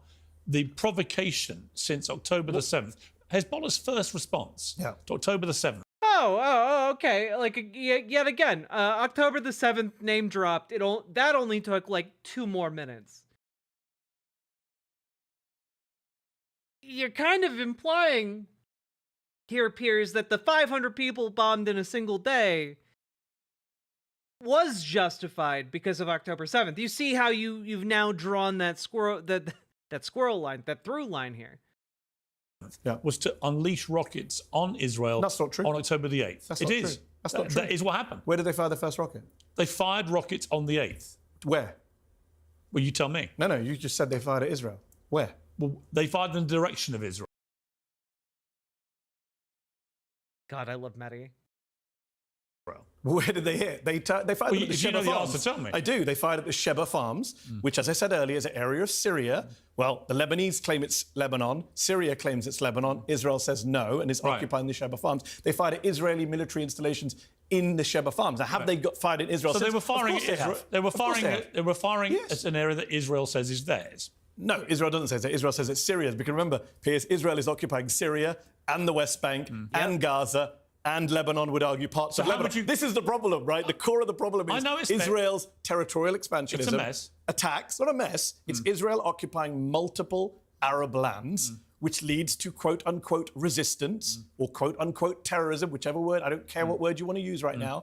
But that is the core, right? You had John Mearsheimer on the show this week, made the same point. Deal with the occupation, then you deal with the violence. And look, has Hezbollah fired into Israel at civilian targets? Yes, I don't agree with that. But the reality is 82% of the exchange of fire between Lebanon and Israel since October the 7th has been done by Israel. Okay. 82%. But here's is that not a provocation of Let Hezbollah? me finish my point, which is that since October the 8th, 19,000 missiles, rockets have come from Hezbollah to Israel, right?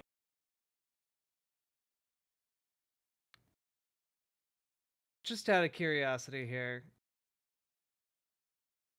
19,000? Okay, we'll use that number.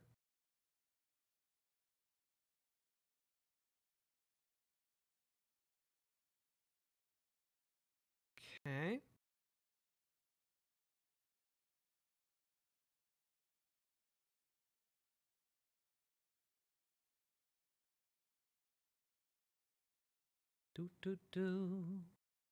I'm bad at math.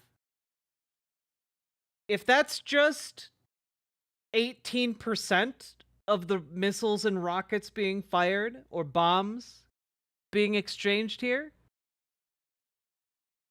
there's a lot of bombs being dropped on Lebanon since then. But way more from Israel into Lebanon. Well, I'm sure, 82%. Of course they've responded. What else are they supposed to do? 82%. I'm not good at math. I got a degree in English for a reason, okay? 2%. But this is not two equal sides. So they can't defend themselves. But the vast majority of attacks is on Lebanon. Okay, but would you condemn the firing of rockets by Hezbollah or not?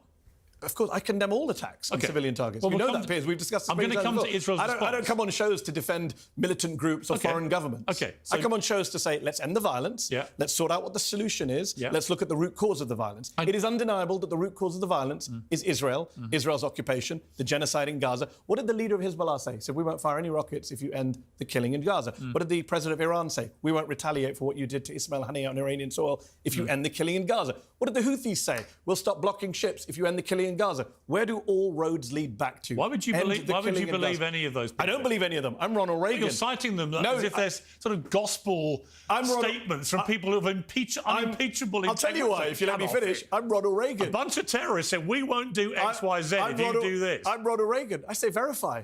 Call their bluff. If they're lying, call their bluff. Stop the Gaza fighting and then see what happens. Yeah, but Israel has called Hamas's bluff. When?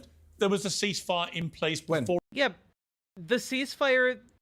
October the 7th. That's not true. Well, it is true. That's not true. It's literally not true. If there was a ceasefire, you wouldn't have snipers killing,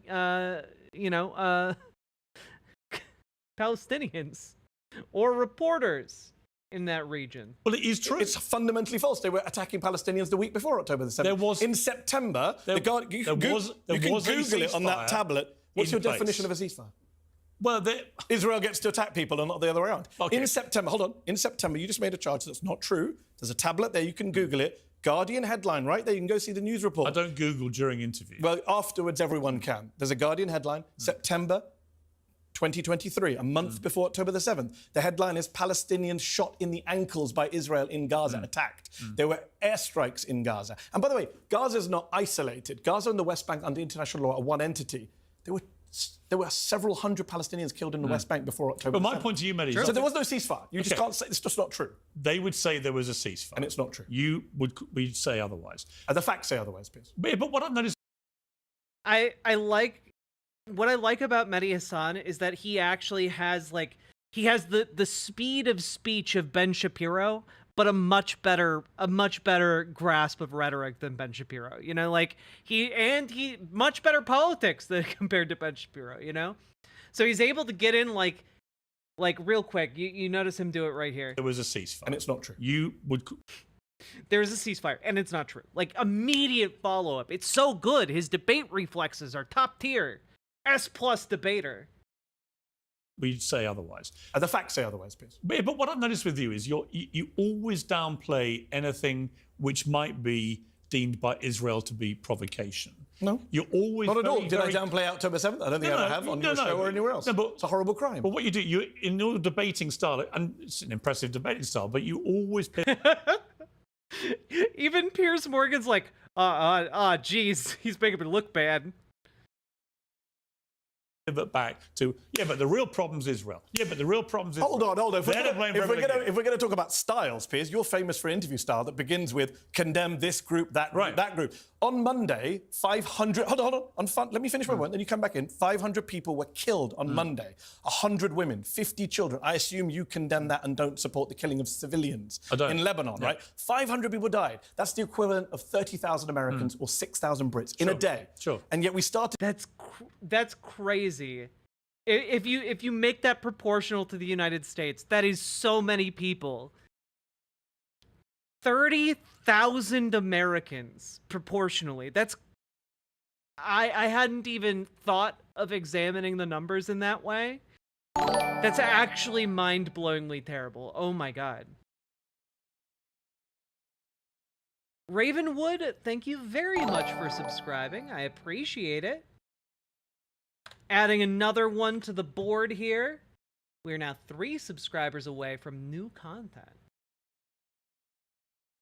Did this interview with Hezbollah Charter. So if you're going to talk about styles, you're focusing on the wrong thing. Okay. I'm going to focus on 500 people dead. Okay, let me go back to the week before, where 3,000 Hezbollah terrorists were targeted specifically... How do you know that? What do you mean? How do I know that? You just said 3,000 Hezbollah terrorists were targeted. How many was it? I don't know. I'm asking you. Made the claim. How That do you is know what's been reported. By Do who? you dispute that? Yeah, I dispute everything Israel But says. you They've don't know lied the for real a number. year, Piers. You don't know the real number. But I didn't give a number. You did. Well, what has been the number? You made a claim, Piers. He's asking you to back up the claim. From the other side. I didn't give a number. You said 3,000 terrorists. I'm wondering why a journalist... That is what's been reported. No, it's not reported. It's what's said by Israel. Or it says what's said by people speaking on behalf of Israel. So was a little girl... Hey, Thistles for Eyes, thank you for the gifted membership over on YouTube. I very much appreciate that.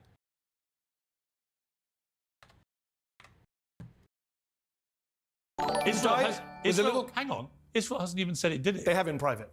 It's been reported widely. To you? No, to the American government. Okay, but don't say they said it publicly. They haven't. But obviously, I believe they did it, right? But I believe they did it but too. You're saying they said this in public. You just gave a 3,000 number, and I'm wondering. I just saw a little girl's funeral last week. Was she a Hezbollah terrorist in your view? No. So then why did you say 3,000 terrorists? There was a kid killed. I was about to say that in the process of targeting very specifically in an extraordinarily outdoor... Oh, Pengu Dengu, we're watching Mehdi drive circles around Piers.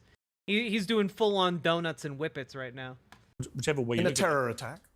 Well, that's what I'm going to come to. So they target 3,000 Hezbollah terrorists with their pagers, walkie-talkies, and so on. In the process, a small, comparative to that number, a small number of civilians get killed, which is obviously deplorable. But my point to you is, if someone's been chucking rockets over for a year at you and your people, you've had to displace 60,000 people from the north of your country because of his relentless bombardment, and you eventually respond in such a precise, targeted fashion. Okay. Right? And I do have to say, this, to me, this read, like, with the knowledge that 500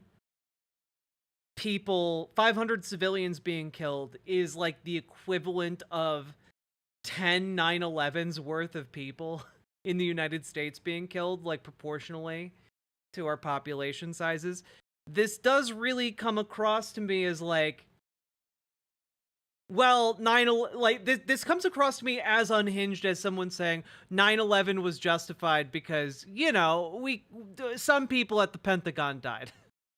You know, like that, you know, we killed some people at the Pentagon, but, you know, the other people were acceptable losses. Like, that's insane. That's an insane argument to make.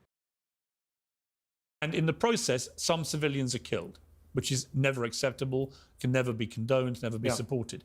But if it is right, as has been widely reported by all mainstream media, that 3,000 terrorists people associated with Hezbollah. Not everybody in Hezbollah is a terrorist. Okay.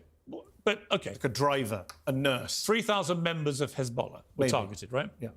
Would you say that is, some people have claimed is... Keep in mind, Hezbollah also has like a civilian wing that operates as a formal political party within Lebanon. So, like, are they just targeting the military wing? Are they killing the members in the civilian government? Like, what? We aren't given information that allows us to really, like, differentiate, you know? We're just all supposed to assume they were armed Hezbollah terrorists. Unlawful. Yep. You've said it's a terror attack. You think it was illegal. Yep. But I would say that's not. I mean, I would say that if you look at that in totality, they are responding to rocket attacks all year, and they are being extremely precise. Unlike what they've been doing in Gaza, where I do not accept that Israel has been doing this precision targeting they keep talking about, and I've held them to account for that. I do think in this particular occasion, they were extremely precise, and it was a brilliant piece of warfare, right, if you want to call it that. Notwithstanding, I don't like any war, nor do you. But my point is, surely that is justified. I mean, in some parts of this, you have to say Israel's entitled to defend itself. So, actually, Lebanon is the one that needs to defend itself, as we say, 500 people killed on a day. Look, you are right. You have held. I've watched your interviews with Israeli spokespersons. You have held them to account on their nonsense about casualty numbers. But let me just say 3 very brief things on that. Number one, you said just a moment ago, when they eventually respond, you used that phrase eventually. That's just factually inaccurate. We already discussed. No, you talked about 82% of the attacks. They have been bombing Lebanon for a year. Now, you can say who started it, whatever. I'm not talking about. But they've been attacking Lebanon. But this is a significant escalation. Yes, but 5 days after October the 7th, or 6 days after, they killed a Reuters video journalist in southern Lebanon, a man called Issam Abdullah, killed, according to Reporters Without Borders, targeted by Israel. Yeah, we covered that part. We saw the reporters that were there. There was like an international association of reporters that came out and condemned Israel for essentially a military helicopter approaching the location of these journalists and repeatedly firing. You know, like, we've covered this. It's actually crazy. But this has been ongoing for a very long time. According to the UN, a war crime, right? So they have been killing people in Lebanon who have nothing to do with Hezbollah for a year now. So let's not say eventually. Number two, I would say, yes, it's an act of terror. And that's just not my view. You know Leon Panetta, former Obama defense secretary, former head of the CIA. When the former head of the CIA comes out and says Israel is committing an act of terror, I think we should take that seriously. But it's not just him. a group of UN special rapporteurs on human rights and extrajudicial killings put out a statement. But many other saying, people have said it was not an Of act course, of and that's the problem with international law. People can argue it all ways. You know that you and I are not lawyers, but we know that lawyers But do can you argue not think that multiple action things. was justified? No, of course not. I don't think you should booby-trap devices. It's against international law to use booby traps. I think I'm actually petrified, separate to the politics of the Middle East, Piers. I'm actually petrified at the ability of governments to use technology and surveillance to track us and now kill us. I think there's a wider discussion to be had. I think the idea that Israel keeps opening the doors to all sorts of new precedents that other governments will run with and we will regret. I think, going into the supply chain of devices, phones, beepers, whatever, pages. I mean, yeah, there is a direct line of transfer between Israel's defense forces and special forces and the training United States cops receive. And that training then comes home and is used on us. Okay? Like, he's not wrong, and that kind of that kind of relationship exists between Israel and a lot of different places. A lot of crowd control technology, a lot of, urban pacification equipment and techniques all get tested in Gaza first. It's largely seen by a lot of powers around the world as a place for testing, crowd control measures, we'll say. I think that's very, very worrying. Cyber I also think warfare from a practical too, point of view, it's not targeted. If you blow up a guy with a pager, even if you think he's a terrorist or a terrorist leader, you don't know if he's driving, he's at an intersection, he's about to crash his car into children crossing the road. We saw them going off in grocery stores. It's taken out people's eyes, fingers. No, I don't think it's targeted. I think it's barbaric. I think it's illegal. And I also think, look, I say this all the time. Even if I was an Israeli, I would not support this. It doesn't make Israel safer. Do you think Israel's safer today? Would you support then any They just fired a rocket at Tel Aviv. Let me ask you, would you then, by your criteria, is there any military response that Israel can give, first to what Hamas did on October the 7th, and second to what Hezbollah has been doing ever since? Is there any military response Israel can do which, in your eyes, would be justified? Well, I don't accept the loaded question. You say response. Israel is the aggressor in all of these places. As I say, they are illegal. Yeah. Also the other thing is you negotiate with your enemies. If you want peace, you have to talk. You actually have to come to the table and talk. If you're not coming to the table to talk, then you're not actually seeking peace. Full stop. If you're not coming to the table to talk in good faith with an intention of actually finding peace, it's you're just doing a PR stunt. The aggressor on October the 7th, was it? Well, it was actually, because it was occupying Gaza and it was besieging Gaza for 20 years, and even in Israeli general. You're sounding like you think it was justified what Hamas did. No. It's one or the other. Why? How is it justified? So it wasn't justified? Of course not. I've said that many times. So was Israel not entitled to respond?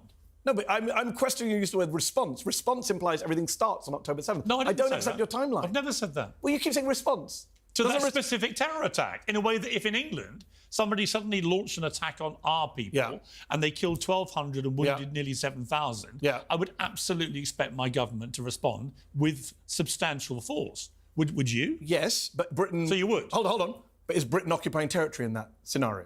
Because that's the key point here. It's Shlomo Brom... It's dangerous wording. It's not dangerous, because I'm making... Dangerous wording? You're getting awfully close to talking about the Troubles. It sounds like... I don't disagree. You're getting awfully close to talking about the Troubles, and that makes me think about my king in an uncomfortable way. With you. I'm going to quote... If you let me finish, before you keep suggesting I'm supporting October 7th, which I have not... Sounds like you're justifying it to me. Well, you're saying, not they're paying being attention. occupied. Well, they're being occupied. They are occupied, and they're not occupied. I think they probably are, yeah. Not probably. They're called the occupied territories, Piers. Are you not familiar with the name? The ICJ says they're occupied. Yeah. Shlomo Brom, who's one of the former top Israeli generals, one of their big strategists, said after October the 7th, what did you expect? If you keep people under military occupation, is that what you think? They will rise up. Yeah, of course. There's always going to be terrorism. What do you expect?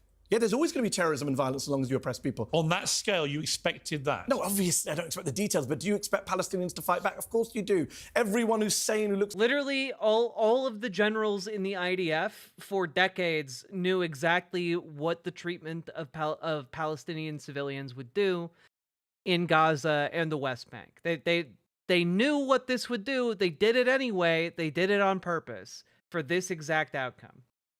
So this conflict from American presidents downwards would say the root cause of the violence has to be ending the conflict. I agree. So then talking about tit-for-tat responses But I also think if you go back to the start in 1948, which I've had many scholars on from both sides of this, probably the most interesting piece I read about this was Jonathan Friedland of The Guardian, who's a Jewish journalist, who concluded, you can construct, if you're reasonably fair-minded about all this, you can construct a solid argument for both sides to feel aggrieved from the very start of this conflict. Fair enough.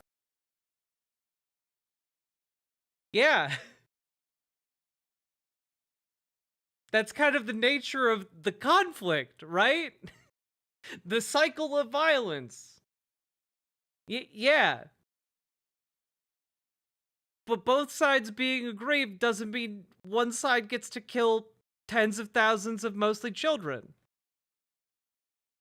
And that's a different argument. I'm talking about what you talk about now. My point is, when people say it didn't start October the 7th... Well, I'm not even going back to 1948. I'm talking about 20 years of... Your level of agreement doesn't give you justification to do war crimes. I'm sorry. Not even as a treat. Gaza under blockade. I know. Piers. Yeah, open-air prison camp, to quote David Cameron, that well-known pro-Palestinian lefty. But also Hamas, in that process since 2005, have clearly run Gaza in a despicable manner. Agreed. You wouldn't disagree? No. So it's not all Israel's fault, is it? Well, no, because you're mixing different things up. Is Hamas... You're always very keen to put it all on Israel. No, because if we're talking about... I try and be a little bit more like, hang on, when you commit a terror attack on the scale of October 7th... you both sides occupation and illegal... No, I don't. Yeah, you are. You just said, I don't. I try and be fair. You can't be fair to an occupier. By the way, when we talk about Russia and Ukraine, this is what frustrates me. And I know my friend Owen Jones sat here and said the same thing to you. When we talk about Russia and Ukraine, you don't do both sides. You blame Russia as the invader and occupier. You don't do that with Israel. That is the double standard on your part. No, I try and be consistent, Piers. I'm morally consistent. I say Russia... Yeah, no, fair point by Mehdi Hassan here. Like, and Owen Jones. Like, if you're gonna have this position, be consistent about it. I am consistent in that same way. Condemn Russia for the invasion. Condemn Israel for the invasion. Condemn Russia for atrocities against civilians. Condemn Israel for atrocities against civilians. And you know what? I also condemn Hamas for atrocities against civilians. It's actually remarkably easy to be on the right side of this issue. You don't have to do mental gymnastics to justify murders en masse of children. The position I'm in, and the position Mehdi Hassan is in, and the position Owen Jones is in, very easy to hold. Don't have to be like a mental contortionist in your effort to try and justify the murder of children. Hold on, let me finish the sentence. Russia illegally invaded and occupied Israel and illegally annexed Crimea. And Israel is doing the same thing in the West Bank, Gaza, the Golan Heights. As you know, they are completely... Chat is edging that 120 like a bowling ball. Salmon Moose, thank you for the 2 gifted tier 1 subs, bringing us to 120. That's even more content for your content holes.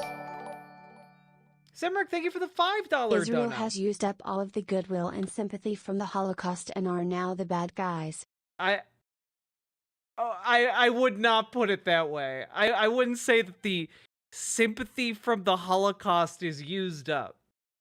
At all? I do really want to emphasize this. Jewish people are not Israel. Israel is a state. Jewish people are people.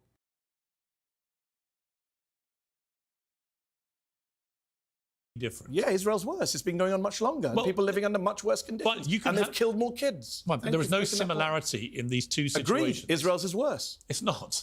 How many kids have been killed in Ukraine versus Gaza? Well, in 1 year. Ever. In 1 year? Ever. Take whatever point you want. More kids have been killed in Gaza than in Ukraine. Okay. Every human rights group agrees with that. What's happened in Ukraine? We can come to Ukraine. What happened in Ukraine is a Russian dictator invaded. Yeah, honestly, there is a very good argument to be made that Israel was created largely because Europeans wanted a colony in that area to maintain control over the Suez Canal. And also, no European country wanted to take in the displaced diaspora of Jewish people. So it was a convenient solution to a problem of widespread and deeply held anti-Semitism in Europe. Illegally. We agree on Ukraine, but we don't agree on Israel because you're not consistent. I think Israel is much more complicated. That's complicated, as my friend Ta-Nehisi Coates pointed out the other way, is just a good way of avoiding attributing moral responsibility. It's complicated. Oh, in the minds of most people, that could be. Like, if you're not politically brain poisoned, yeah, you might be making that conflation. But I think states are not a people. It is a pretty simple concept to convey to most normies. And I would encourage you, if you have friends that are making this type of, like, you know, normie friends who are making this conflation, please urge them away from it. It's a horribly unhealthy outlook to have on geopolitics. No, it's not complicated, actually. Israel is the occupier under international law. Israel is the one killing the vast majority of civilians. Right now, it's not a liberal democracy. It's run by neo-fascists now. I know you're not JQing. I know that you are just talking about the general ignorance of normal folks who don't pay attention to politics, and that is unfortunately a barrier we brush up against. Simric, I feel you on that. I don't disagree with you. There are some right-wing headbangers on that cabinet. Also think that Netanyahu has to go. I also think the whole of Hamas have to go, right? Under no scenario is it liberal democracy, right? The issue is, even if Netanyahu did leave, I don't think that there is a mechanism in, like, the politically radicalized Likud party to actually rein in any potential successor. I don't think that there is any mechanism that would cause internal to Israel that would cause them to stand down now, even if you did like a regime change. Right now, Palestinians do not have the same rights. But let me come back to my point about Hezbollah, because that's the most current part of this crisis over there. We'll cover all this. We've got plenty of time.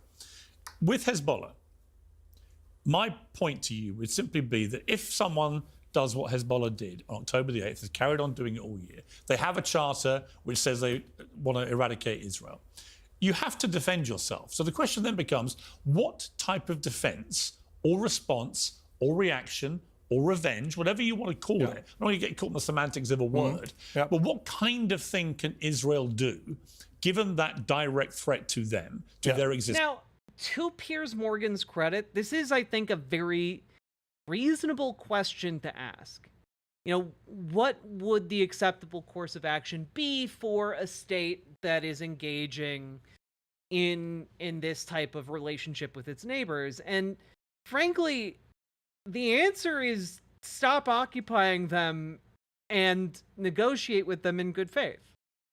Like, that is the simplest, easiest way to actually ensure peace within Israel. To ensure peace, you have to be willing to come to the table in peace. And that has not been evidenced as any particular goal that the current administration in Israel has when it comes to negotiating with, you know, Hamas or Hezbollah now. And the same sort of ideology applies in argument. Step 1. Stop the fighting. Step 2. Create 2 separate states. Step 3. Regional and neutral nations provide security forces to stand between Israel and Palestine. True. Simric, thank you for the $20 dono. I very, very much appreciate that. Right?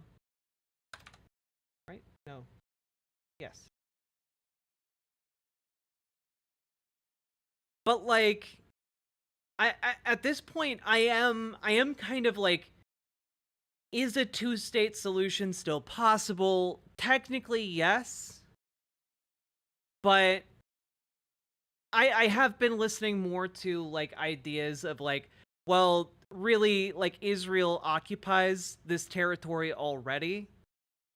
It has been occupying it for 50 years. You know, it might be time to just push for enfranchisement of the people who are currently living under occupation so that they have full citizenship and rights. And could maybe advocate for themselves politically. But I also don't think that option is really on the table. So it's kind of academic, I guess, at this point.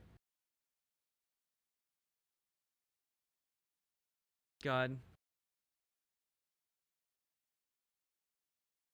To Hamas. But with Hezbollah specifically, this state within a state in Lebanon, which is far better armed, far more powerful, far more resourced, far more popular with the people, part of the government. Wouldn't that shift the demographics overnight? Yeah, that's exactly why a one-state solution currently isn't in the cards. It's because Israel is set up to be primarily an ethno-state, and you undermine the ethno-state concept of Israel if you enfranchise too many Palestinians, frankly. So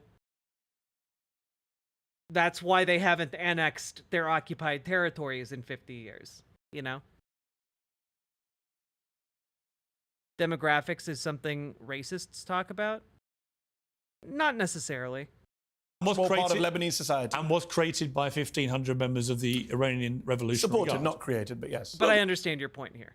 Well, they trade. they're also indigenous to Lebanon. They trade. They're not a foreign force. So my point Good is, night, Melanie. what Get can good Israel sleep. do that would actually tick your box of being justified? My box is a very minimum box. My box is Hippocratic. Do no harm. Don't kill civilians. So you don't respond. No. You don't respond. This is the same argument with Gaza. You don't respond by killing 40,000 people. What do you do? What do you do? What do you do if you're Israel? Target the Hezbollah people. How? I don't know. Jonathan Conricus came on your show last week. They couldn't have been. IDF colonel. He said they're not in civilian areas. How? I mean, you learned about, you have moles in their operation that are capable of telling you when and where a meeting is taking place. I don't know, like, there are a lot of options outside of leveling several apartment complexes. I would think. So we're able to target them. Okay, target them then if you want to target them. Under the rules of war, you can target combatants. But here's, hold on. You just said earlier, let me finish my point, then you come back in. No, Mehdi. Go on, then I'm going to finish my point. You literally just said you can target combatants. Yes. But when they did that last week with the walkie-talkies and pages, you said, no, that's a terror attack, it's illegal. That's because it's not a targeted attack. You're just distributing phones and pagers into a population center.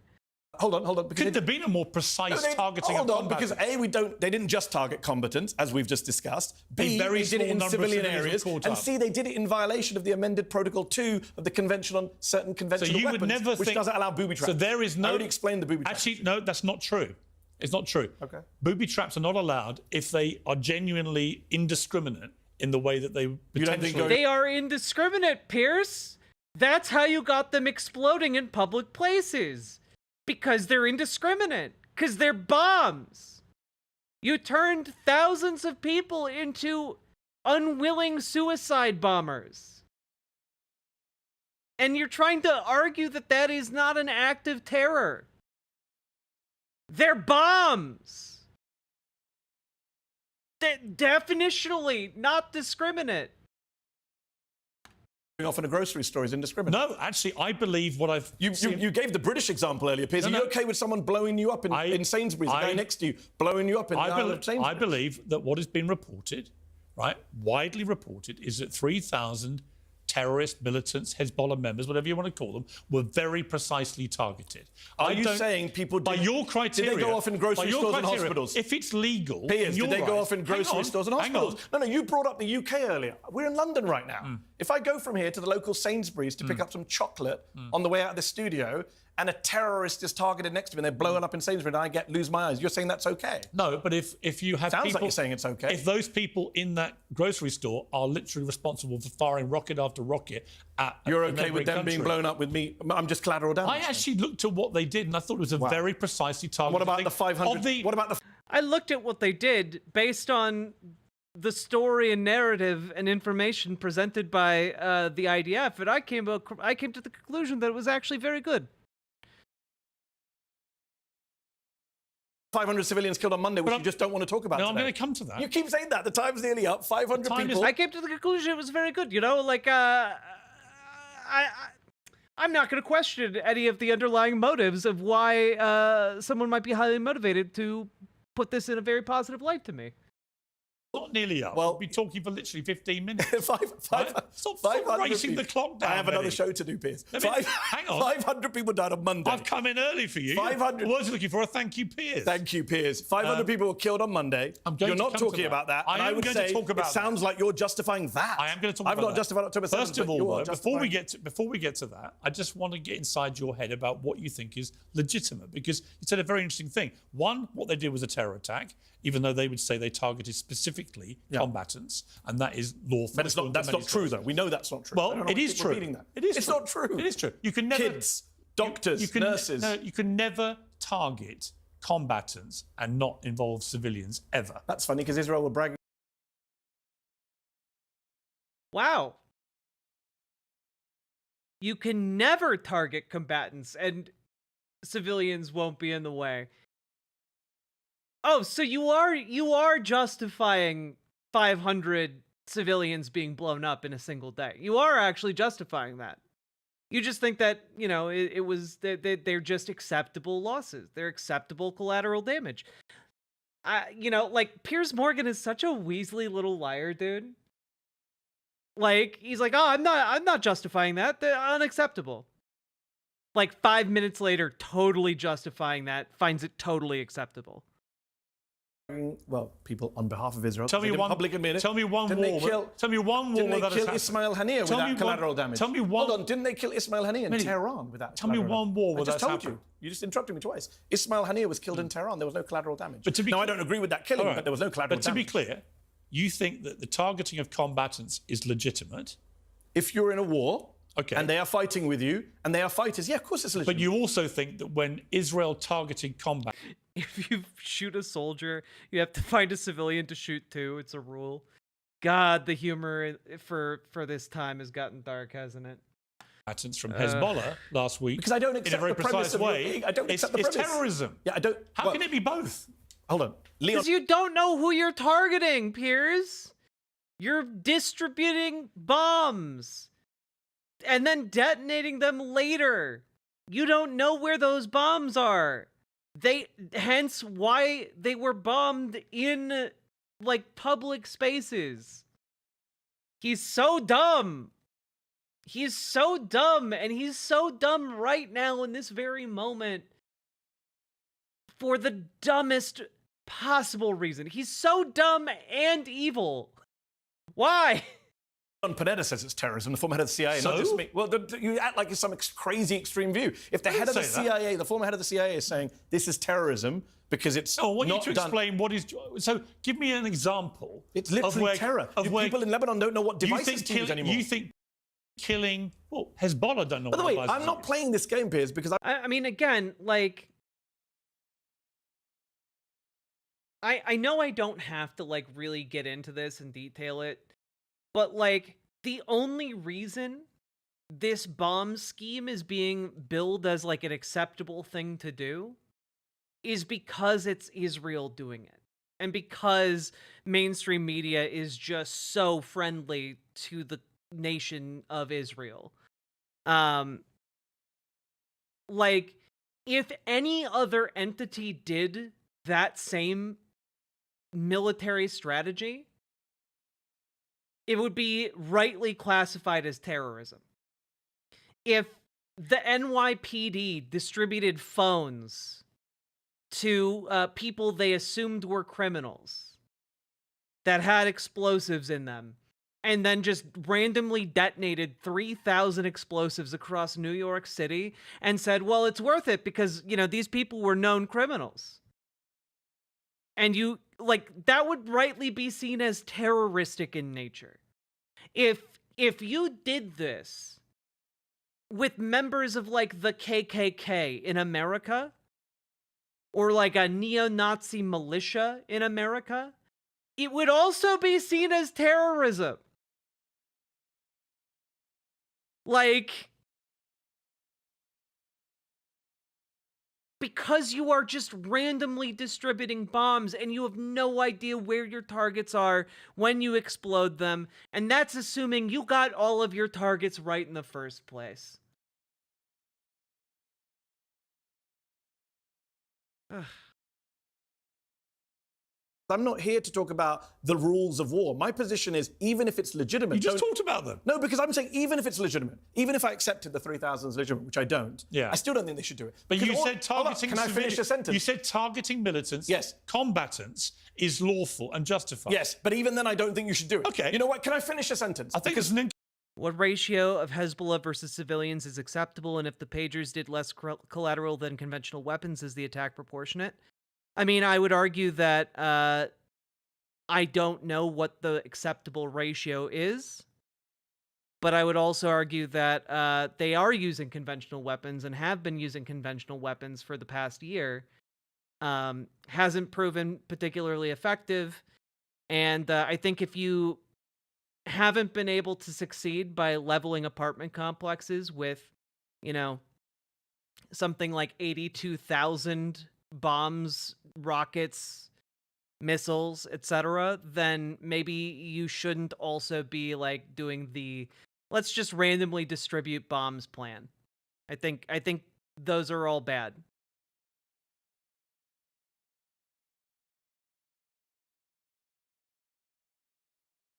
Consistency there. No, I'm very consistent. I'm saying even if it's legitimate, which in this case it's not legitimate, let's say I take the saying it's legitimate, you still shouldn't do it because all it leads to is escalation. I don't want escalation in the Middle East. I don't want a regional war that America dragged into.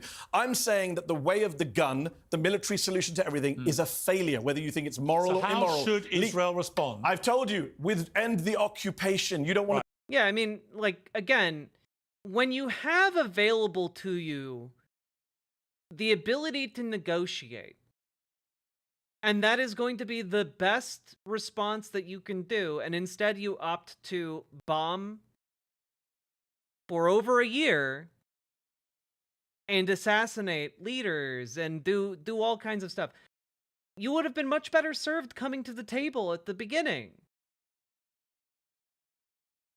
Like, that's how you achieve peace, which to me indicates that peace was never the object of this particular interaction.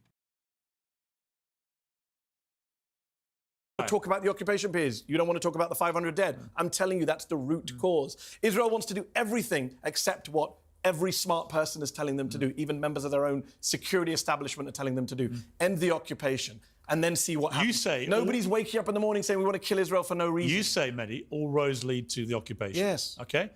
Yeah. All roads lead to the governing, you know, power dynamic of the region. Yeah, weird. Israel would say all roads lead to Iran. Who cares what Israel says? They've lied for the last year. They've lied Who cares for what they say? Yeah, do you care what Russia says? No. This is what I'm saying. Hey, Bleak WMD, like, can you chill? Like, you came into chat and immediately, like, picked a fight with almost everybody. And I don't really know why. Inconsistent. The occupier and the invader doesn't... I don't care it's not a barbaric So if you're a liberal democracy... First of all, they're not a liberal democracy. And second of all... Well, they are. No, they're not. They're an ethnocracy. But even if they were a liberal democracy, you don't get to invade other people's land. That's not an excuse. Piers, you sound like you're justifying an illegal military occupation here. No, I'm not. You just did. You said they're a liberal democracy. Sounds like you're justifying occupation. You're extrapolating two things together. Why? I said it's an occupation. You said, but they're a liberal democracy. Sounds like a justification for occupation. I'm just coming back to one thing, because I'm curious what you think Israel could do that would pass your test. Probably not much. I'm as close to a pacifist as you can get. I think you only use force to defend yourself. Everyone else to attack you and to rape and murder and pillage you, to fire rockets all year. Who's raping and You don't think that's what Hamas did in October? I thought we were talking about Hezbollah. You're jumping around. I'm talking about both. You were talking about Hezbollah a moment ago. Well, it's the same.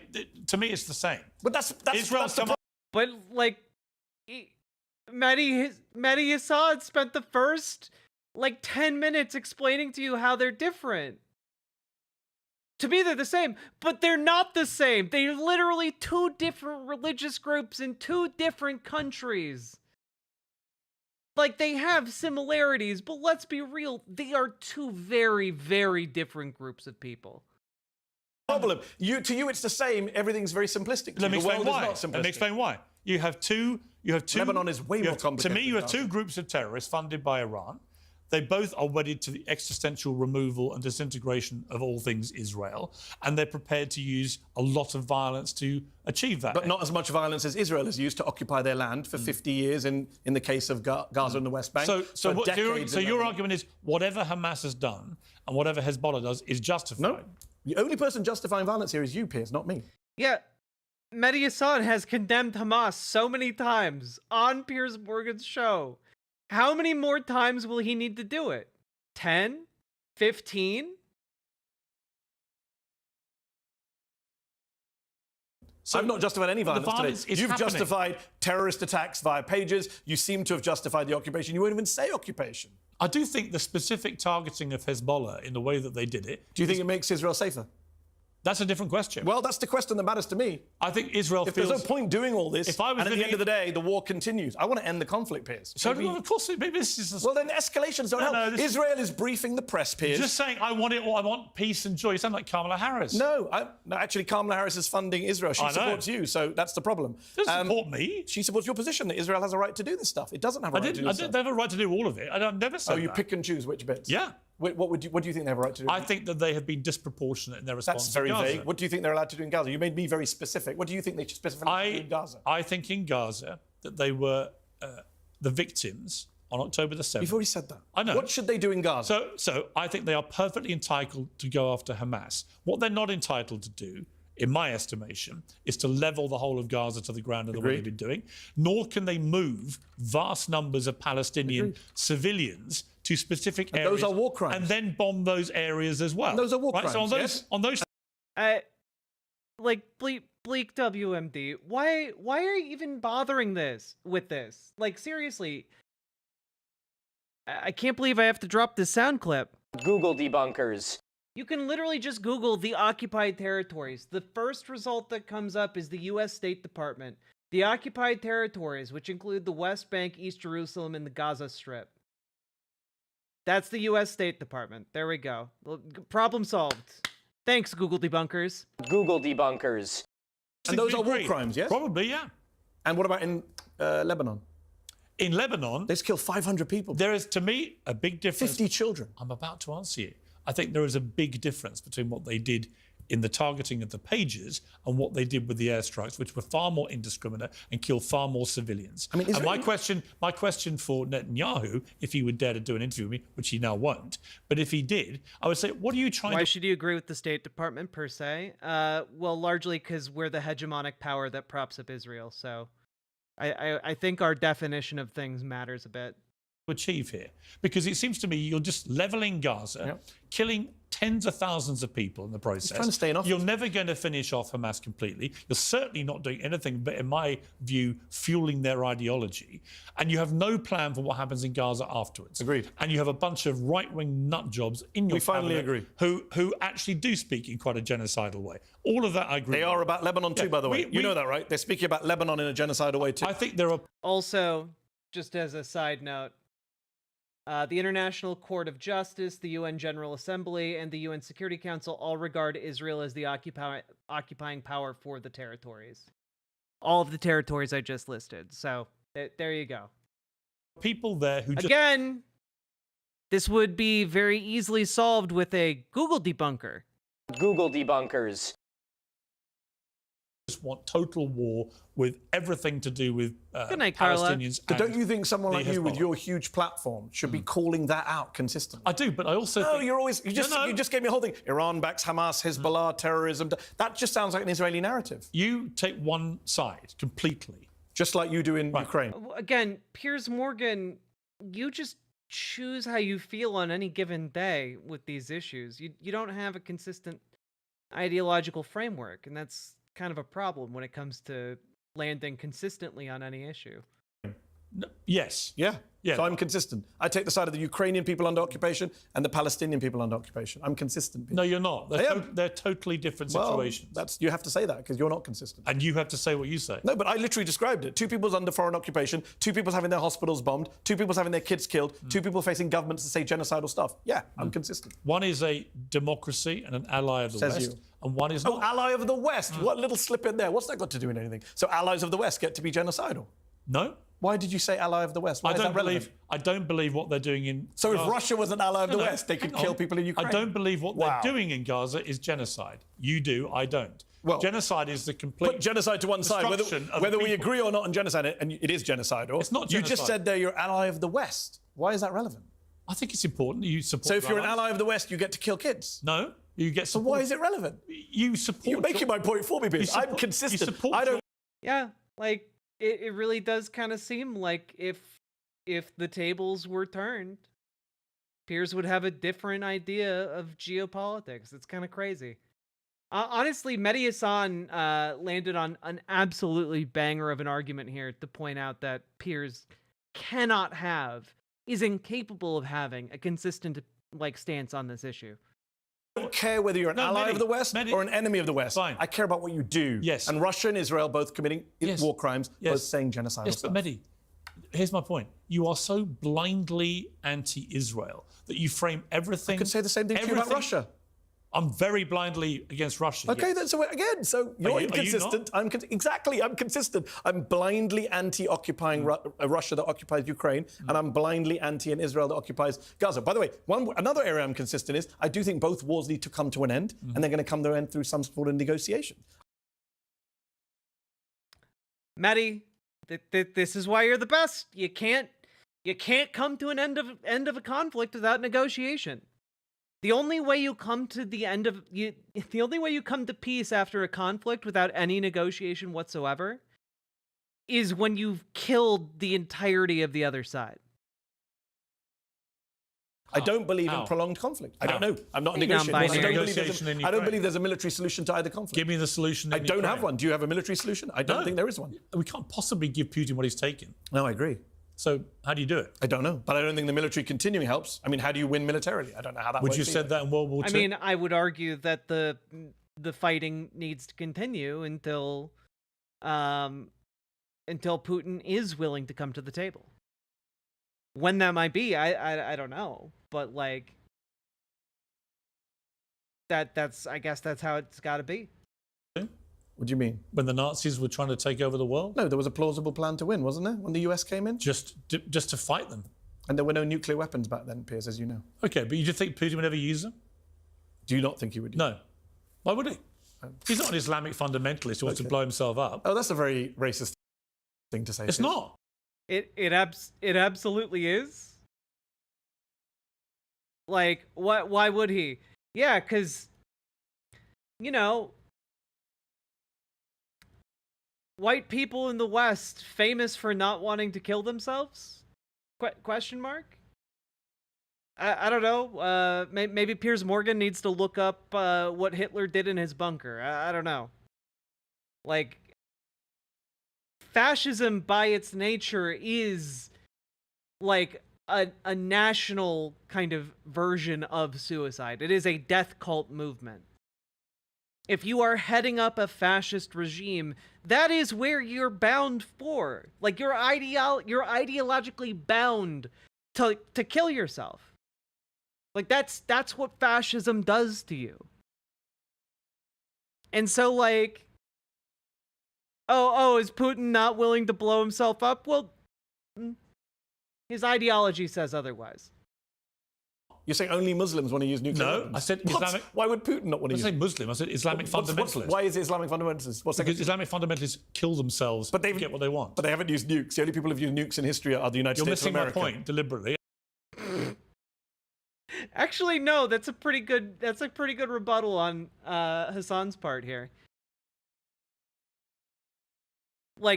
Famously, the only people to have used nukes were not Islamic fundamentalists, actually. And you're playing No, because I just find these playing weird the race card stupidly. You're playing weird asides, Piers. You're bringing in Western allies. I mean, Piers Morgan's main trick is, like, trying to conceal whataboutism and gish galloping. Like, that's basically all he's done throughout this entire conversation. About whether I thought Russia would use nukes. No, because the only people who would are Islamic fundamentalists. They do not behave. Western central. He does not think like an Islamic fundamentalist, where they will kill themselves to get their goals. You know, the United States of America used a nuclear weapon, Piers, right? They're not Islamic fundamentalists. You're missing my point. The point is, Islamic fundamentalists will kill themselves in the process of destroying others. Yeah, because, you know, Western countries have never done that before. Nope. Don't look too much into European history, okay, folks? Russia does not want to do that. Vladimir Putin doesn't want to kill himself. Fair point. Right? So my point about the nuclear threats, which he does all the time, is he takes what should be a deterrent. Look, we shouldn't have nuclear weapons, right? Period. But we do. Russia has 6,000. As does Israel. Russia has 6. I'm sure they do. And I put that question to Netanyahu, and he fudged it. But I'm sure, of course, they do. Right? But the point is, I don't think that the mindset of someone like Vladimir Putin is to start a war where he gets instantly vaporized. Makes no sense to me. So I think he uses it as a threat, and a lot of people in the West go like this and go, oh my God, we can't do anything. We must let him continue what he's doing because he might nuke us. And I think he's been doing this now for years, and we've got to stand up to him because he's never going to use nuclear weapons, because he knows the moment he does, Russia and him are dead.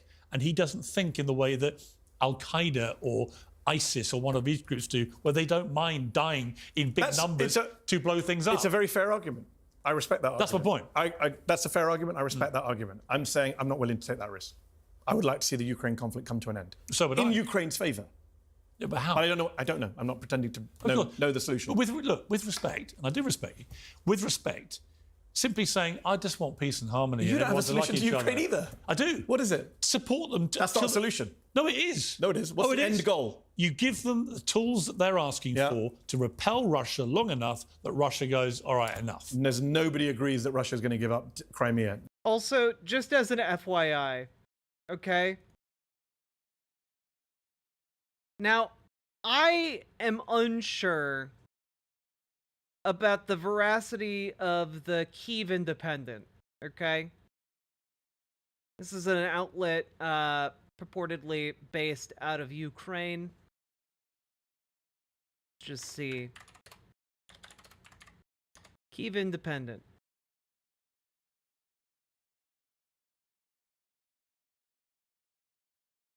Okay.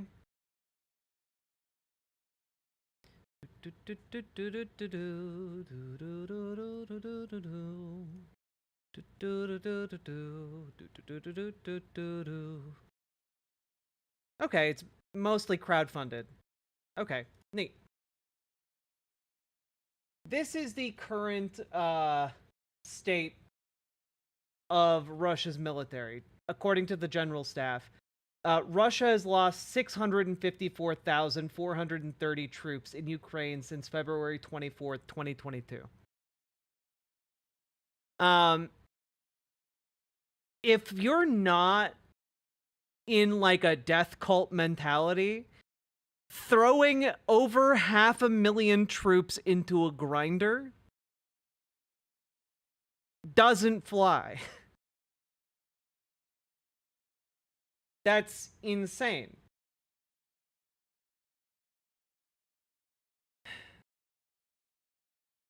This number includes 1,370 Russian casualties suffered just over the past day.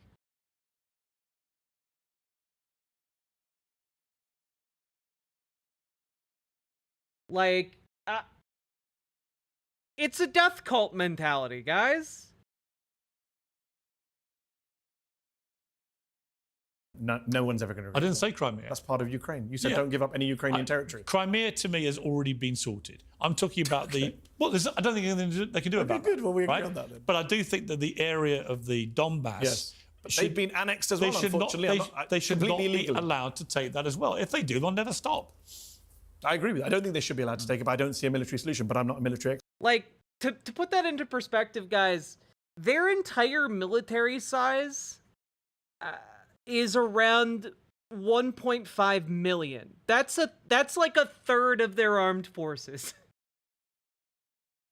But what the people I read say there's no way the Russians. What do you think Echoplex, is the thank you for the solution raid. Welcome, folks. in the Middle East with Israel? I get the argument, give up occupation. Okay. Yes. All right. On that we agree. Okay? But Israel will only do that, and this has the vast support of their people. They'll only do this if they feel that they can get security out of the situation. They'll only allow a two-state solution. I mean, do you believe in a two-state solution?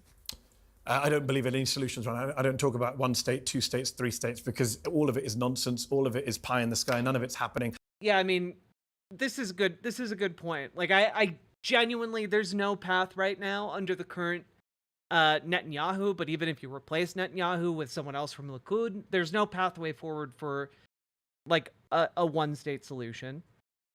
There might be a pathway towards a two-state solution, but that would require like Israel to come to the table and make some serious concessions that no politician in Israel is going to make. So like there isn't really a path forward for any of this. The people who are telling you that there is a path forward are largely people in the Biden administration who are hopelessly out of touch and very naive.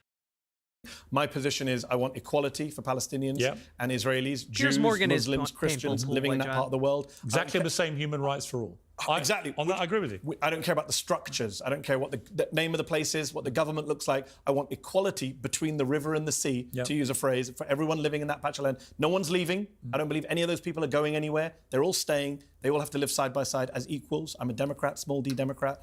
I believe it should be a democracy. But fundamentally, right now, I'm only concerned about one thing: stop the killing, stop the genocide. Do you agree that Hamas could play no part in any government going forward? Which government?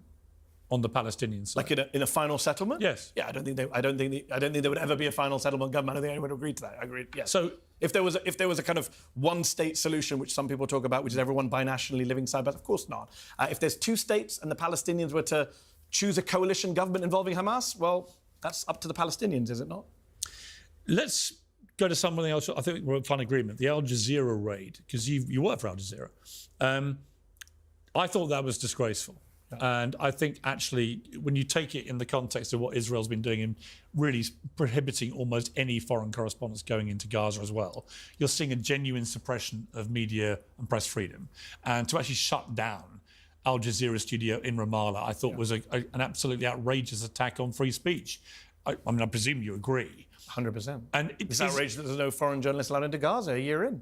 Yeah. What do they have to hide? Well, exactly. That's my point. That is my point. I totally agree with you. But that's why I say when you say liberal democracy, I laugh. That's not how liberal democracy behaves. Well, no liberal democracy is perfect.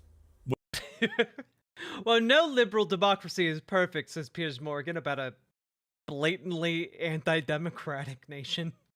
We're not here, as you and I would agree about, I agree. For example. But there's a difference between a liberal democracy not meeting standards and behaving in this way, which is complete censorship. You see what's happening in Israel, where kids are being pulled out of school just for criticizing what's happening in Gaza. Yeah, like the story he's mentioning here was a 13-year-old girl who was suspended from school after in class she mentioned that children in Gaza also go hungry. And after class, she was beaten, berated, and mocked by her classmates. And then she was suspended by the school.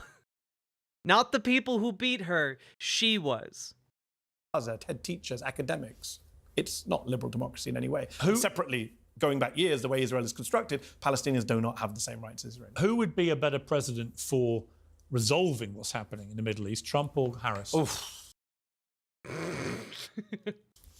That's the hardest question you asked me today, harder than anything else. I know. Because I've seen what you said about it. I think they're both hopeless. I think John Mearsheimer made a good point about Tweedledee and Tweedledum on the Middle East. But one of them's going to have to win. Yeah, who do I think is less bad? They're both horrible on this story. That's a different question. I do think that I do think that Kamala Harris is not given enough credit for potentially being better on this issue. Granted, I also don't think that if she was better on this issue, she could come out and say it right now as in her capacity as vice president, in her position kind of needing the support of mainstream Democrats. I don't think she could come out and hard on this issue. I do think that she could be moved more effectively, even if she was just as bad as Biden on this issue. And I just don't believe she's ideologically married to the same position that Biden is. So that's my calculation. You guys have heard me make the argument before. So I'm a little bit more optimistic than Mehdi on this, but only a little bit. Well, they're both horrible. I phrased it very specifically, so you'd find it hard to answer. I know, so go on, can you say it again? The question is, which one is more likely to be able to help resolve the Middle East crisis? Okay, so... Trump or Harris? Oh, Harris, simply because she's a sane, reasonable person. But I don't believe she will resolve it. I'm going to add the caveat. I'm not saying there's going to be some two-state solution in a Harris term, no. But is she more likely? If you're asking me as a betting man, I'm a Muslim, I don't bet. But is she more likely? Yeah, Harris. Obviously, she's more likely to do anything productive because he's the most unproductive, ridiculous figure to ever come near higher office in the history of America. He's had 2 assassination attempts on his life. The second one, who obviously is still alive, he wrote a note, assuming he might get killed in the process of killing Trump, in which he basically rattled off a series of Democrat talking points. I mean, literally word for word in some cases from what Harris has said and so on. I'm not blaming Kamala Harris for what happened. Yeah. He's a lunatic. He's a lunatic. And he invited Kim Jong-un to Hawaii. Right, and the Secret Service should have stopped him way before he ever got to where he got to. And Trump shouldn't be playing so much golf as well. Well, actually, he plays as much golf as Obama. The Secret Service have asked him to reduce it because it is a security risk. Because they can't protect him. Yeah. Which is disgusting. And I'm not going to defend the Secret Service. But it's disgusting that he can't play more golf. Is kind of an insane take, but okay. When you see somebody using specific talking points and you see the rhetoric being used, we've had the debate before. I mean, I would argue that if you have someone in the bushes with a rifle trained on him, about to pull the trigger, I would say that is an attempt. I don't think. I think if you have gone through the trouble of putting a sniping position together and have an actual gun there, I do think that qualifies as an attempt, even if you don't fire a shot, you know?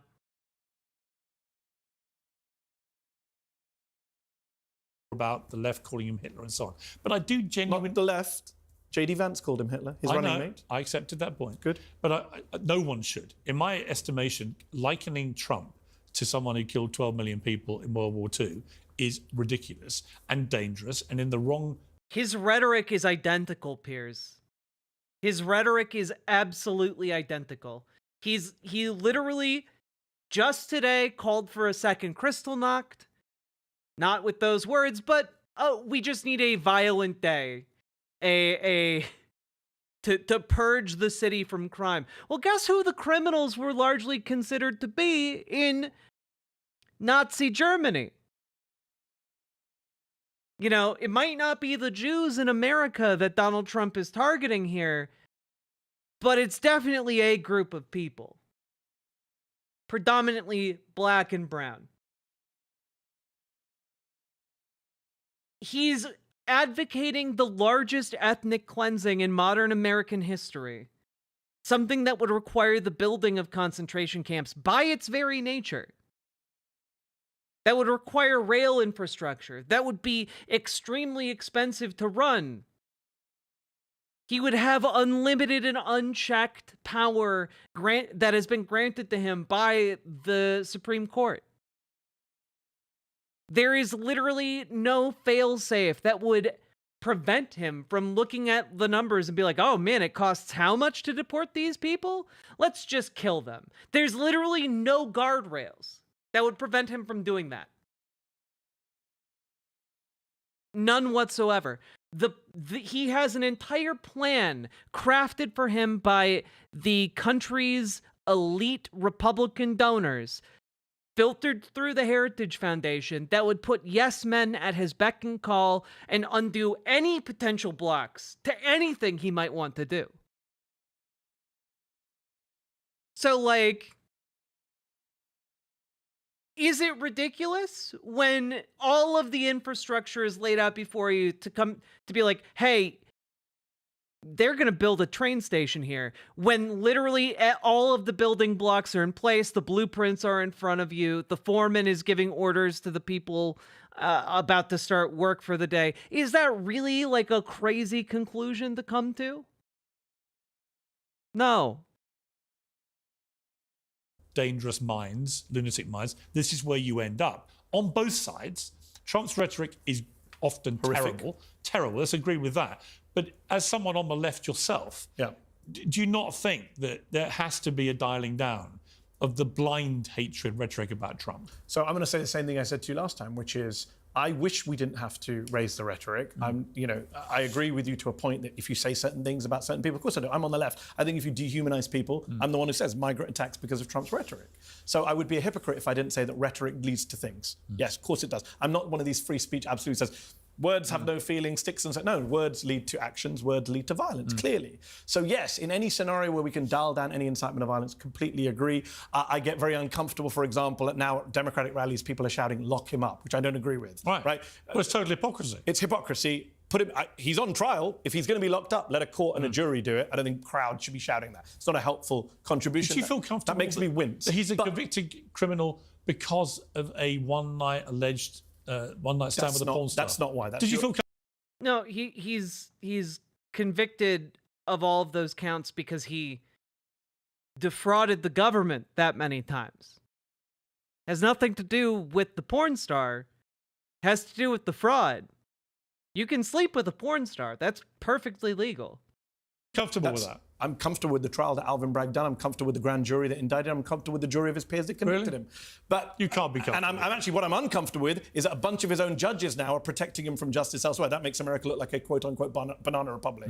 You know, you and I live in the UK. You don't get to go pick your own judge. I actually thought the way that the Florida thing is ridiculous. I thought the way the Democrats weaponized the justice system to go after Trump. I wish they had. They didn't actually. They spent years dragging their feet. Merrick Garland was the most useless AG. They made him a convicted criminal over a one-night stand. They did not make anything. A jury, 18 years before. A jury of his peers should never have been put to a jury. Let me answer your original question about violence, but since we sidetracked, a jury of his peers convicted him. Back to this. A jury of his peers. You should know about that, Piers. We could call on you someday. On the rhetoric, I wish I didn't have to compare Donald Trump to Hitler. But when he quotes the lines from Mein Kampf, as a journalist... Come on, Mehdi. As a journalist, should I not point out that? You shouldn't compare him to Hitler because he's not Hitler. Okay, so what should I do? So I'm a journalist. Donald Trump says immigrants are poisoning... Okay, he has fascist rhetoric. He has fascist rhetoric that mirrors that of Hitler. Is that better? Our blood. I go look in history who's the only person who said that, Hitler. Should I not tell my viewers on Piers Morgan Uncensored? Should I go, can't tell them that? No, you can say you can say he shouldn't use language like that. Can I say he's quoting Adolf Hitler? You should say he should not use language like that without explaining why. You can't say he's the new Hitler. I haven't called him the new Hitler. Right. I've never called him the new Hitler. So you accept the people who but say I'm allowed. that. But you say I'm allowed to say he's quoting Hitler. You can, if he uses a direct sentence, which you can chart back to. It's almost directly the same. That's absolutely fair enough. But the idea that there is any comparison between Trump no, and of Hitler course not. Hitler is Hitler. We know that. Is appalling. Hitler is Hitler. Do you agree it's appalling? No, but I want to qualify what you're saying. Hitler, you agree it's appalling? What is appalling? To compare him to Hitler. I don't think that it is, actually. I think that it is perfectly fine to compare Donald Trump to Hitler because he's very bad. He is that level of bad. Let me pull up the clip again. It's just 50 seconds, okay? Yeah, I do think that the guy advocating for extrajudicial violence is bad and evil. Actually, I do actually think the liberal left wants to destroy him, and they want to destroy our country. You know, if you had one day, like one real rough, nasty day with the drugstores, as an example, but they have to be taught. Now, if you had one really violent... Well, Bleak WMD, obviously anyone who thinks that you're saying he's literally Hitler is too stupid to be reasoned with. Day, like a guy like Mike Kelly, put him in charge. Congressman Kelly, put him in charge for one day. Mike, would you say, he's right here, it's a chain of events that's so bad. One rough hour, and I mean real rough, the word will get out and it will end immediately. End immediately. I mean, again, this is just advocacy for like a Kristallnacht-like event. You know, it'll end immediately. Crooked Joe Biden do it because the liberal left. Oh God. Well, Wargamer Lena, you can definitely join the Discord. Just, you know, put discussion in appropriate places. Obviously, people in like the gaming chat don't necessarily want to talk about religion, but plenty of people in the Discord are weird. God. To compare him in what sense, though? They're calling him the new Hitler. Yeah, so no, don't call him the new Hitler. Is that appalling? Oh my God, I'm not playing the silly game. I don't think it's appalling, no. Yeah, Give me a word. I don't want you put your words Give about. me a condemnatory word. I think it's not accurate to say he's the new Hitler because Hitler killed 12 million people. Yeah, it's not true. Not offensive. But if you let me finish the sentence, I speak to a lot of fascism scholars, people like Ruth Ben-Ghiat, Jason Stanley. A lot of people say that there is an analogy between what Trump is doing in America now and what happened in places like Germany in the 20s and 30s. No, right there. But I respect your opinion. I respect your opinion that you don't think it is. But give me an example. I'm not having that argument right now. I'm trying to make a separate point, which is if fascism scholars are saying we look at history and we make comparisons, they are scholars of fascism and they're saying, hey, hold on, the rhetoric is very similar. Yeah, he uses fascist rhetoric. Exactly. The way they're operating is very similar. That is it. That first of all, free speech. They should be allowed to say that. You used to be the free speech champion. I am. And then you sit there regulating everyone's speech. I'm not Say it's regulating. appalling. I'm not regulating. No, I'm asking you. You literally just told me. Call it appalling. That's not regulating what you're saying. You're it's telling asking you, can you bring it in yourself to condemn people who say he's the new Hitler? Maybe Trump is more of a Franco than a Hitler. Would that be better? No. Well, I don't know who those people are. J.D. Vance called him the new Hitler, and he's his running mate. So take it up with J.D. Vance. Condemn him as well. Call him on your show. But you condemn anyone on the left who uses it too, right? Uses what, though? Who says he's the new Hitler? Specifically. Those specific words, the new Hitler, yes. Okay. Is he speaking like Hitler? Yes, he is. Okay. And that should be condemned. Do you condemn him speaking like Hitler? Yes. Does that not outrage you? Of course. He's like your pal. Why don't you tell him to stop it? Of course. Have you ever told him to stop quoting Hitler? Yes, probably. I can't remember the last. Probably. What, did that not, if you did it not stand out? Do you have to do that so often with your friends, Pierce, that you just forget? Man, I told 5 people to stop talking like Hitler last week. Like, come on, Pierce. Last interview I did was before or after, but if I do again, I will. Yes, of course. Good. And hosting a Holocaust dinner at Mar-a-Lago. But yes, Nick Fuentes, absolutely. Have you told him to stop doing that? I said it on Twitter to him. Don't let white supremacy. But I would never say it at a dinner party. That'd be uncouth. It says anywhere near you. Why are you doing that? No, that's not condemnation. That's a question. I think you it's should condemn it. Condemn it. It's disgusting. It's appalling. It's appalling. Good. There you We're in are. agreement. You said to regulate my speech. I love when we agree.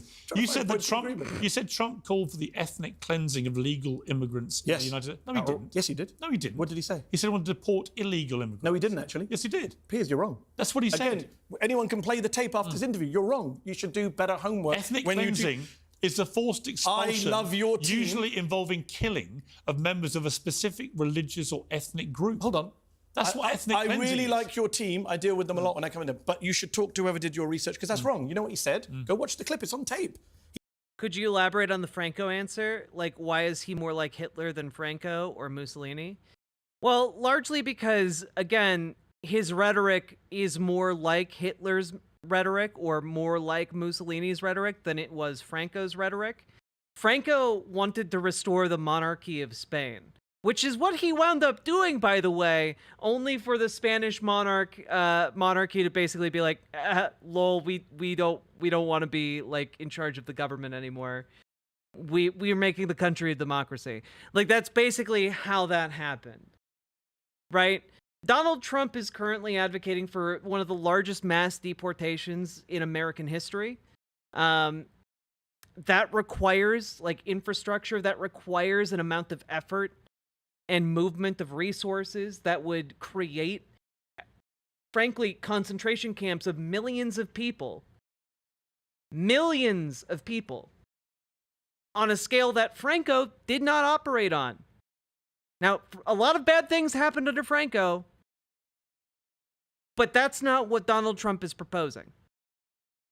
Donald Trump is not proposing to restore a monarchy, to the United States. He's not running on any of these things. He's doing it simply because he's a fascist. He hates black and brown people. He wants to use his power against them when he gets into a position of power. And anyone who is convenient for him to throw under the bus while he ascends to power again is an acceptable loss. Like, Franco had a lot of really key differences.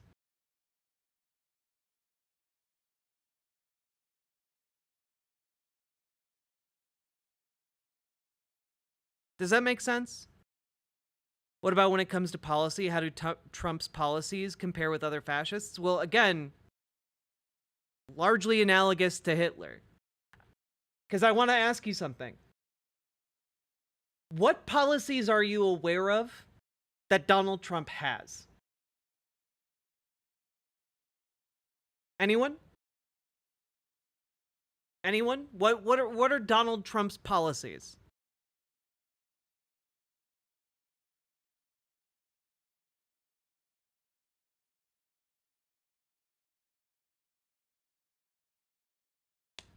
Trans bad, the wall, 20% tariff on all imported goods, deport 20,000 migrants. No. He's said millions. Deport millions. Tariff protectionism. Handouts to friendly businesses and the upper class. You've got all kinds of promises to deport migrants, immigrants, black and brown people, kill criminals. Things of the way of the Shimp and his pals. Shimp rhetoric. Is it appalling to compare me to the Shimp? Hannah, thank you for the £5.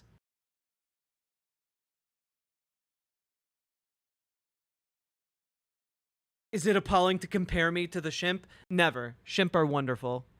And you know what? Shimpin' ain't easy. Thank you for the £5 dono. Get ourselves another count on the board here.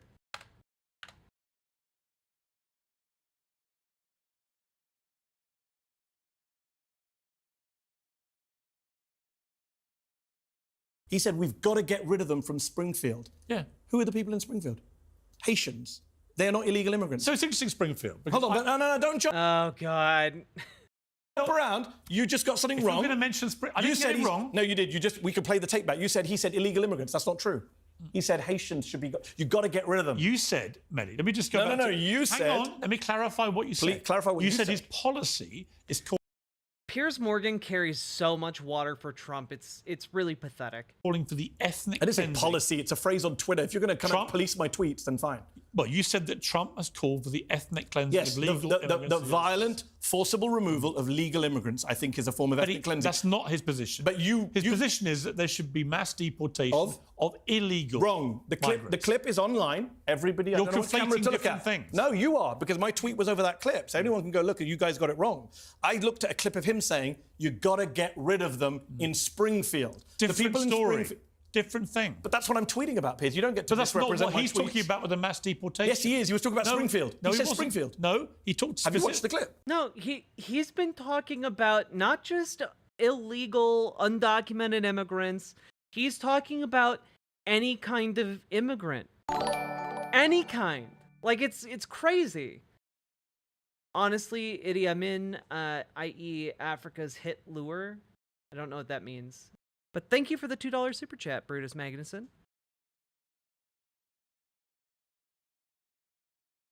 Yes, I've watched many clips. But the clip that my tweet is on. Well, you're wrong, Piers. I get it. You can back down. So you think he wants ethnic cleansing of Haitians in Springfield? What he wants, I don't try and get inside a man. Oh, Africa's Hitler. Gotcha. You call that ethnic cleansing? I'm not. If he tries to violently remove, think he wants to kill. Yeah, Idi Amin is a bad man. Can I finish a sentence? If he wants to violently remove legal immigrants from their homes, yeah, I think that's a form of ethnic cleansing, yes. Based on their ethnicity or identity, 100%. Do you think it's right in Springfield? Do you think it's right to call for the deportation of legal immigrants? No, you cut me off. It's actually, it is technically my show. And you misrepresented my tweet, which you haven't corrected yet. My tweet was in reference to legal immigrants. You said illegal. So you should walk that back. You said it to all your viewers. That was wrong. But you said that he effectively has a policy. No, I said, no, Piers, don't misrepresent Is it a policy or I not? said, in this clip, he's calling for the ethnic cleansing. It's a quote above a clip. It's a quote tweet. You should check your tweets when you put them in your document. Do you think that's what he's doing, though? Ethnically cleansing? Yes, if he's calling for the deportation of legal immigrants based on their ethnicity, yes.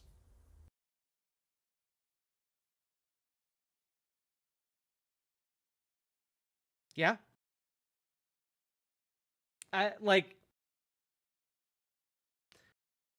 This isn't difficult. I feel like Mehdi Hassan has the patience of a saint, because I'd be losing it, dog. I'd be losing it, bro. Like, oh, well, he's only talking about illegal immigrants. Is he, though?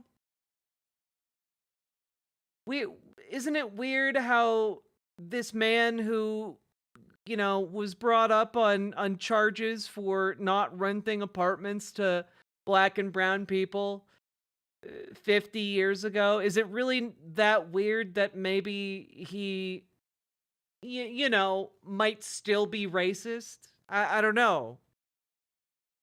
But Piers Morgan would say, but he has many black friends. I don't know. I'm just going off of his proposed policies here. Do you think he's called it a bloody operation? Are you okay with 14 million people being violently removed from their homes? Are you? 4 million American children Okay, losing let me their ask you a parents? question. It's outrageous. Are you okay with the situation on the southern border with so many illegal people coming in illegally? No, I'm not. Presumably you're a legal migrant to America. Yes, I am. Right, so everyone has gone through the process like you. But whether you're Aren't they legal or entitled- undocumented, you shouldn't be violently removed. And by the way, the southern border situation is a very complicated situation. It's been going on for years. Multiple presidents, multiple I mean, okay, this might be one of my faults. I don't view the southern border situation as really being that complicated to solve. Like, if you want to solve this problem, fund the bureaucracy. Fund the bureaucracy so that it can actually process the number of people who are trying to come in.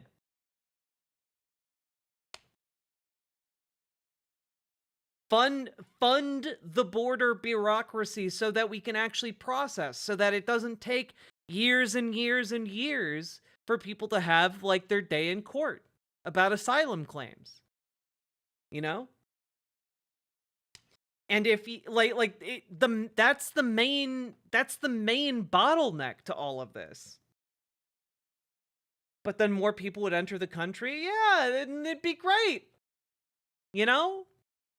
Make it easier to have like a migrant visa to like come across the border to do work for the day or for the week. You know, like, make that process easier. And you can do that by just funding the bureaucracy. Make it easier so that we can process asylum claims. Make it easier, and the problem basically goes away. Also, as someone who's lived with illegal immigrants and been married to one, being undocumented is a nightmare, and becoming naturalized takes years and can be risky. Hell, getting on an airplane is a serious risk. Exactly. Like, it sucks. Give people a pathway to citizenship. They'll take it. It sucks. You don't get any benefit from the tax. You get marginal benefits from the taxes you pay. But you don't get anywhere near, like, full benefits. You have to live on your toes all the time. Give them a pathway to citizenship. Fund the bureaucracy on the border. And there you go. You've solved the problem. Parties, there's no easy But you would fix. concede under the Democrats it's been a fiasco. No. Why Come would I on. concede that? Really? The numbers in the last 3.5 years? And they were really bad under George Bush, if we go back. I mean, it's Who a was the multi-party. biggest- It's a multi. To make this into a party thing is ridiculous. In fact, last time I came on your show, you tried to do a gotcha on me and said Obama was the deporter. Yeah, he was. So clearly, Democrats aren't bad. They're on your side. They're deporters. On that, interesting. You can't have it both ways. Interesting Piers. you raise the Obama thing. You because can't have it both ways, can you? When Obama deported 3 million migrants, presumably then was he ethnically cleansing them? If they were undocumented, that's very different, isn't it? You're legally... Look, again, to go back to our discussion about Israel-Hamas. So is ethnic cleansing if Trump's doing it? Now who's cutting me off? Something can be legal... If Trump's doing it, it's ethnic cleansing. No. If Obama's doing it, it's perfectly OK. I'm well known for speaking a lot. I can say my own words. You don't need to put words in my mouth. I'm saying, what I said earlier about Israel, you can do something that's legal, but I still think it's wrong. So what Obama did was legal, right? He didn't break any laws. He was entitled to deport, but I thought it was wrong, unwise, unhelpful, counterproductive, unfair. That's a different argument. What Trump would be doing is taking people who are here legally and suggesting that they get out. You know, when they go after 14 million people, Piers, you're a very experienced journalist, you've covered many political issues around the world. There's no scenario in which the American bureaucracy goes house to house to look for 14 million people and doesn't end up getting innocent people, green card holders, legal immigrants, just people who look brown or have a Spanish name and getting them as well. You know this. Oh, thank you, Hannah. Thank you for the £2. I've been working out. I feel like I can kind of look good in this dress now, which is really nice. Thank you for the compliment. It's going to be a disaster, Piers. So next time you talk to your pals, tell them not to do it. On Springfield, do you think it's... I think what happened to Springfield is outrageous. If you condemn the incitement of violence there by Trump. New Hitler. He shut down an entire town, 30 bomb threats. Actually, it's disgusting. There weren't 30 bomb threats. And it turned out that's what the local authorities all the said. bomb threats, all of them, came from what they now believe were bots and pranksters. And all of them. And nothing to do with Trump. Nothing. Oh, well, they were just bots and pranksters. Well, okay. You can't attribute any kind of ideological bent to bots and pranksters. Of course not. They were Trump. So why did it happen? Why did it happen straight after he spoke? The mayor has said, actually, it turned out these were not inspired by Donald. You know what the mayor said? He said Trump's words are harming us. That's what he said. He's harming our community. I tell you what does harm me. Why don't you condemn that, Piers? Can I please ask you a question about Springfield? I have condemned the ridiculous Haitian migrants reading cats and dogs without any evidence. It's not just ridiculous, it's dangerous. It's wrong. There is a wider and more interesting and nuanced debate to be had, which unfortunately got completely destroyed by the cats and dogs bullshit, which is this. When you put into a place like Springfield, I had this with Vivek Ramaswamy, who's from that area. Yeah. When you suddenly change the makeup of that town by putting 20% of the entire population becomes one community. They invited the immigrants to Springfield because their town was dying. This isn't a difficult topic. They literally invited and welcomed the immigrants into their community on purpose because they needed to revitalize their manufacturing labor base because the town was dying and all of the kids were leaving town. Like, this isn't difficult. In Haitians in that case. I've seen lots of people in the area say the Haitians have been great for working and economy and so on. Great. But it also brings with it, as we've seen in the UK, when you radically change the makeup of towns, it can have a real effect on... Like, this is from a week ago. Man, why they gotta threaten the kids? Under the national spotlight, Springfield schools cower. Like, they're... This is from a week ago.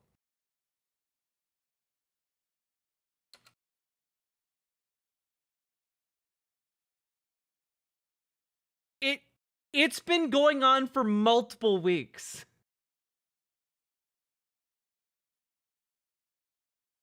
And Piers Morgan, by the way, is trying to sidestep this by saying, oh, well, they were just pranksters. Those pranksters kept the entire city in fear for weeks. It doesn't matter that they didn't actually plant bombs, though, let's be clear on that one.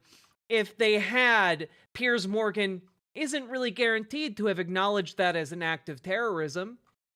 Just throwing that out there. We've learned that in this conversation, haven't we?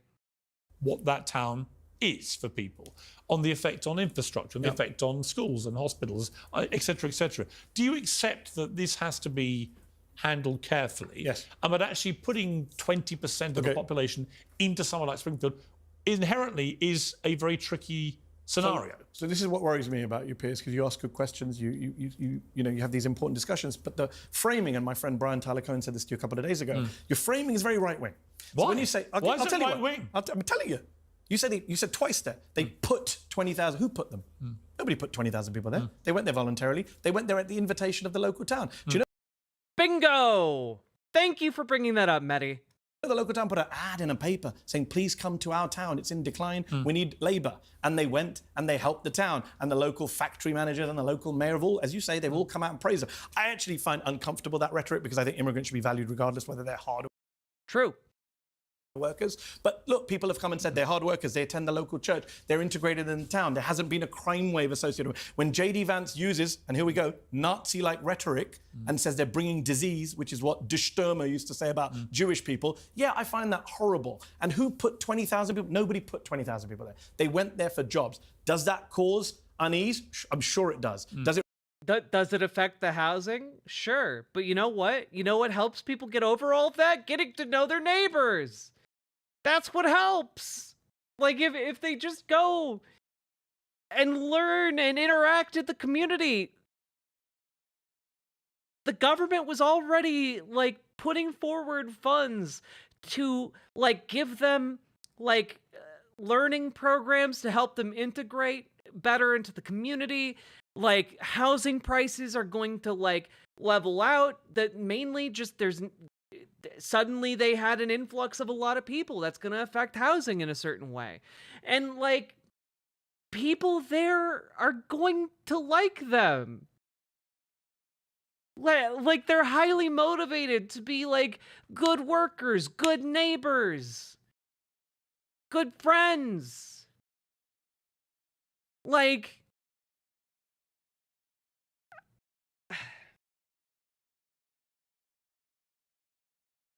these are growing pains that a community can very easily get over.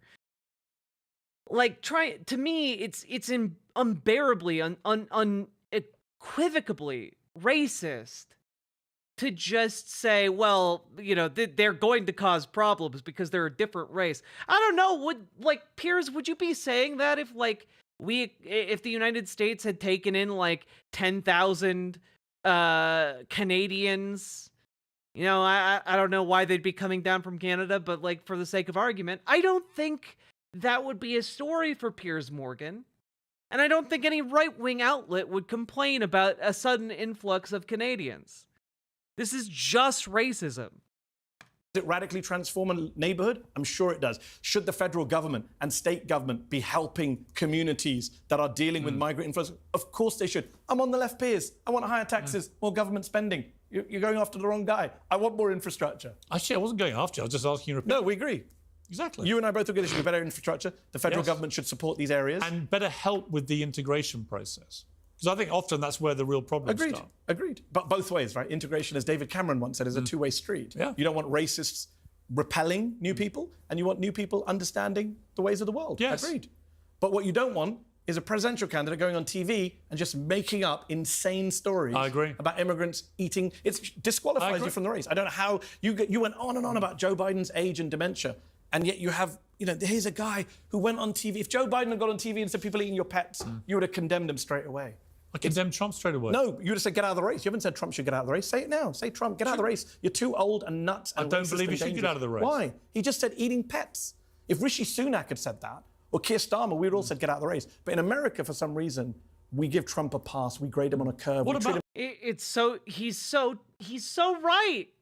You know, like, we play the softest hands with Trump. The softest little hands with Trump.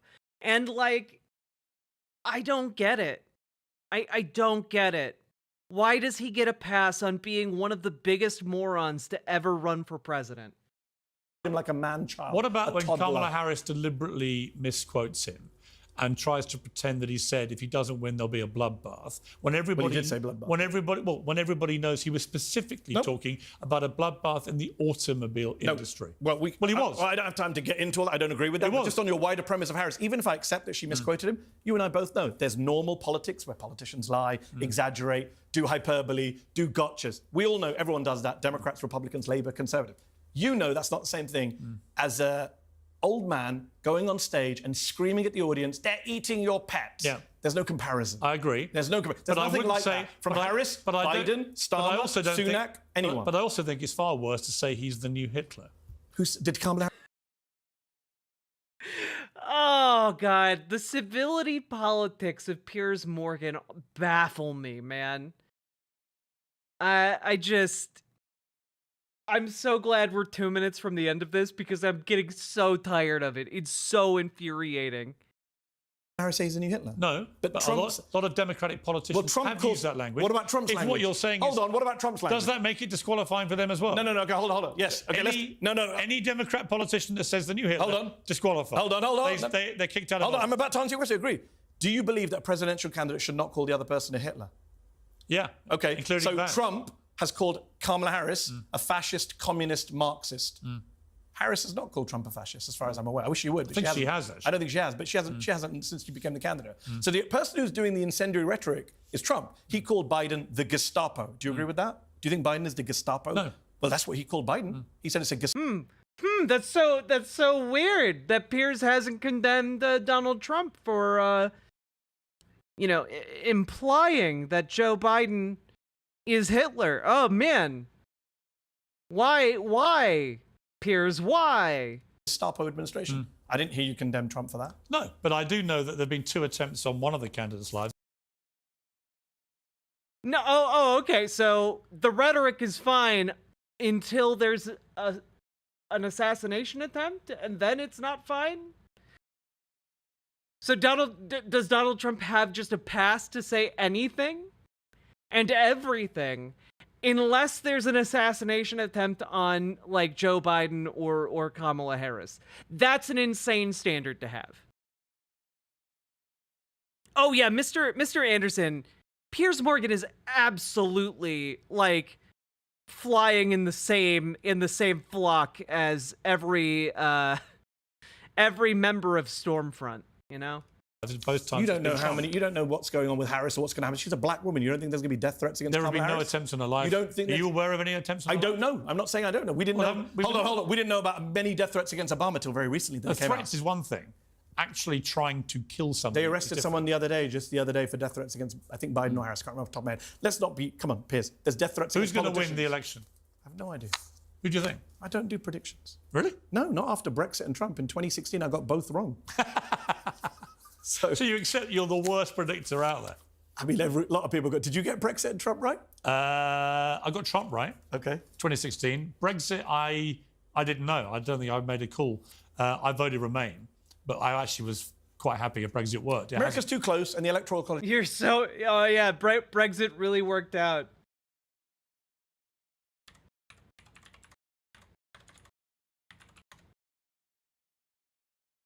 I just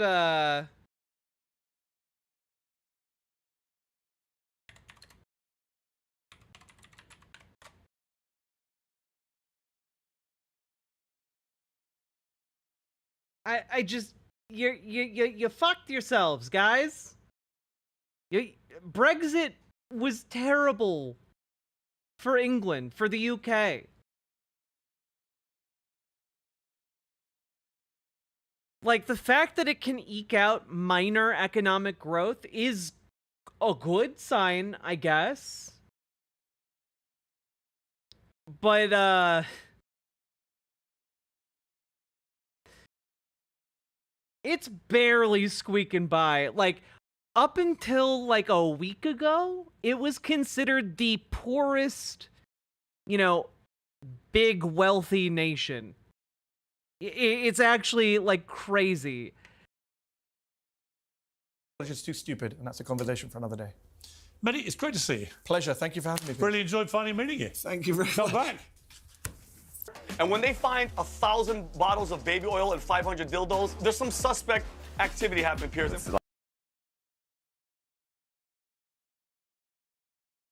I don't want to know what that was about. That was gross.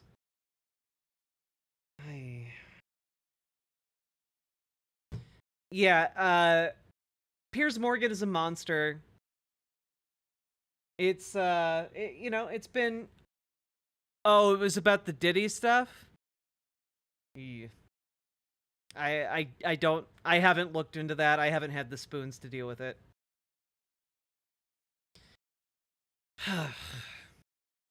But Piers Morgan is a monster. We all knew that going in, but I just love watching Mehdi Hasan work, and like he does such a good job in these matchups. It's kind of crazy. But I really appreciate seeing the rhetoric, like the rhetoric that Mehdi Hasan uses, because I think it's useful in a lot of our day-to-day interactions with other people to try who might not understand the situation over there. And I think we can glean some information of how to present this issue to other people that might be able to reach them in a way that maybe we wouldn't otherwise. So I hope you all found that segment useful. You know, like I hope you found that good, because I think I did.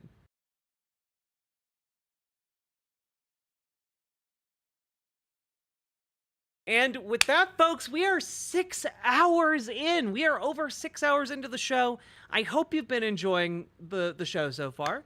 But hit the follow button over on Twitch. Hit the subscribe button on YouTube. Like the goddamn YouTube stream. And please consider dropping some subs or donos. This show is brought to you by viewers like you. Couldn't make it without you fine folks. So consider dropping those subs, those donos, those memberships, those super chats. Very much appreciate your support.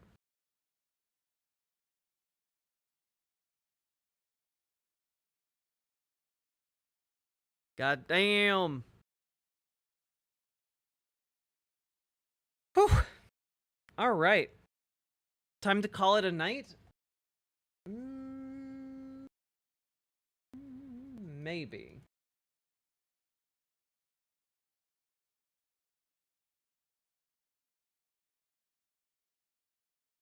Honestly, I might call it a night so that I can maybe do a longer show tomorrow. Maybe I'll do an early show tomorrow and do a bunch of the segments that I still have teed up. Would you be okay with that one, guys?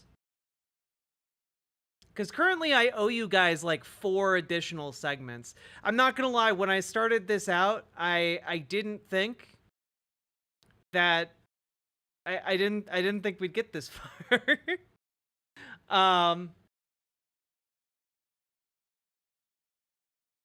Isn't the little bit tomorrow? What?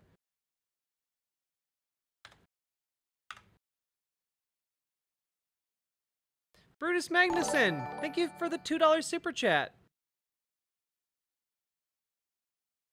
True, Dems do get assassination attempts on them.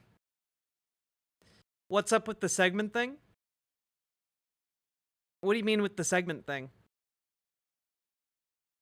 Oh, when I'm talking about segments, it's because I'm trying to be more intentional by thinking of the show as having discrete segments of content, so that I can remember to press the button that delineates when a segment is over and when a segment starts, so that I can have a much easier time clipping up the VODs for YouTube.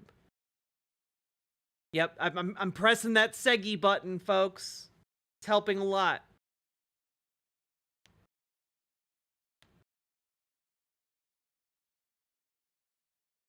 Y'all literally, she just literally mentioned the debate tomorrow. She knows. Yeah, we're doing the debate tomorrow.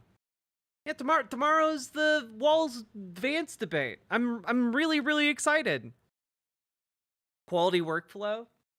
I mean, I feel like I intended to do so much more content today, and we wound up doing, I think, like 3 segments, maybe 4 segments. I feel like I should have gotten a lot more done than I wound up getting done.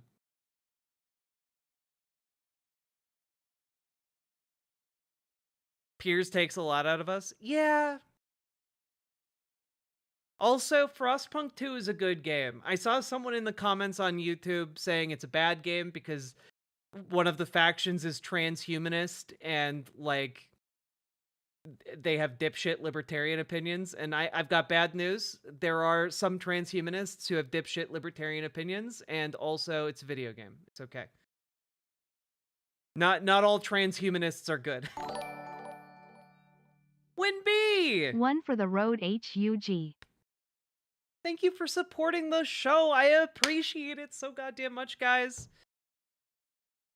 Riverboat Jack versus the Majority Report for debate coverage. Tough call. I need to think of like a good drinking game for the show. So I'm not sure. We'll be getting a little silly for the debate.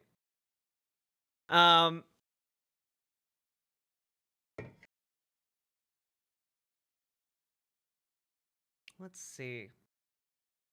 I'm nervous, but luckily Vance is an absolute moron. Well, yeah, Vance is a moron and has absolutely zero riz, and Tim Walz is beloved by everyone. And like I foresee JD Vance attacking Walz's family, like being like, haha, you have an autistic son or something like that. And like Walz like going on a righteous tirade of fury and maybe even punching him in the face. And honestly, I think that'd be great. I think the world would be behind JD Vance, or not JD Vance, Tim Walz if he did that. Yeah, whatever happens, I think Walz is gonna come out on top, okay? Majority Report is doing a live show for the debate stuff, so Sam's gonna be drunk. It's true. It's true. I might be a little drunk. We'll see. What game? Frostpunk. Frostpunk 2. It's a wonderful game about how the extreme conditions of climate change can become a catalyst for fundamentalism or fascism. And I think that's a great political message in a really well-made game. Still have to play the first one. The first one is also incredibly good. They are also both different enough where you would be justified playing the first one and then playing the second one. Also, weirdly good like narrative world building in both. So I'd recommend both.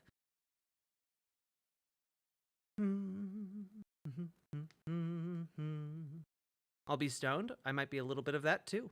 Who knows? How early is early? I mean, maybe starting at like 5 or 6 p.m. We'll see. I'm a little loosey-goosey on time. I'll do my best. That's about all I can promise. I followed 11-Bit since the beginning. I'm so happy they've made such strides. Yeah, 11-Bit is one of the best publishers and developers out there.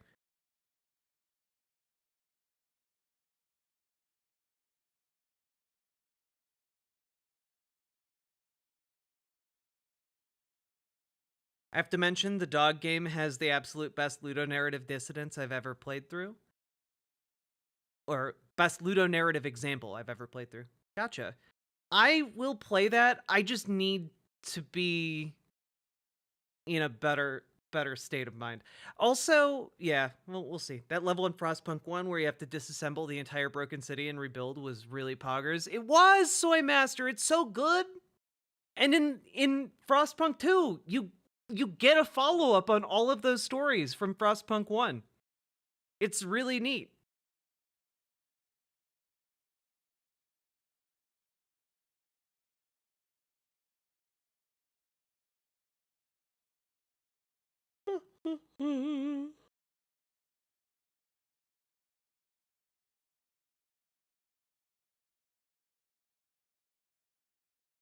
Well, the thing is, I think Amberbrains, I think Tim Walz will do a good job fact-checking on his own. He seems like the kind of guy who is going to go in very prepared. So I'm not super worried about it.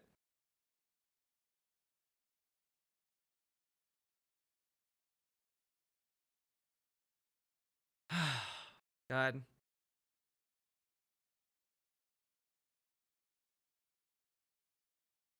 Fingers crossed. We got this, folks. Also, we are closing in on 7,000 subscribers. I'm so excited. Thanks for helping us to do even better, folks. Remember, check out the videos, especially if you've missed some streams. Got new stuff going up every day. That is the goal, anyway. And please consider hitting the follow button, subscribe button, the like button, all the buttons. I'm going to head out because I need to, like, maybe eat some food and sleep. Maybe. Maybe I will stream a movie in the Discord. Oh, you know what? Maybe I'll stream Glorious in the Discord. A lot of you seemed really interested in that movie. Good film. So, if you would like to watch that, we'll be in the Discord. Feel free to join us. riverboat.gg/Discord. Head on over there if you feel inclined.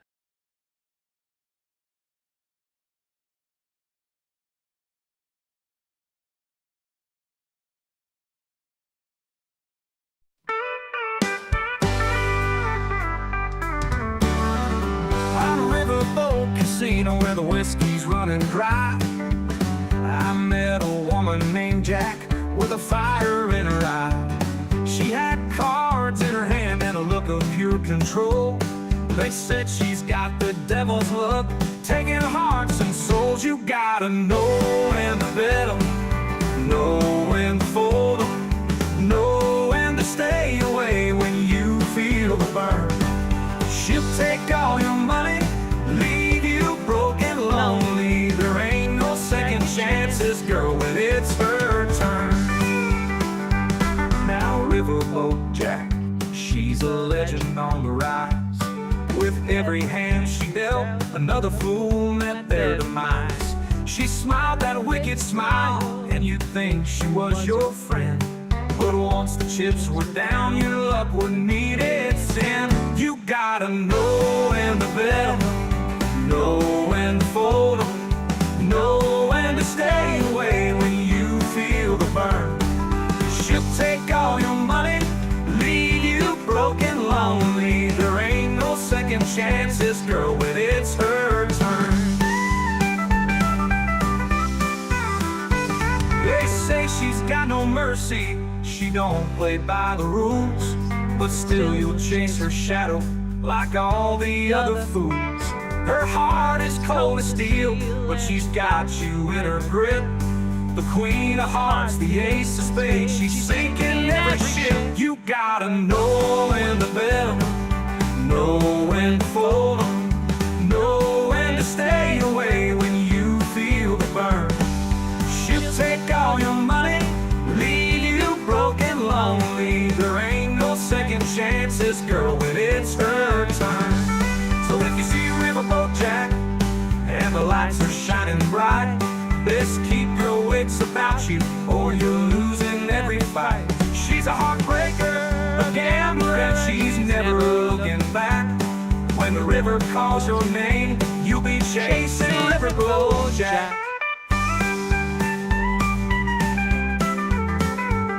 So if you see Riverboat Jack and the lights are shining bright, best keep your wits about you or you're losing every fight. She's a heartbreaker, a gambler, and she's never looking back. When the river calls your name, you'll be chasing Riverboat Jack.